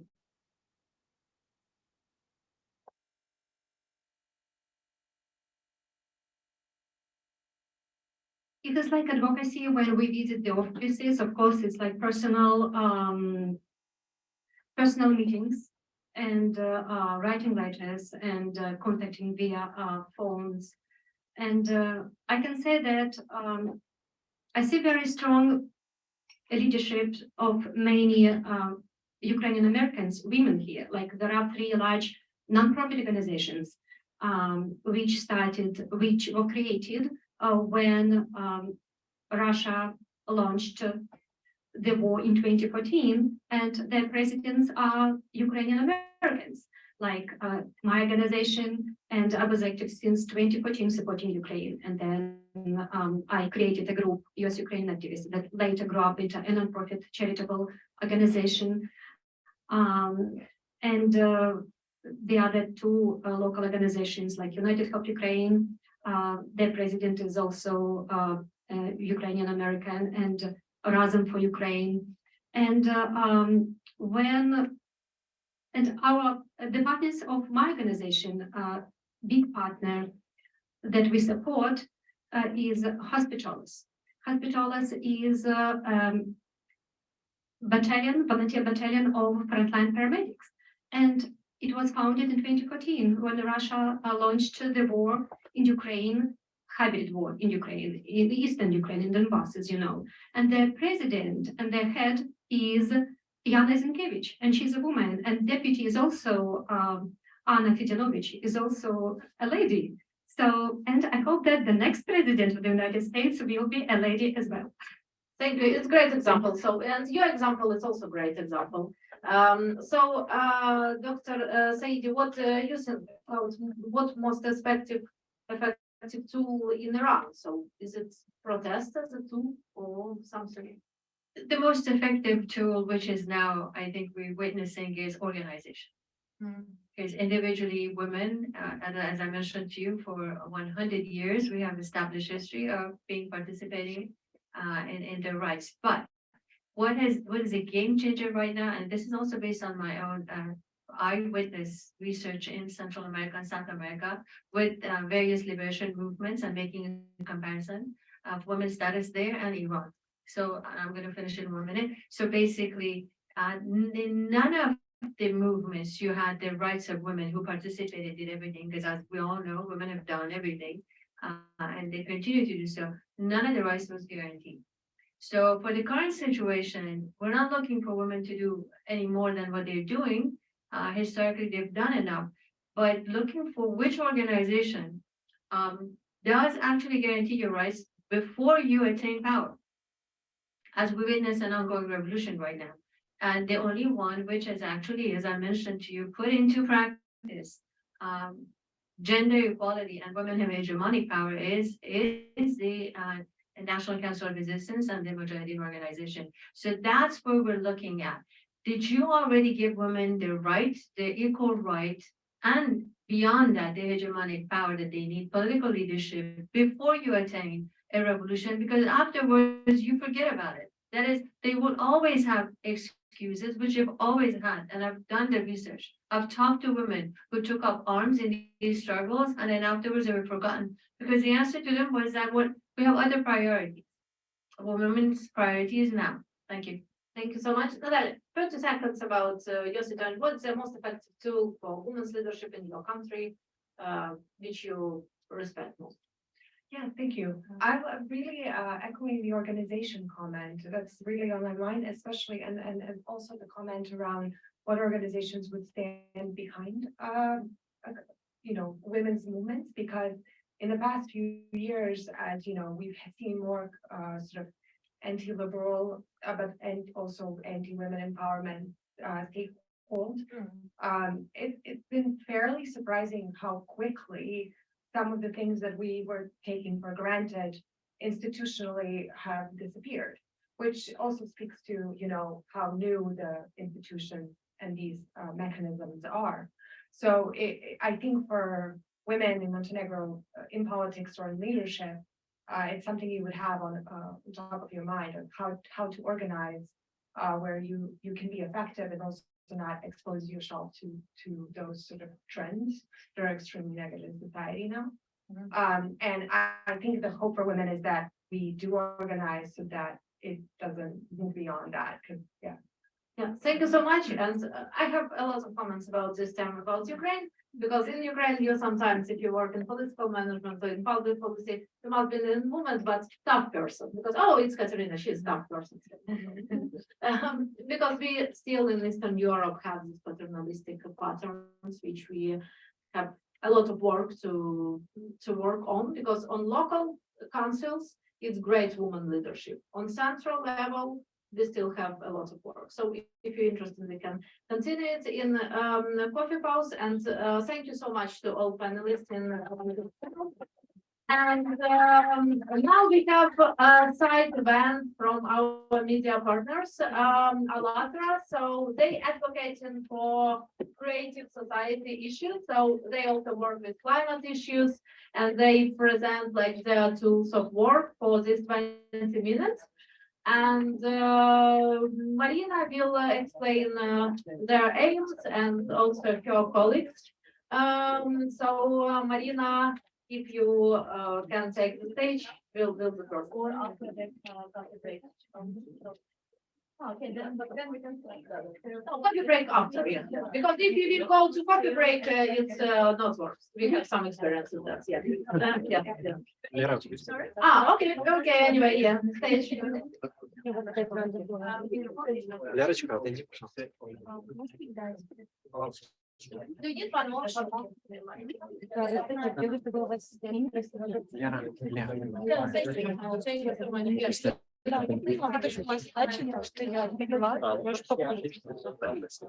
Извини.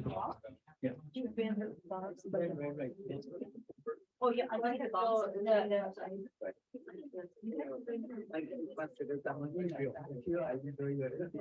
My brother put all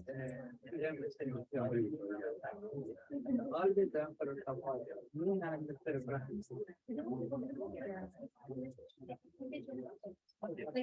Number one.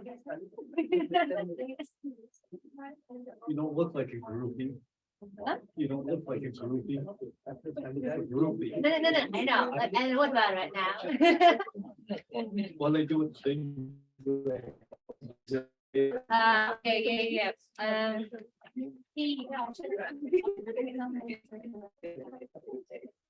I can't do that. I can't pull it up. What I'm saying is that we are groupies of Egan, so we're in the first crowd.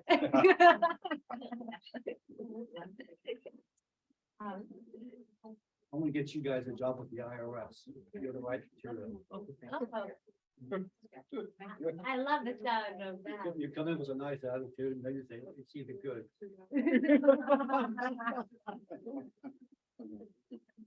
That's a good one. Show me the money.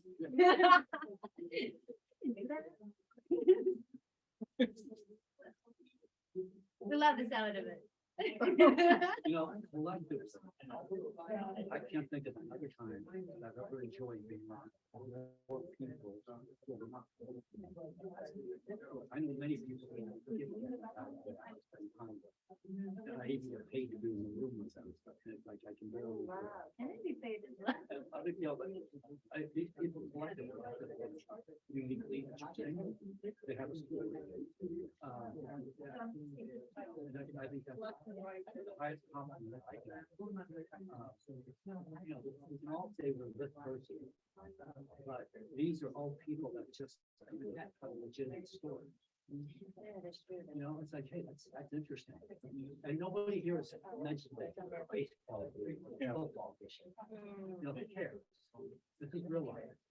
This is not, and this is something that can be changed. Everybody here's talking about not money. I'm not going to give you a hard luck story. I'm going to talk about where we begin to make change. And that's kind of like, okay, you're going to have a little, not a big, and that's the beginning. That's what you need. You're trying to build people. You try and get them people that do the MBAs and the PhDs and want to say, now your job is to do this. And everybody in this group already has that piece under their wing. Which I think is, you can't get in my book, that's pretty damn high. And all of the travel today, they weren't cheap. They didn't say that I couldn't get in the subway. The rain was falling. They made their travel commitments before they knew the weather. You know, this young lady here is a troublemaker. She's with our team and just actually went out of her way. I don't know how many miles away do you live? It's about 200. I mean, she went out of her way just to do it. But still 200 miles. Yeah. Roughly 260 kilometers. All right, we're gonna get up there. It's 2 hours drive, 2 hours and a half.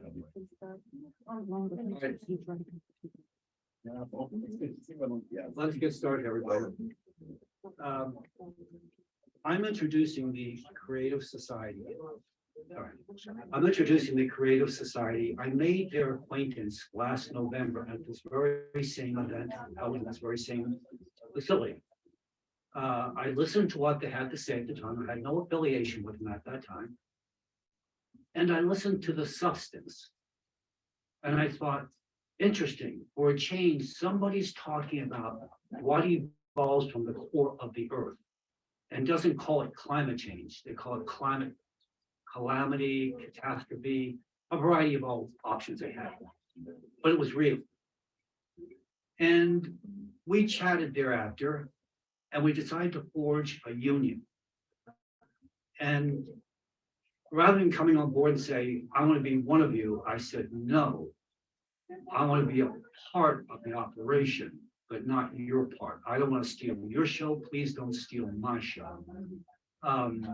And I said, what I see and what you had to say was national security implications, economic calamity.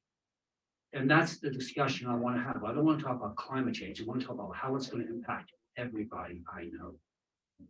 And so we kind of got into it, and it culminated into a positive, constructive relationship to the extent that we are now putting together an educational pod series.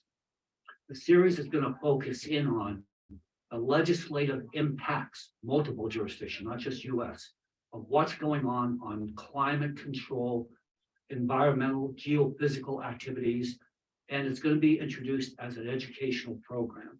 Again, focusing on the legislative activities internationally, not taking a party side, just saying this is what is or is not occurring. So when you vote, you decide what's important to you or isn't important to you.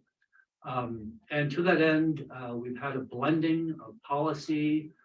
They didn't have to capitulate 1 inch. I didn't have to capitulate 1 inch. So we found a happy marriage and all that. Somehow, don't ask me how, we did it.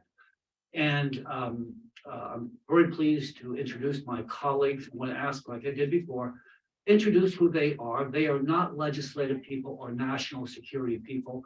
I don't care. Hear what they have to say, because what they have to say is important. And it's going to impact on everything we're talking about today. I want to add one last note. I wasn't laughing when I heard this, but I realized Mr. Putin made a declaration about a week ago that they were thinking about putting an atomic bomb down a volcano. And you know something? I realized you got it. That's exactly what will occur when somebody gets nasty enough. And that's not going to be an atomic bomb. That's going to be a lot worse, the impact of an atomic bomb. So all you have to do is identify who has a semi-active volcano, make that a target, and you one bomb will have the impact of multiple bombs. And it'll just put a country out of circulation. So I'm interested in that. I deem that a rather important topic. My colleagues are supporting this whole project. They're intensely dedicated. They're annoying. I wake up at 3 in the morning because my clients are all international, so I have to be on the emails at 3 in the morning. They go to bed at 3 in the morning because I get their emails like, hey, good night or good morning. And it's like you just kind of switch. So they get the right, they're made from the right stuff. So I applaud them for that. I want to start off with Marina. Marina is, I think, the driving force in this team here. And everybody has a story. I tried to tell you folks before. One of the most interesting things about this team is you can bring them to a dinner function and you can just sit back and they can tell their story. Everybody's just going to sit there looking at it, munching away. And you say to yourself, that's class. You got your story. Tell them who you are and what you're all about. Thank you so much for that beautiful explanation about Creative Society. My name is Marina Avtsinova. I was born in Crimea, Ukraine, and my profession is violin performance.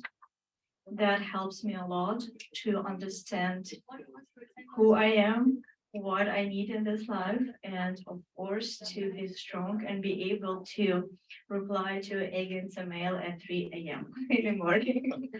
So my interest is in climate change because, like Egan said, that not the question about changing the weather, it's the question about our survival.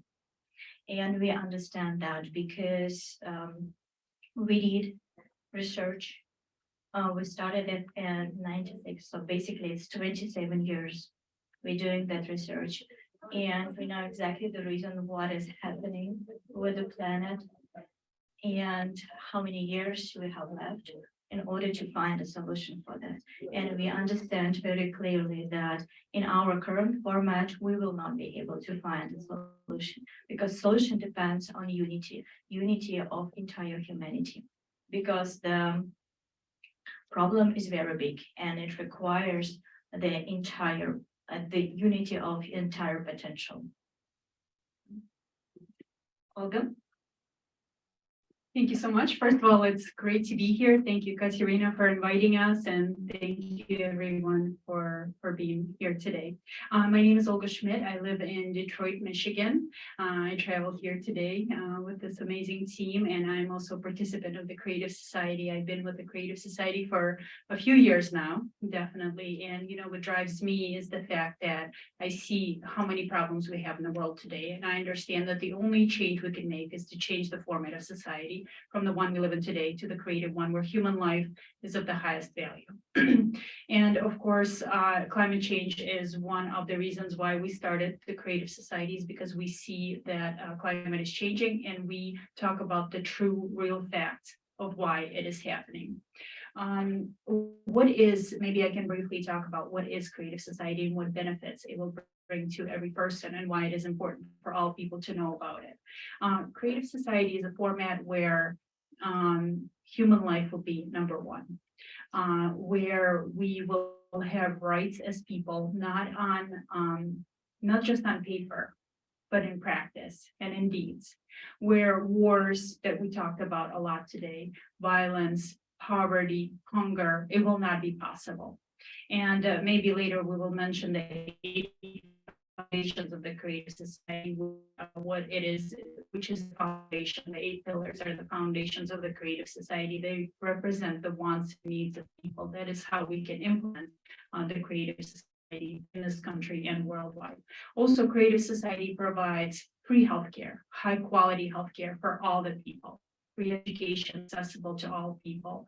There's a lot of benefits that people can have, including universal basic income. We talked about technologies such as fuel-free generator. You can only imagine the possibilities that we can have if we have free energy. So there's definitely a lot of benefits for each person that creative society gives, but most importantly, it gives us an opportunity to unite the scientific potential in order for them to find that solution on how we can all come together and prevent what is to come with the climate. Thank you.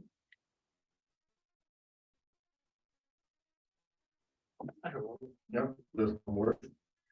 I'm originally from Kiev, Ukraine, been living in the US since 2013. IT specialist in Silicon Valley, and working there, I've been exposed to so many people, very intelligent people working in tech, and most of them did not see this revolution with AI coming up even 2 years ago when we started with Creative Society doing events, when we predicted that very soon AI will take over market so many jobs, and it will start with high level white collar jobs, and that's exactly what we're seeing right now. So as we predicted 2 years ago, and why our predictions working so well, because we making research not based on someone's financial interest or some group lobbying certain things, but we've taken a very comprehensive research where within past 2 years, I've been interviewing specialists in all fields of scientific research when it comes to climate, and not just our atmosphere, but also geophysicists, people who study volcanoes, and what we found out that they are very specialized in a very narrow area, and that only probably Creative Society is the only group that takes a broader look and puts all the pieces of the puzzle together. And this is how we were able, when I joined the project, it was not just for the sake of research, but because it was the only model that offers a way out, a clear strategy of legal actions that have to be taken to actually move from the society where even in implementing new technologies only hurts our society because it leads to technological employment, to the society where technologies are pointed at opening the best potential in every human being on this planet, and where we can achieve things that even science fiction couldn't imagine. That's all possibility that we can have within 5 years if 8 pillars of the creative society are implemented on legal level. In each country, there are procedures, and the best thing that in most of the countries of the world, the source of the power are the people. Constitution of the US, the first 3 words are the most powerful, we the people. So source of the power is the people. The thing is, how do we use it, the people? Do we make a request to build a society in which human life is valued, in which we have more voice when it comes to taking responsibility? Because right now we all used to put responsibility on certain politicians who promise us this or that, and that's it. Where is our responsibility as the people to actually making a demand request for the society in which we would love to live in? And the strategy of creative society is very simple. It's those 3 stages where people have to make a request for this kind of society to be implemented, where human life is at the top priority, where every human being is guaranteed $10,000 a month, unconditional basic income. And when we say unconditional, it means it doesn't matter if the person is working or not working. You can get your 10K a month, plus you can work and get even more. because people tend to do better than average. Nobody wants to do average, even if 10K is an average basic income, people want to do more. We've been conducting surveys and no one ever said that I'm going to be sitting on the couch only because I have 10K months. It's people want to give back to the society when society takes care of them. And so such things as healthcare and education are essential because my life depends on the education level of my neighbor. The more educated and the healthier my neighbor is, the better my life is. And this is how we, it's like taking care of the society and other people, we improve in our lives. So it's, in a way, it's selfish, but it's, if everyone would be selfish in this way, our society would such much more better a place to live in. And when we're talking about it, it's not only like, nice words about human life being the most valued, it's a very specific plan, which consists of 3 stages where people make demand for this thing to be implemented. And then people have to choose the very politicians they sign social contract with, that these 3 people are elected under one condition, to make creative society happen. And then power actually belongs to the people through self-governing platform, as part of the creative society model. And therefore, in only then, when, why we have so many conflicts, fights for the resources and so on in today's world, because conditions are created for people's worst qualities, greed, to be manifested.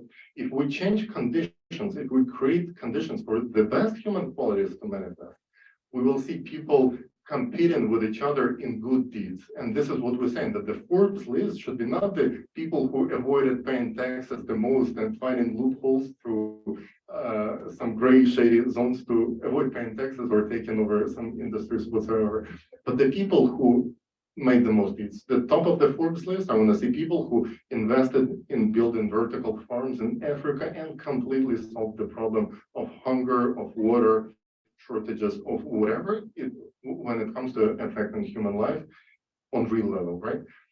And only that, we will see that we have humanity in which scientists in different countries, instead of working on new ways to deliver super effective weapons on the other side of the planet against the very same people as we are, instead of that, they will be working on the solution to stop something that will affect very soon all of us. It is the very processes that are happening within our planet, in our ocean, in our atmosphere.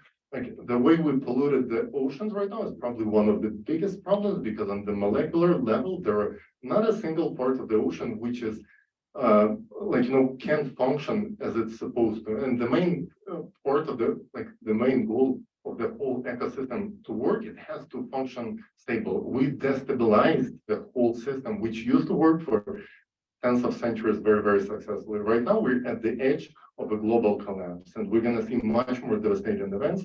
And sorry for taking too much time, maybe, but there is one more point I want to say, and that it affects economics. Right now, we've seen some of the most, they say, expensive and devastating climatic events within a decade. Like past decade broke all the records when it comes to the money it cost us to fix the damage done by the climate change. And by our projections, by the very end of this decade, before 2030, we will hit the point where world GDP, all our money we're making together, will not be enough to fix what has been damaged within 1 year by the climate. And that's when we will see not hundreds of millions of climate refugees relocating as they do today already. We will see billions of people relocated. If we don't take action on this today, it will be a global collapse. And this is exactly why we are here presenting this solution. It's not because we're trying to promote our brand or this badge or something. It's because this is the only viable solution in today's situation. It's about unification of humanity on the universal value, the value of human life. Thank you. And the wonderful part about what this gentleman just stated, there's goodness in what he said. Sorry, there's absolute greatness in what the gentleman said. If you want to sell a message, the crap's on your doorstep right now. You don't have to convince anybody it could happen. There it is. And you have politicians, Monsieur Putin, I'm going to put a missile, an atomic bomb right down that volcano. I'm not saying it, he's saying it. Don't believe me, there it is. So I'm saying that's my timing. Why get involved now? Because the timing is right. 20 years ago, I might have said, well, I want to go skiing this weekend. I haven't got time. Now it's like saying, no, this is what you pray for. If you want to deliver a message, people will listen, even if they don't agree with your policy. You don't have to go in and say, I'm a Democrat or a Republican or otherwise. You go in and say, we got a problem that's going to hit that shoreline of yours and that hotel's going to go down. This gentleman right here represents Slovenia, but he also hangs his hat in Luxembourg. I do a lot of work in Luxembourg. Luxembourg, of all the places on earth, is one of the first countries to say, we got to do something about it. The green exchange, the stock exchange, preeminent. They are the leaders on the subject. Probably the most aristocratic place on earth is Luxembourg. Dynamite place, but you know something? They are leading the message. Cambridge University wouldn't touch this subject a decade ago. Now they're preeminent. So I'm looking at all the players. You don't have to go out and say, please believe me. Now they're saying, what's new? So I talk with these people because I come from a different game, different plateau. And they're anxious to work with us. And I just sit there and say, okay. So again, I reiterate, our mission is to put this legislative tool out there. Why did we pick that arena? Because nobody else can touch it, will touch it. It's delicate as hell. And you know something? That makes it so sexy to me. It just turns me on. Think, okay, now we can dominate. And so, this team is flawless enough because they're dedicated. If I had to add, I can find a million reasons to say why I don't want to be involved with them in this team. But the one question I ask myself all the time, are they dedicated? No, they're goofy, they're crazy, they're dedicated. And that's what you pray for. When you put a team together, you want a bunch of fanatics. And so, and I introduced them to something today. I said, call yourselves, and they didn't know it, maybe you people know it. I said, you guys are Seabiscuit. And I got no response. They looked at me. And then they Googled it. If you're not acquainted, Seabiscuit the horse. They just beat everybody up alive, complete nothing, and just ripped apart everybody on the turkey. So now they're proud to be Seabiscuits. But that's it in a nutshell. And I'd like, if you don't mind, Maria, just tell them where this organization was truly founded. Give us a lineage on where it started from. The organization itself is it's a social advocacy movement. It's existed already in 180 countries around the world. So we have many groups that represent creative society everywhere. When you go to country for vacation, make sure that you Google and contact the participants there. So like I mentioned already, creative society started with the research, with the climate research, when we realized, not we, but scientists of creative society realized that problem is very big and we will not be able to find a solution. And then we started to research how we can unite all scientists and put them around one table and give them all the resources in order to find a solution. And then for 10 years, we were doing social survey around the world, asking the people in what kind of society they would like to live in order to really understand the request of the regular people. We also studied all the historical mistakes that we have in our society. We understand clearly why do we have wars, why do we have conflicts in our society, and we understand how we can avoid it. And that's how the creative society was founded.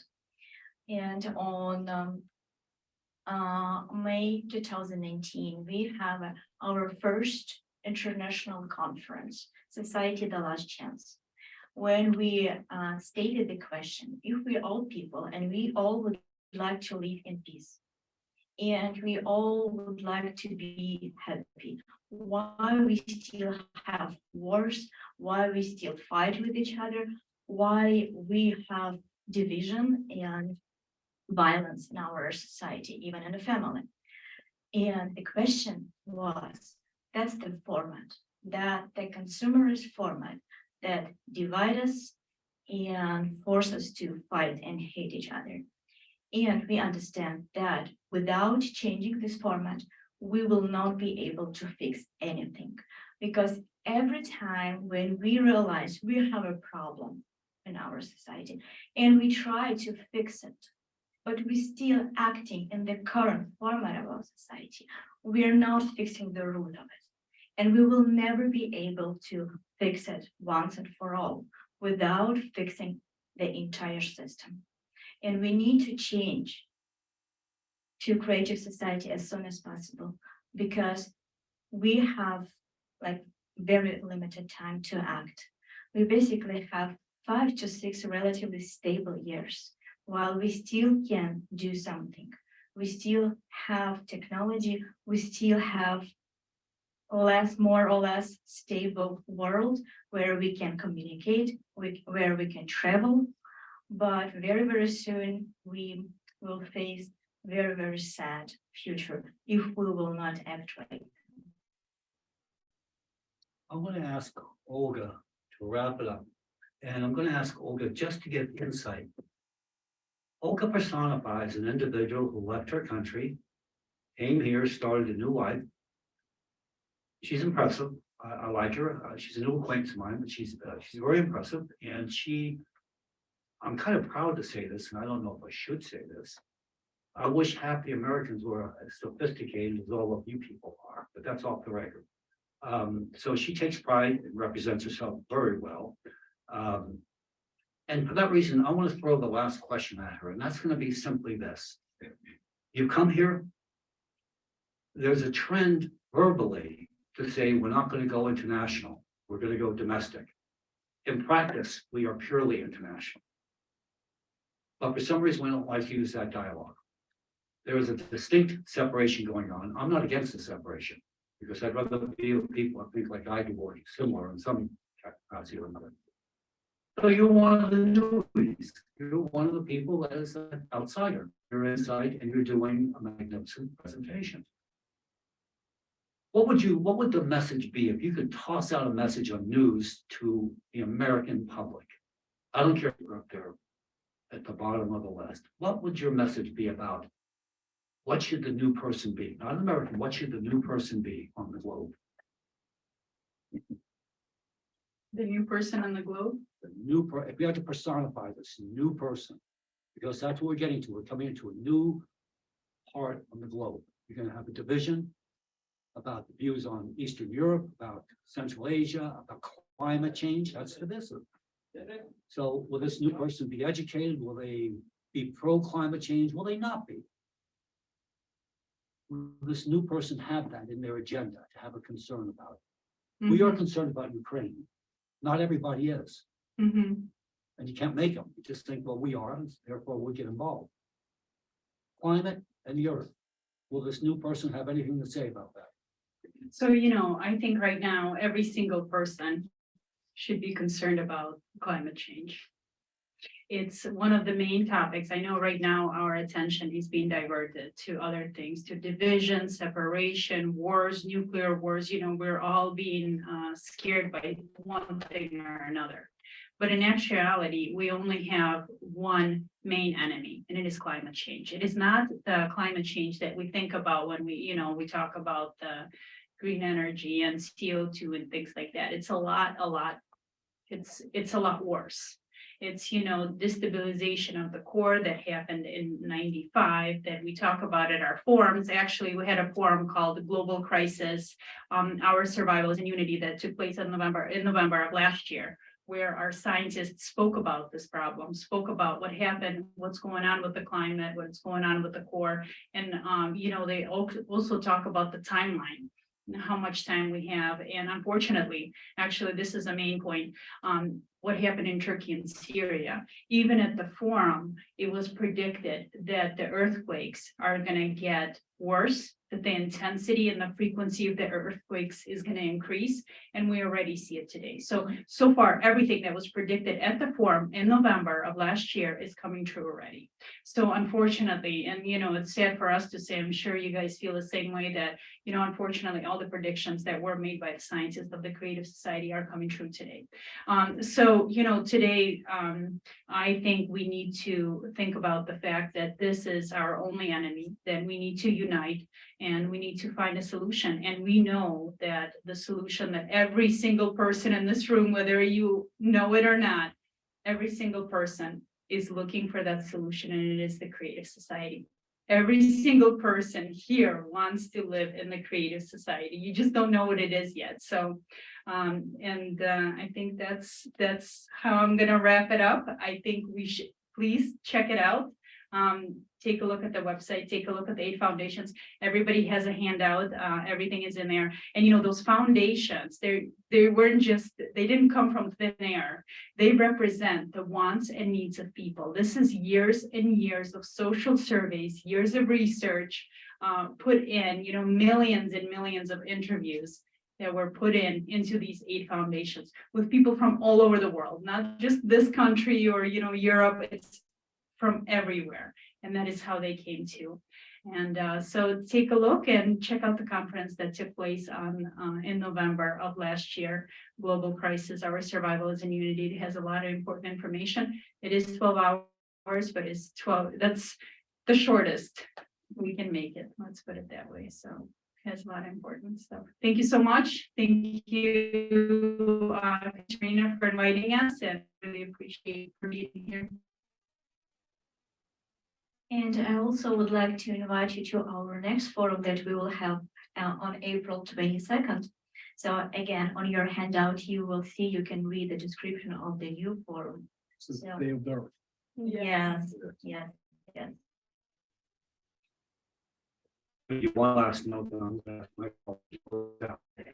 if anybody here wants to enhance their public image with regard to legislative activities on climate or earth activity, they're welcome to contact me, and I'll invite them to do a little blurb and get their citation. It'll be serious, appealing to the right audiences, the higher educated constituents.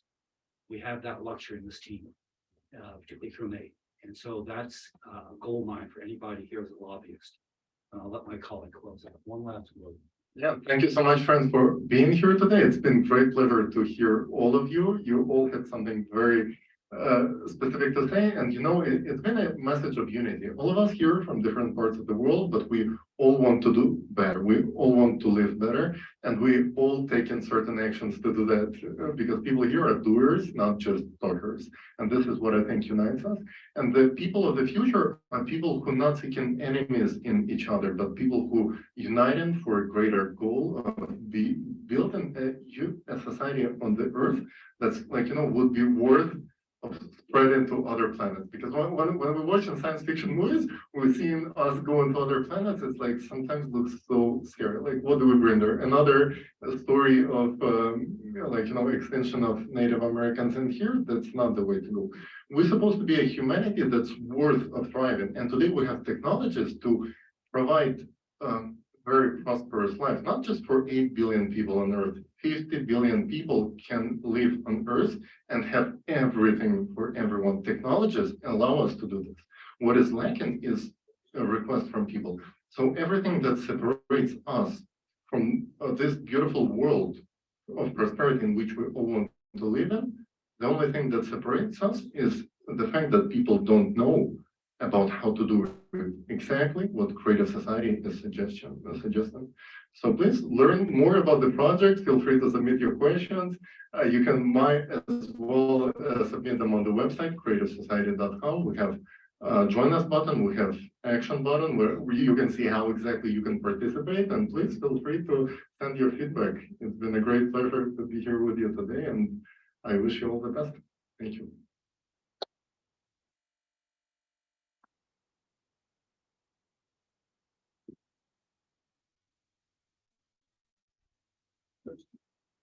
Okay, would you care? Is that too intimate? Or is that, That's too much to it. a real man would do it? Some quick announcement, one more time, who have a ticket with dinner, dinner will be tomorrow, 7:30 in Capitol Hill Club. Who haven't ticket with dinner, please join us to meeting with Mrs. Parts. She is Congresswoman who work hard on Ukrainian issues and also on many domestic issues. It will be 10 a.m. in her office on Wednesday, 10 a.m. So we in morning go to introduction to Ukrainian advocacy days. Then we go to Spark to meeting about women's leadership and women's for Ukraine. And then we can who plan to help to Ukrainian advocacy days. And in evening, we also have event in Hotel Zina. It's international women's event. So women from different countries will be there. You can see it in agenda. It's on 6 p.m. on Wednesday. And on Thursday, who wants also continue of Ukrainian advocacy days. So please join us who want to help this important work. And if you want to take part in the Ukrainian advocacy days, it's important to come on Wednesday early morning, 8:30, to listen a little bit more about bills which we advocate on.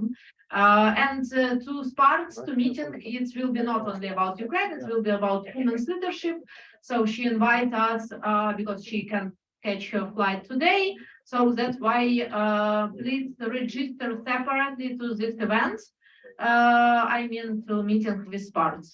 Okay, and thank you to all IGAPA members. Thank you to all people who listen attentively because it's very hard to listen something 5 hours. And now we have free time. So if you firstly in DC, you can just look around. And also, I think that we have some international guests who firstly visit Library of Congress. They also plan to go there tomorrow. So please, I can introduce you to each other. Thank you one more time. Thank you for your work. Video will be available on our YouTube channel, on my social media, Katerina Radchenko, on the IGAPA website, and on the Institute for Democracy of Development website. Thank you. Have a good evening. Have a good stay in DC area. And yes, thank you so much.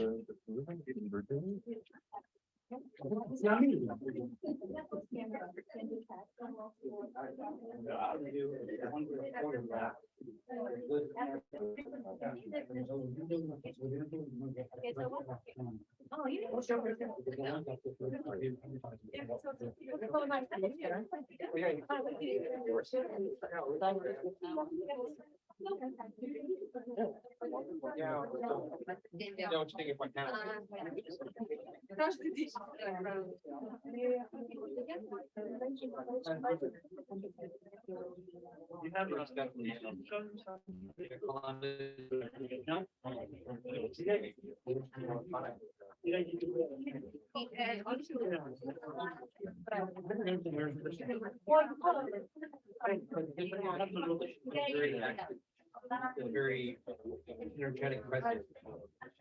We really admire her. She actually grew up in the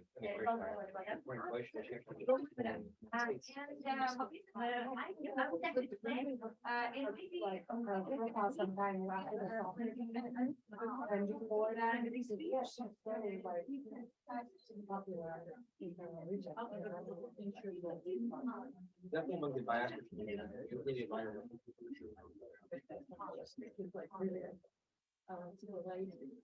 Definitely, yeah, and she's actually conservative. Yeah, she's not how to say it. Yeah, primarily NFC doesn't necessarily work a lot of with a lot of the inequality, essentially. No, but we also do support a lot of the initiatives that she's been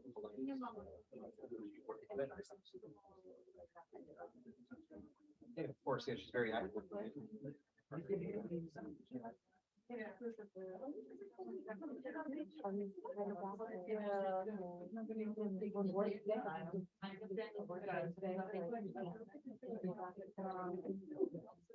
Are you?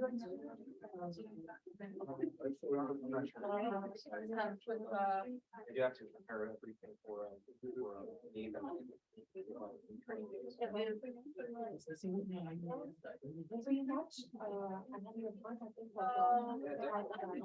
Picture of it. I'm gonna grab my laptop.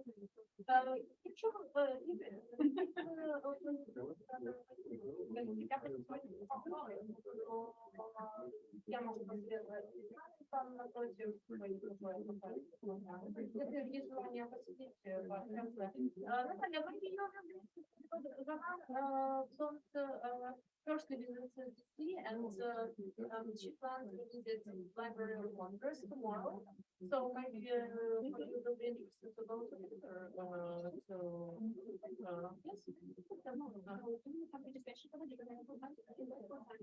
Yes. It was fast. Yeah, it's Library of Congress. It's really just a discussion for once. Some description. Yes. No. It's will be separately. I can ask from.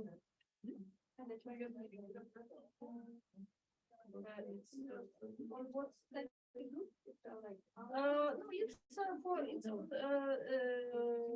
4 p.m. 4 p.m. So yes, if you want, I will ask everyone to register. Now already have this registration, but I will ask to do the same. You can go together. It's more interesting together. Yeah. And so I was many times, so I. Yeah, if they don't sleep yet, I will arrange today. Yeah, I will arrange today. Yes, dinner tomorrow. I will be. Will be in club. I will arrive a little earlier because we can go on the older. And if you can go to coffee today, it's really great networking. I just can't. So I can recommend. Hamilton restaurant. It's historical restaurant here. It is allowed, but quite good sushi and.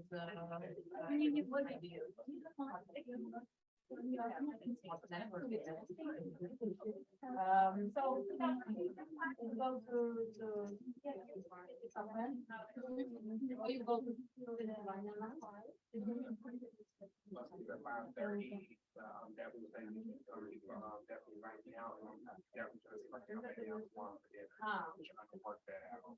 Okay, you can start. Thank you so much.